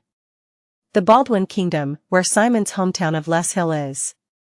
The Kaulos Kingdom, where Simon's first mission site, Arnish, belongs. And the Northern Shahid Kingdom, which, although belonging to the alliance, carries a strong sense of isolation. Blue Harbor is a territory of the Baldwin Kingdom. Simon was well aware of the formality on this side. After the conversation, the couple then came to see Simon. Uncle. This is the special admission #1 student from Kizan. Ah, so he is. My name is Simon Polantia. Simon smiled softly, bowed his head, and shook the hand of Kinola. And to the lady, Simon gently gave a light kiss to the back of her hand. We're so thankful that a Kizan student is making our family's exhibition shine. It's all thanks to the call from the Count. I am honored to be here. After exchanging a few more words, Simon again straightened his back and bowed. In any case, Simon came as an escort, and he only greeted the two of them because the Count himself introduced him. It'd be rude to talk too long. The couple then proceeded to the banquet hall as though they knew that too. The Lord of Gallon, Baron Ryan Darby, is entering. Simon's head spun rapidly. If it was Gallon, it was the territory of the Dresden Kingdom. Simon greeted the man using Dresden's code of etiquette this time. About 10 guests came in one after another, but Simon was feisty. The way he responded quickly according to the opponent's nationality, status, and gender was beyond skillful, and was even dazzling. When Shun saw that, he was also shocked, and tapped Simon on the leg. What's this, brother? How do you know this so well? I learned etiquette the hard way from my father, you see. Simon learned it by getting beaten every time he made a mistake. At that time, he wondered why he had to learn all that in a rural estate, but there was no such thing as meaningless learning. Simon kept a constant smile the whole time and entertained the guests. I'm sorry, I'm on a mission to guard the Count. I'm honored to be here with the grace of the Count. Yes, it's all thanks to the Count. Wouldn't Count Shun know better than me? Kizen's school uniform stood out everywhere they went, so some people were more interested in Simon than Shun. Every time Simon greeted someone, he took himself step down and thoroughly built Shun up. The reason why Shun's old Wind family hired him for this mission and paid a whopping 1,000 gold. He knew it very well. He was a splendid trophy to illuminate this event with the reputation of Kizen's Special Admission Number 1, and he symbolically showed that Kizen's Special Admission Number 1 guaranteed the title of Shun, who had just inherited the family name. As you expect, I'll do the work of 1,000 gold. No one could look down on Shun in this place. Simon focused on keeping Shun as the main character by keeping himself as a supporting actor. The family members and the butlers also smiled at Simon's actions. He's really thoughtful, unlike the youngsters these days. Yeah. He knows his position very well. He has a great personality, and he's respectful to his elders. There's a reason why people are eagerly seeking Kizen graduates. Shoo, shoo. Sir Pinch might hear us. Then the butler looked around. Sar the Novelier.net website on Google to access chapters of novels early and in the highest quality. Now that you mention it, where's Sir Pinch? Asterisk asterisk asterisk. At the same time, Pinch sneaked out of the banquet hall and looked around to see if anyone was around. Then, he pulled out a communication crystal ball from his pocket and said in a calm voice. It's me. We departed as planned. I believe we'll reach Blue Harbor the day after tomorrow. Got it. Everything's going smoothly here, too. All the main family members are gathered in the banquet hall. Everything's going smoothly? According to our information network, I heard a rumor that bothered me. The man's voice was cold. The rumor that a Kizen student has entered Blue Harbor. There's no need to worry. Even if he's Kizen, he's still a first-year rookie, so he's barely a variable. If you're that worried, I'll take care of him by myself, so no need to worry. A first year, huh? Pinch scoffed. Why are you getting scared now? Don't provoke us, Necromancer. Whoever the opponent is, we'll wipe them clean, leaving no traces behind. Of course, as long as the payment is certain. Of course. I, Pinch, will guarantee it. A wide grin spread across his thin lips. Everything on this island shall be yours. Chapter 98. After finishing the banquet without issue, the official undead exhibition was finally going to begin the very next day. Shun, his family, and those who helped organize the exhibition gathered for the opening ceremony. But Simon, who participated as a bodyguard, didn't directly partake in the ceremony, instead standing at a distance and guarding Shun. Phew, this is hard. He had practiced bone armor until the opening ceremony began in the afternoon. Simon was recalling the conversation he had with Pierre during yesterday's training. At that time, Pierre's clone was smirking. Pierre was also Simon's mentor. So far, listening to Pierre has never led him astray, so Simon focused once more on mastering bone armor using summoned skeletons. The sound of applause. Simon woke up from his thoughts. The opening ceremony was finally over. The people on the stage went their separate ways as they started to talk to one another, and Simon stuck to Shun's side to guard him. Simon. Do you have something on your mind? HM? Nah, it's nothing. At that moment, the gaze of the opening ceremony's host turned to Simon. Simon smiled, as if asking what was going on, and the host announced. Now that you mention it, a student from Kizen was also here. Did everyone know that? The chatter within the crowd grew louder. Of course, we must listen to the words of a person who's with the highest authority in this field, right? Now, let's welcome him onto the stage. A loud cheer erupted.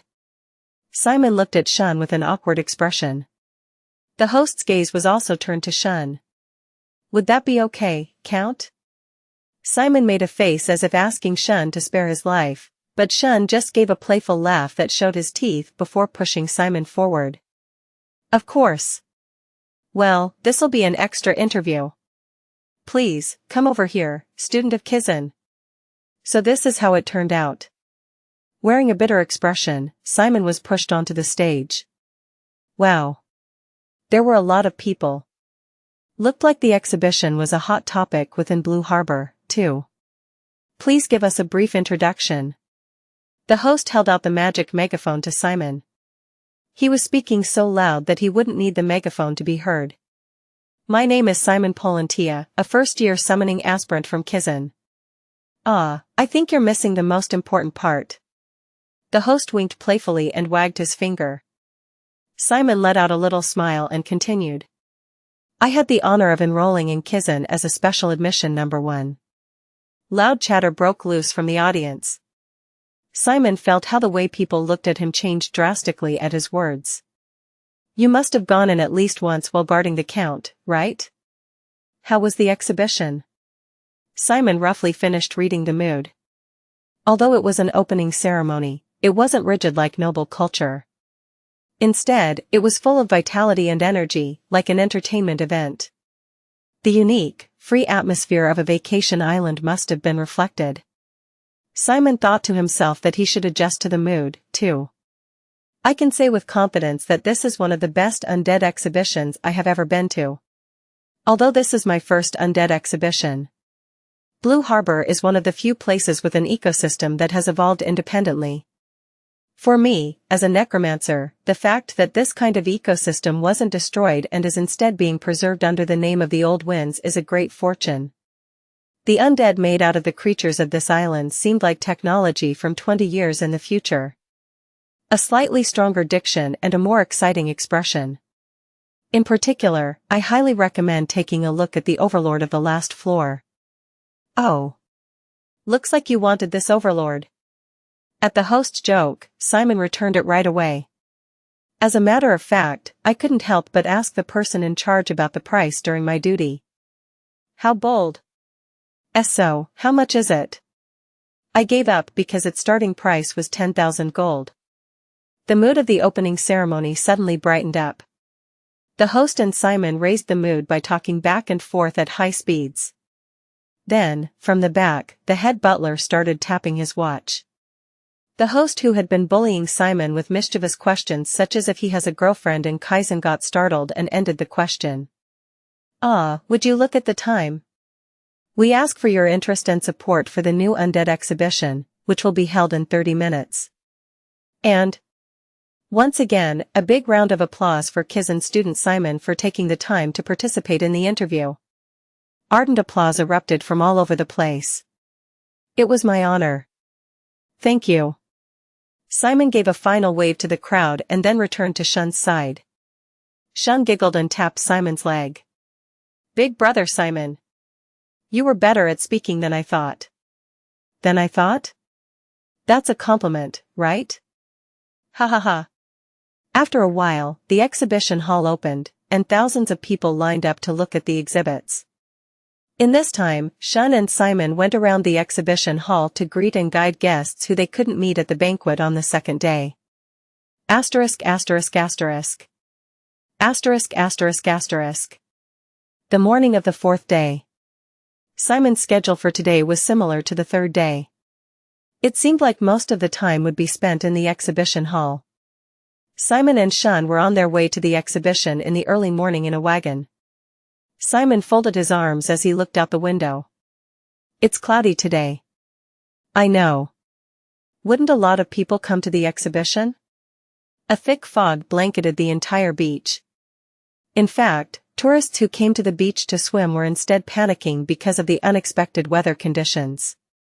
Why is there suddenly a fog like this? It's not even raining. Should we just stay in our room all day today? In fact, the janitors of Blue Harbor were roaming around. They told people that swimming would be restricted, as the sea fog was so intense that it covered the sandy beach. Tourists were walking away from the beach while grumbling. Alright, I'm going. People who had been resting on parasols also moved toward the city. Hey, by the way, don't you see something strange over there? Yeah, we're seeing it. The fog. No, beyond the fog. Over there, I wonder what that is. Sir the Novel Fire, the any *T website on Google to access chapters of novels early and in the highest quality. Stop blabbering nonsense, and let's go already. I'm hungry. But the clamors on the beach grew louder and louder. Even screams and urgent shouts telling the people to run away started to get mixed within.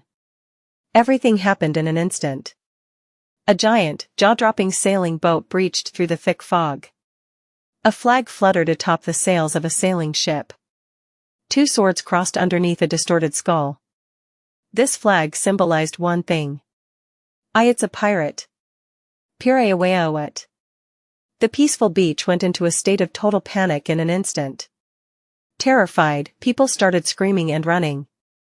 Gunfire shook the sky. Shells fired from warships detonated on the pillars of tall buildings in the city. A stone building crashed to the ground, and its supports caught fire. Some shells fell on the beach. Sand burst up, and people were swept away. Dodge. Dodge it. Countless shells tore through the mist and wind. The beach and village became a site of disaster in an instant, fires burning within them. And soon, a huge ship entered the beach. As the pirate ship came to the ground, flinging up the sand in its path, a pirate began to climb down the ropes.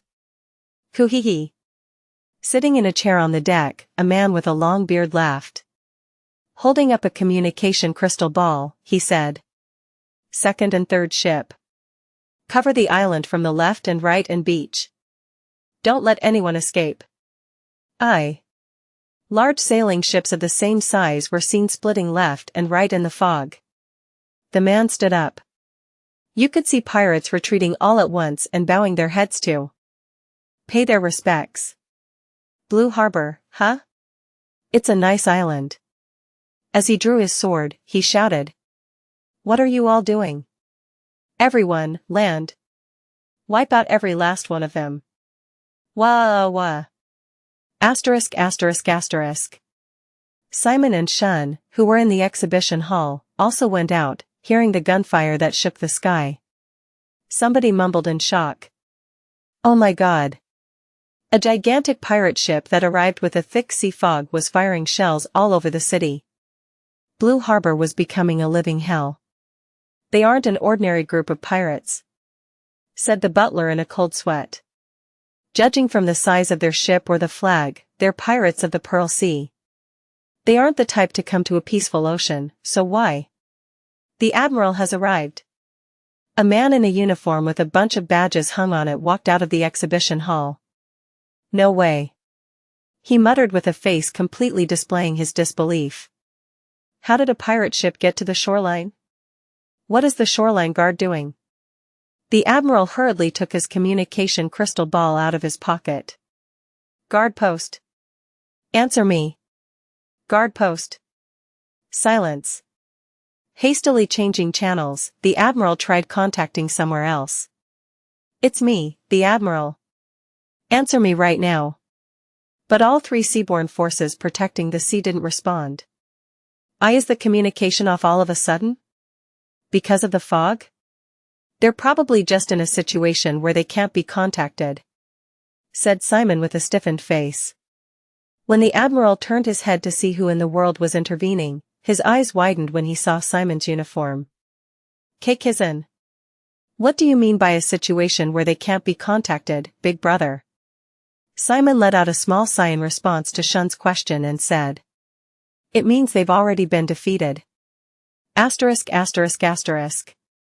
Blue Harbor Sea Force Headquarters. Armed soldiers were puking and collapsing one by one. The whole building was covered in a thick, green smoke. The second barracks of the Blue Harbor Sea Force. What the fuck did you put on the foo? Kook. They were all lying on the floor with black liquid dripping from their mouths. Some soldiers were struggling to endure it, but the artificial slime scattered on the floor came and devoured their bodies. And lastly, the third barracks. There was blood everywhere. Unnaturally bent corpses of soldiers lay in pools of red blood, and the walls were covered in the traces of battle. And there was a man leisurely smoking a cigar among the corpses of over 100 soldiers. I told you, It would have been better for the both of us if you just comfortably died of my poison, right? The robe he was wearing was all covered in blood, but the man didn't even blink. He picked up the communication crystal ball. How's the ship? We burnt them all. You mustn't let anyone escape the island. Especially. Blue Harbor's strongest necromancer made a terrifying smile. You must make sure to catch Count Shun and the Old Wind family, no matter what. Chapter 99. Communication with the troops guarding the island was completely cut off. In fact, it was as if the entire defense of Blue Harbor was down, and the situation would only get worse as time went on. We have lost contact with Sir Pinch, too. The head butler let out a deep sigh. He must be engaging with the pirates. Unless something also happened to him. At those words, the maids muttered amongst each other in fright. The situation was even more hopeless now that even the necromancer of the Old Wind family, who could be called the strongest, couldn't be contacted. It's like that Kizan student said. Something seems to have happened in the headquarters. Concluded the admiral, putting his communication crystal back in his inner pocket. However, the troops on site must still be fighting. I'll somehow gather up the remaining forces to form a defense line. The admiral drew his sword from his waist, and other soldiers followed suit, drawing their weapons, too. This time, it was the head butler who opened his mouth. Then we'll find an escape row. It's more dangerous to head out of the island by boat. The pirates would have blocked the waterways. Interrupted Simon before stating. The post and the entire sea force have been completely neutralized. This is a plan that has been in the works for a long time. Ahem. The air became heavy. The admiral spoke again. I agree with the Kizan student once more. If all the sea outposts were neutralized, there would be no escape. I think we have no choice but to hold out on this island. Then, he looked to Simon. Kizan student, can you please help us? You'd be a great help here. I don't mind, but... Simon let out a bitter smile, looking at Shun, who was still clinging to his legs. Simon was on a bodyguarding mission. Shun was his top priority. Big brother Simon. Yes, Count? I'm fine. Shun, who separated himself from Simon, slapped himself on the cheek. Then, he opened his eyes, revealing determination beneath. I'm asking you as both an administrator of Blue Harbor and as a client. Don't worry about my safety, and please save the people. Panicked voices were heard all around them. Simon knelt down and looked Shun in the eye. Shun, something feels off. There may be people after you. It's more urgent to save the people who are in danger right now. I'll pay any additional fees, so please. Shun bowed his head, even as he trembled. Please save Blue Harbor and its citizens. He seemed to have made up his mind. He may have been small and young, but Simon thought that he truly had inherited the title of Count.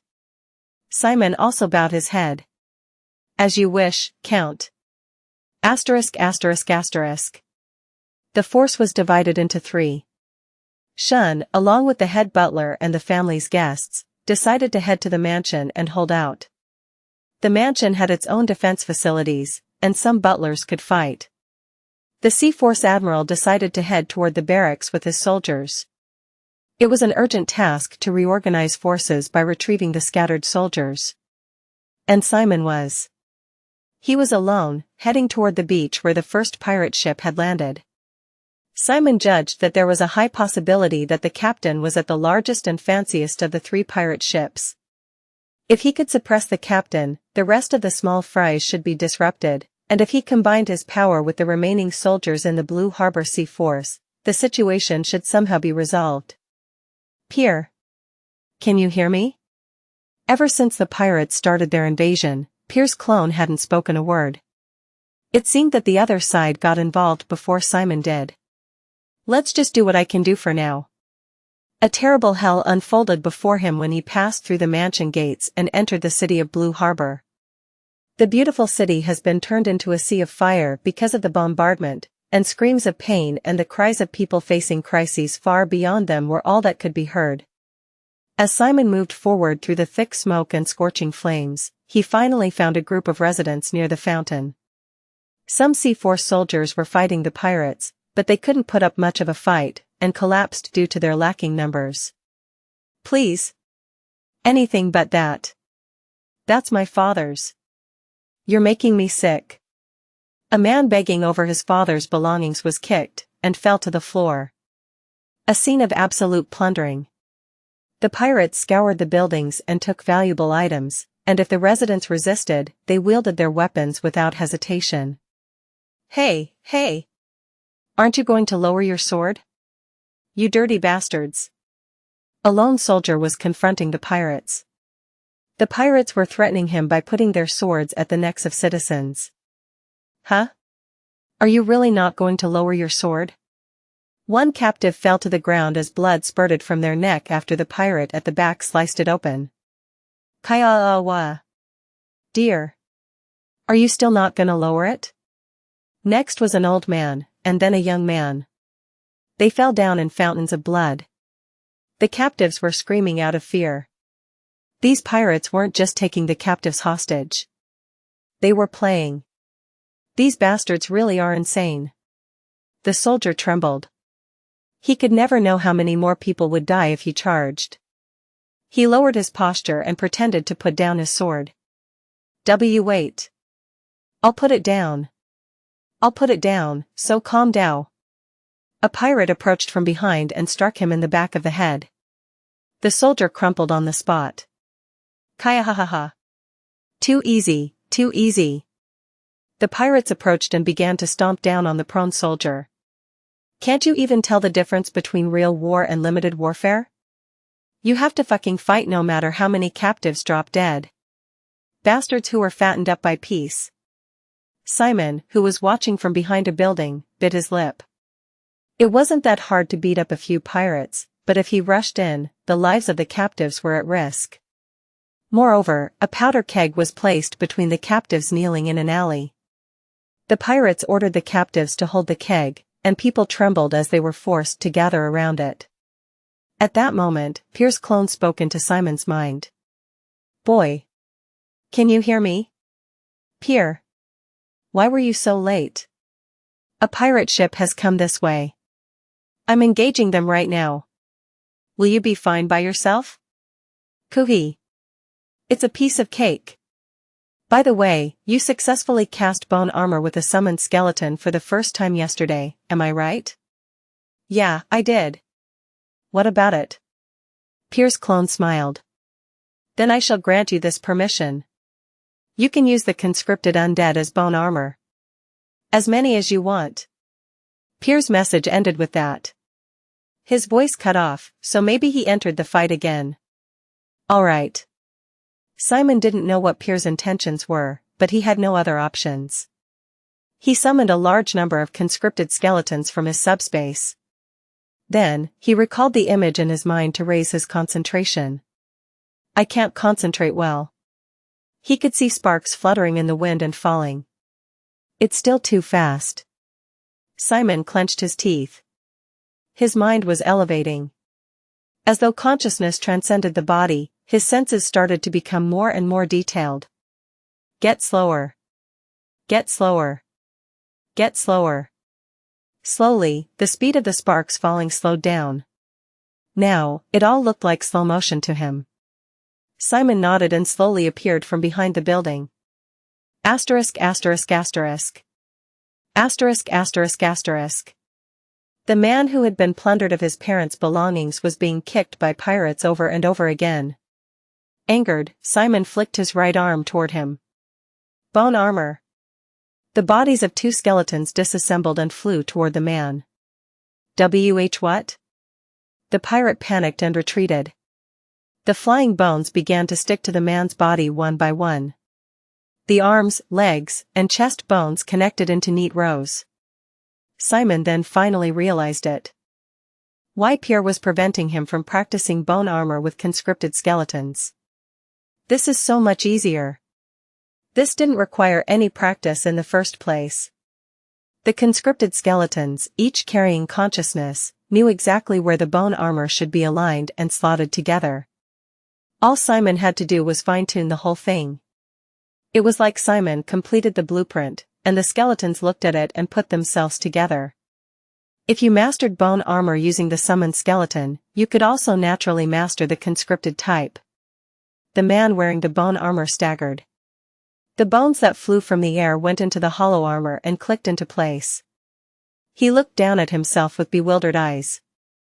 Before he knew it, his whole body was covered in armor made of bones.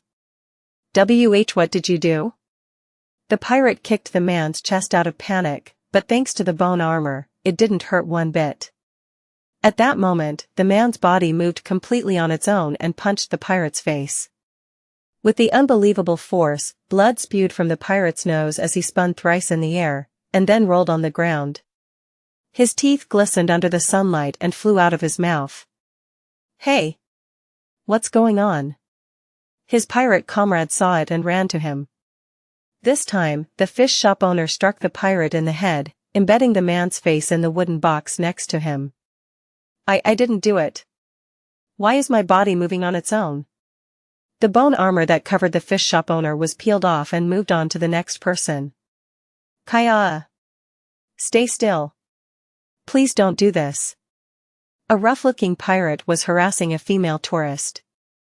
When the pirate, who had lost all reason and succumbed to his primitive desires, licked his tongue and tried to take off the female tourist's clothes, the skeleton bones started clinging to her body.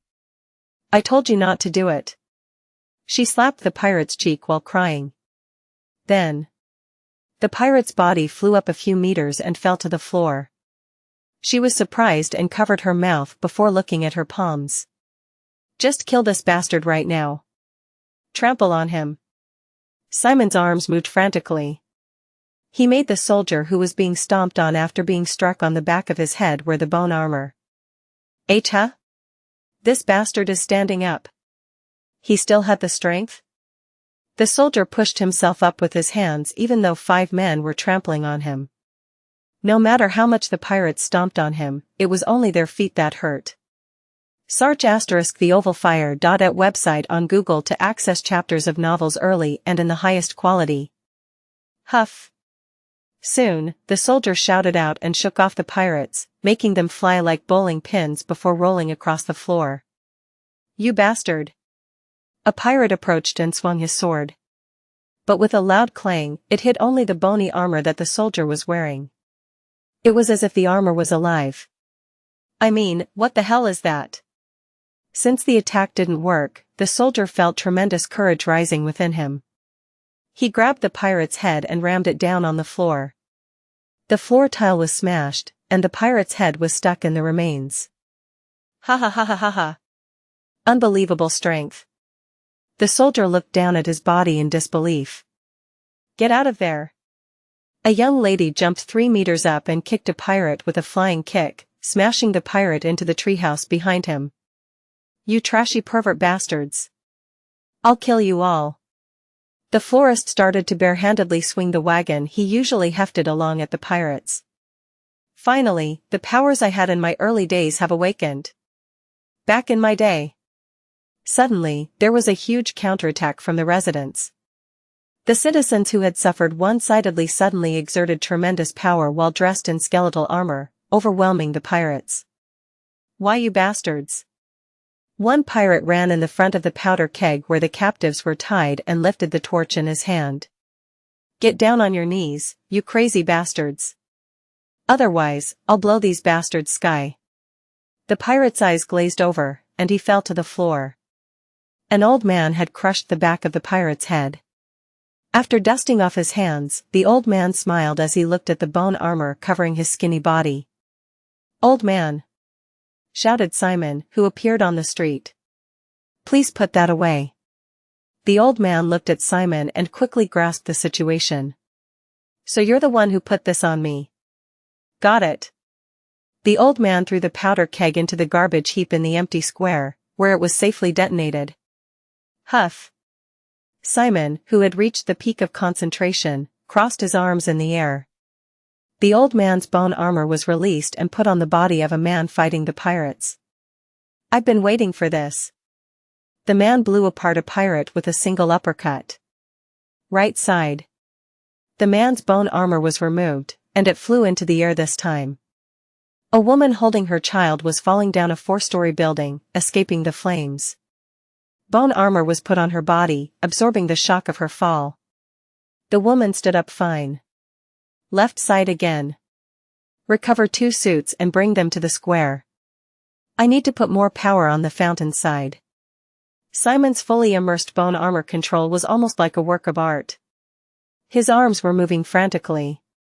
He repeatedly put on and removed the armor on the residents being attacked by pirates. There can be no more casualties. I'll save every last one of them. Simon's eyes widened. 10 sets of bone armor were busily roaming the city, helping people. Now people noticed the identity of the person moving the mysterious suits. Isn't that lad from Kizan? Yeah. It's that person who was interviewed at the exhibition. Kizan is helping us. Wah! Citizens who had been one-sidedly attacked by pirates were pumped up. Now, there were even people who volunteered to dress themselves up. Simon took full advantage of them. Mister. Please wear this and take care of the pirates in the alley. Okay. Sister. 2 pirates right in front of you. Leave it to me, kiddo. The tides of the battle quickly shifted. The pirates were being pushed back by the hands of the residents, who weren't even trained. Look over there. It's the doings of that boy. Get him first. A few pirates found Simon and rushed in. Simon was completely unaware of his surroundings, as he was concentrating on putting bone armor on people far away. Hey, dodge it. Careful. The people crowded around him surged into a clamor.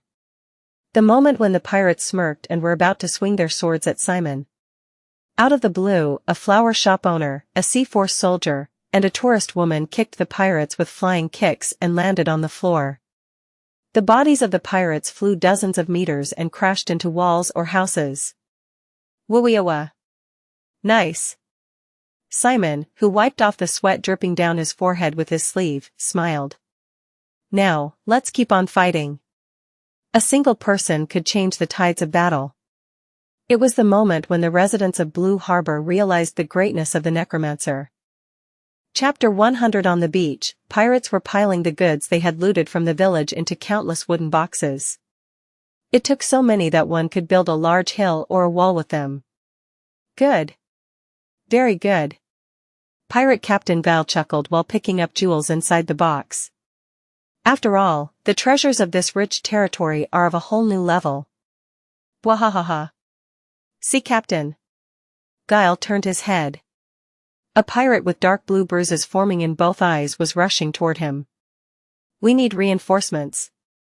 A massive counterattack is taking place in the city. What? Guile frowned. He was sure that the Sea Force was neutralized. Is it the remnants of the Blue Harbor Sea Force? And no. The pirate was sweating profusely. It's just the residents.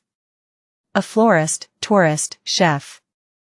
You bastard, did you finally lose your mind? The reporting pirate's eyes rolled into the back of his head before he fell to the ground limp. Behind him stood a man in a chef's outfit holding a frying pan and smiling. Aarg. Kuhuk. Behind the wooden boxes stacked like a wall, you could see pirates being thrown around. Guile jumped up from his seat. What's going on?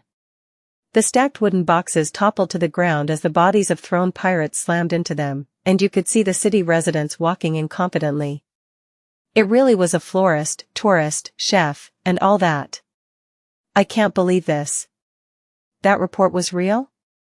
A woman in a swimsuit was seen lifting a pirate by his collar, slapping his cheeks. With every hit, the pirate's teeth fired from his mouth like buckshot. I see. Val's expression became serious.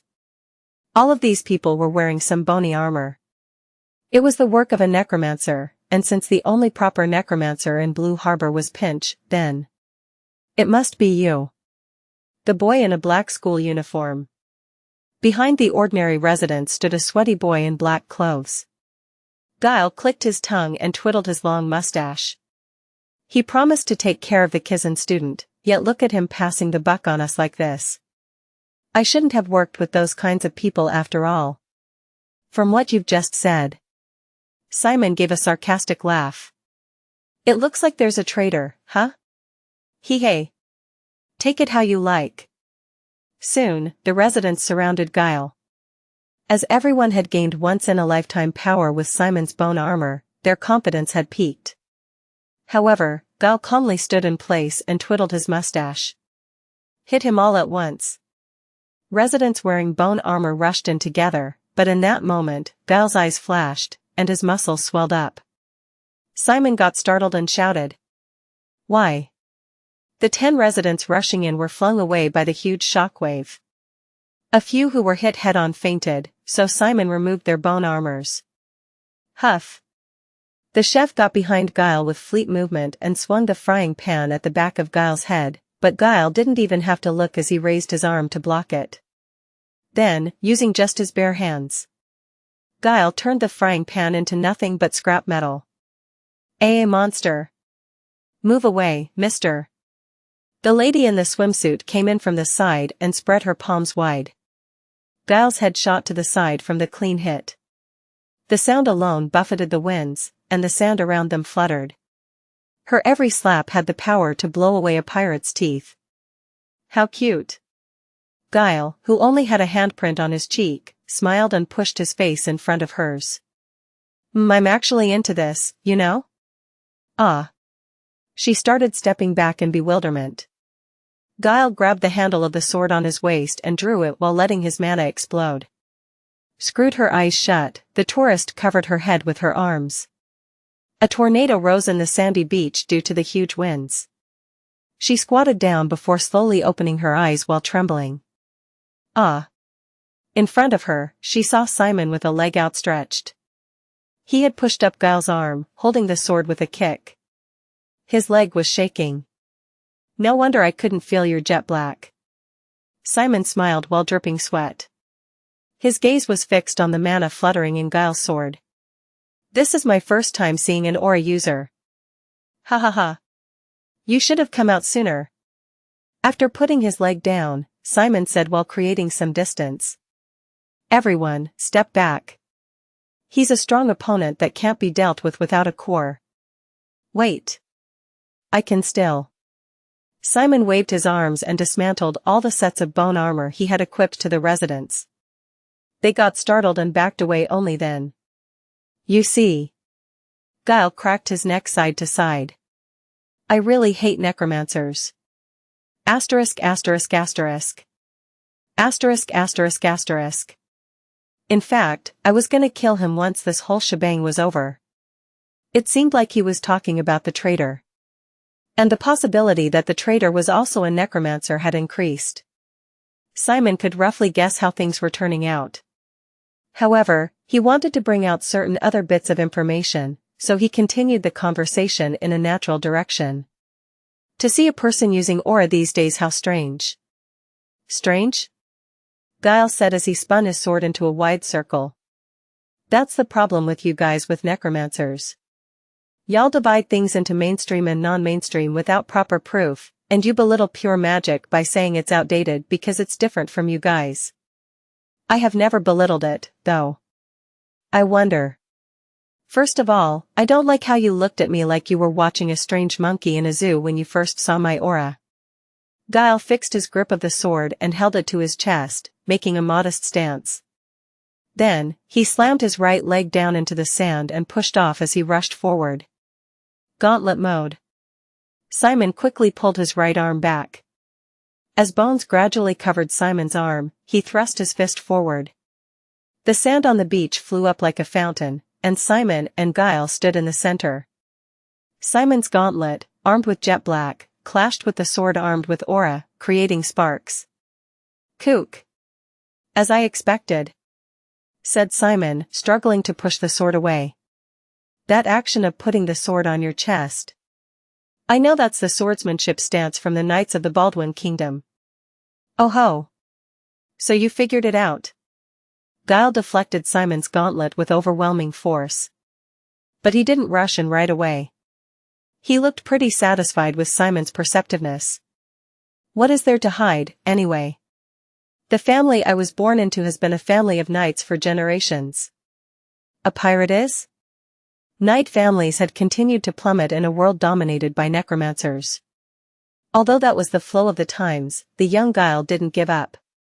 He honed the sword styles and aura techniques handed down by his family, and finally passed the exam and succeeded in joining the knights of his great territory. However, among the 200 members of the knights, 198 were necromancers who had activated their cores. A bitter smile was placed on Guile's lips as he spoke. It was an ironic situation where Guile was ostracized within the knights for being outdated. He wasn't even given a chance to show his full potential. He also missed out on the large-scale event marches because he couldn't dye his sword black. And finally, he couldn't bear to watch the bullies who didn't even possess a strong body or an ounce of chivalry blabber about practicality and such bullshit. Guile, drenched in skepticism, eventually left the knights, headed to the sea, and became the captain of 3 large pirate ships. Becoming a delinquent from unemployment. When Simon heard the story, he felt an odd mix of emotions. A student of Kizun, the pinnacle of necromancy, huh? Guile raised his sword over his head. Bluish mana on the sword fluttered like waves. It'll be fun to catch and kill you. Then, he swung the sword in a huge, sweeping line. The slash moved in a perfect line, flattening the sandy beach. Simon stepped back to dodge it. And the people around him screamed and retreated. Countless necromancers have picked a fight with me in an attempt to exterminate the pirates. But they have all fallen to my blade. Guile laughed out loud. You'll be the same, Kizun. Guile rushed forward immediately and swung the aura-bloomed sword. Piles of sand rose like waterfalls in wherever the sword passed. After dodging the third strike, Simon leaned back and thrust his fist forward. It hit, distorting Guile's face, but he swung his sword with a grin even as the fist landed. Kook! The sword grazed Simon's chest. A smile came from his uniform. It was the internal defense magic activating. Again. Is it another little trick again? Guile chuckled. Only a warrior's polished body determines his strength. You can't win a duel with just little tricks. Simon lowered his stance to avoid the sword strikes before flinging his right leg into Guile's chin, flipping up onto his hands. Guile's head shot up, but his sword didn't stop. Net website on Google to access chapters of novels early and in the highest quality. Are you saying he's not even bruised by that? Simon stepped on his jet black and rolled away. Guile grinned as he wiped the blood from his lips. An unbreakable body and strong will. A warrior doesn't need any little tricks other than those. Ah well, I do feel bad about your story, but... Simon took out a long sigh and stretched out his right arm. That doesn't mean your sins are washed away. A pile of sand came up behind Simon's outstretched arm like a huge monster. He had secretly planted the golem's core on the sandy beach and created a mud golem by flowing jet black in from time to time. Although it was more like a sand golem than a mud golem here. A pile of sand which was difficult to even call a golem's arm rose up before slamming back down on Guile. He didn't dodge this time, taking the attack front on.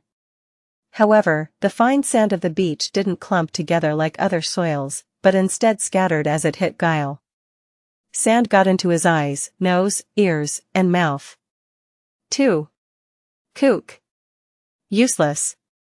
And while Guile's vision was obscured, Simon ran in like a flash of light, grabbed the back of Guile's head with the bone armor gauntlet, and jumped. That way. Looking for the best target among the items stolen by the pirates, he threw Guile by the head into a very strong safe. The safe crumpled in on itself with a loud noise. A normal person would instantly die, their skull cracking open, but Simon knew Guile's toughness. Not yet. Simon opened his subspace and retreated. Potions made during poisonous alchemy poured out and fell on Guile's face and body, and Simon sent out the bones scattered around. Beat him like mad. The bones moved and broke the potions attached to Guile's body. His whole body was soaked with paralysis potions and poisons. Knights. Guile stood with trembling legs. We'll never fall down. Yeah, sure looks like it. You necromancer bastards. Using dirty tricks like poison. Shame on you. Guile ran in with a shout. His sword swung in front. Simon easily dodged it by bending at the waist. This time, it was a diagonal slash. Simon, who avoided it with a slight tilt of his head, jumped away after landing a clean counter on Guile's face. Kook. After dodging the follow-up horizontal slash, Simon pulled the hem of Guile's robe and elbowed his face down into the ground. A few teeth fell from Guile's mouth, along with blood. Cuff. Coke. He staggered back and placed a hand to his forehead. The poison was making his vision spin, and he couldn't stand properly. You bastard. What did you do to me? Dealing with a poisoned Guile was a piece of cake. Simon spun on the spot, dodging the sword Guild had swung with force. His back was twisted, and his right heel was rising into the air. A picturesque spin kick exploded against Guile's face. There was a sound of a hard-shelled fruit cracking open, and blood splattered in all directions. I do agree with you. Guile's body flew several meters away and rolled across the ground. Simon walked over to him. Knights, auras, swordsmanship. None of those are outdated. However, seeing Guile not moving anymore, Simon dusted off his hands. You most certainly are.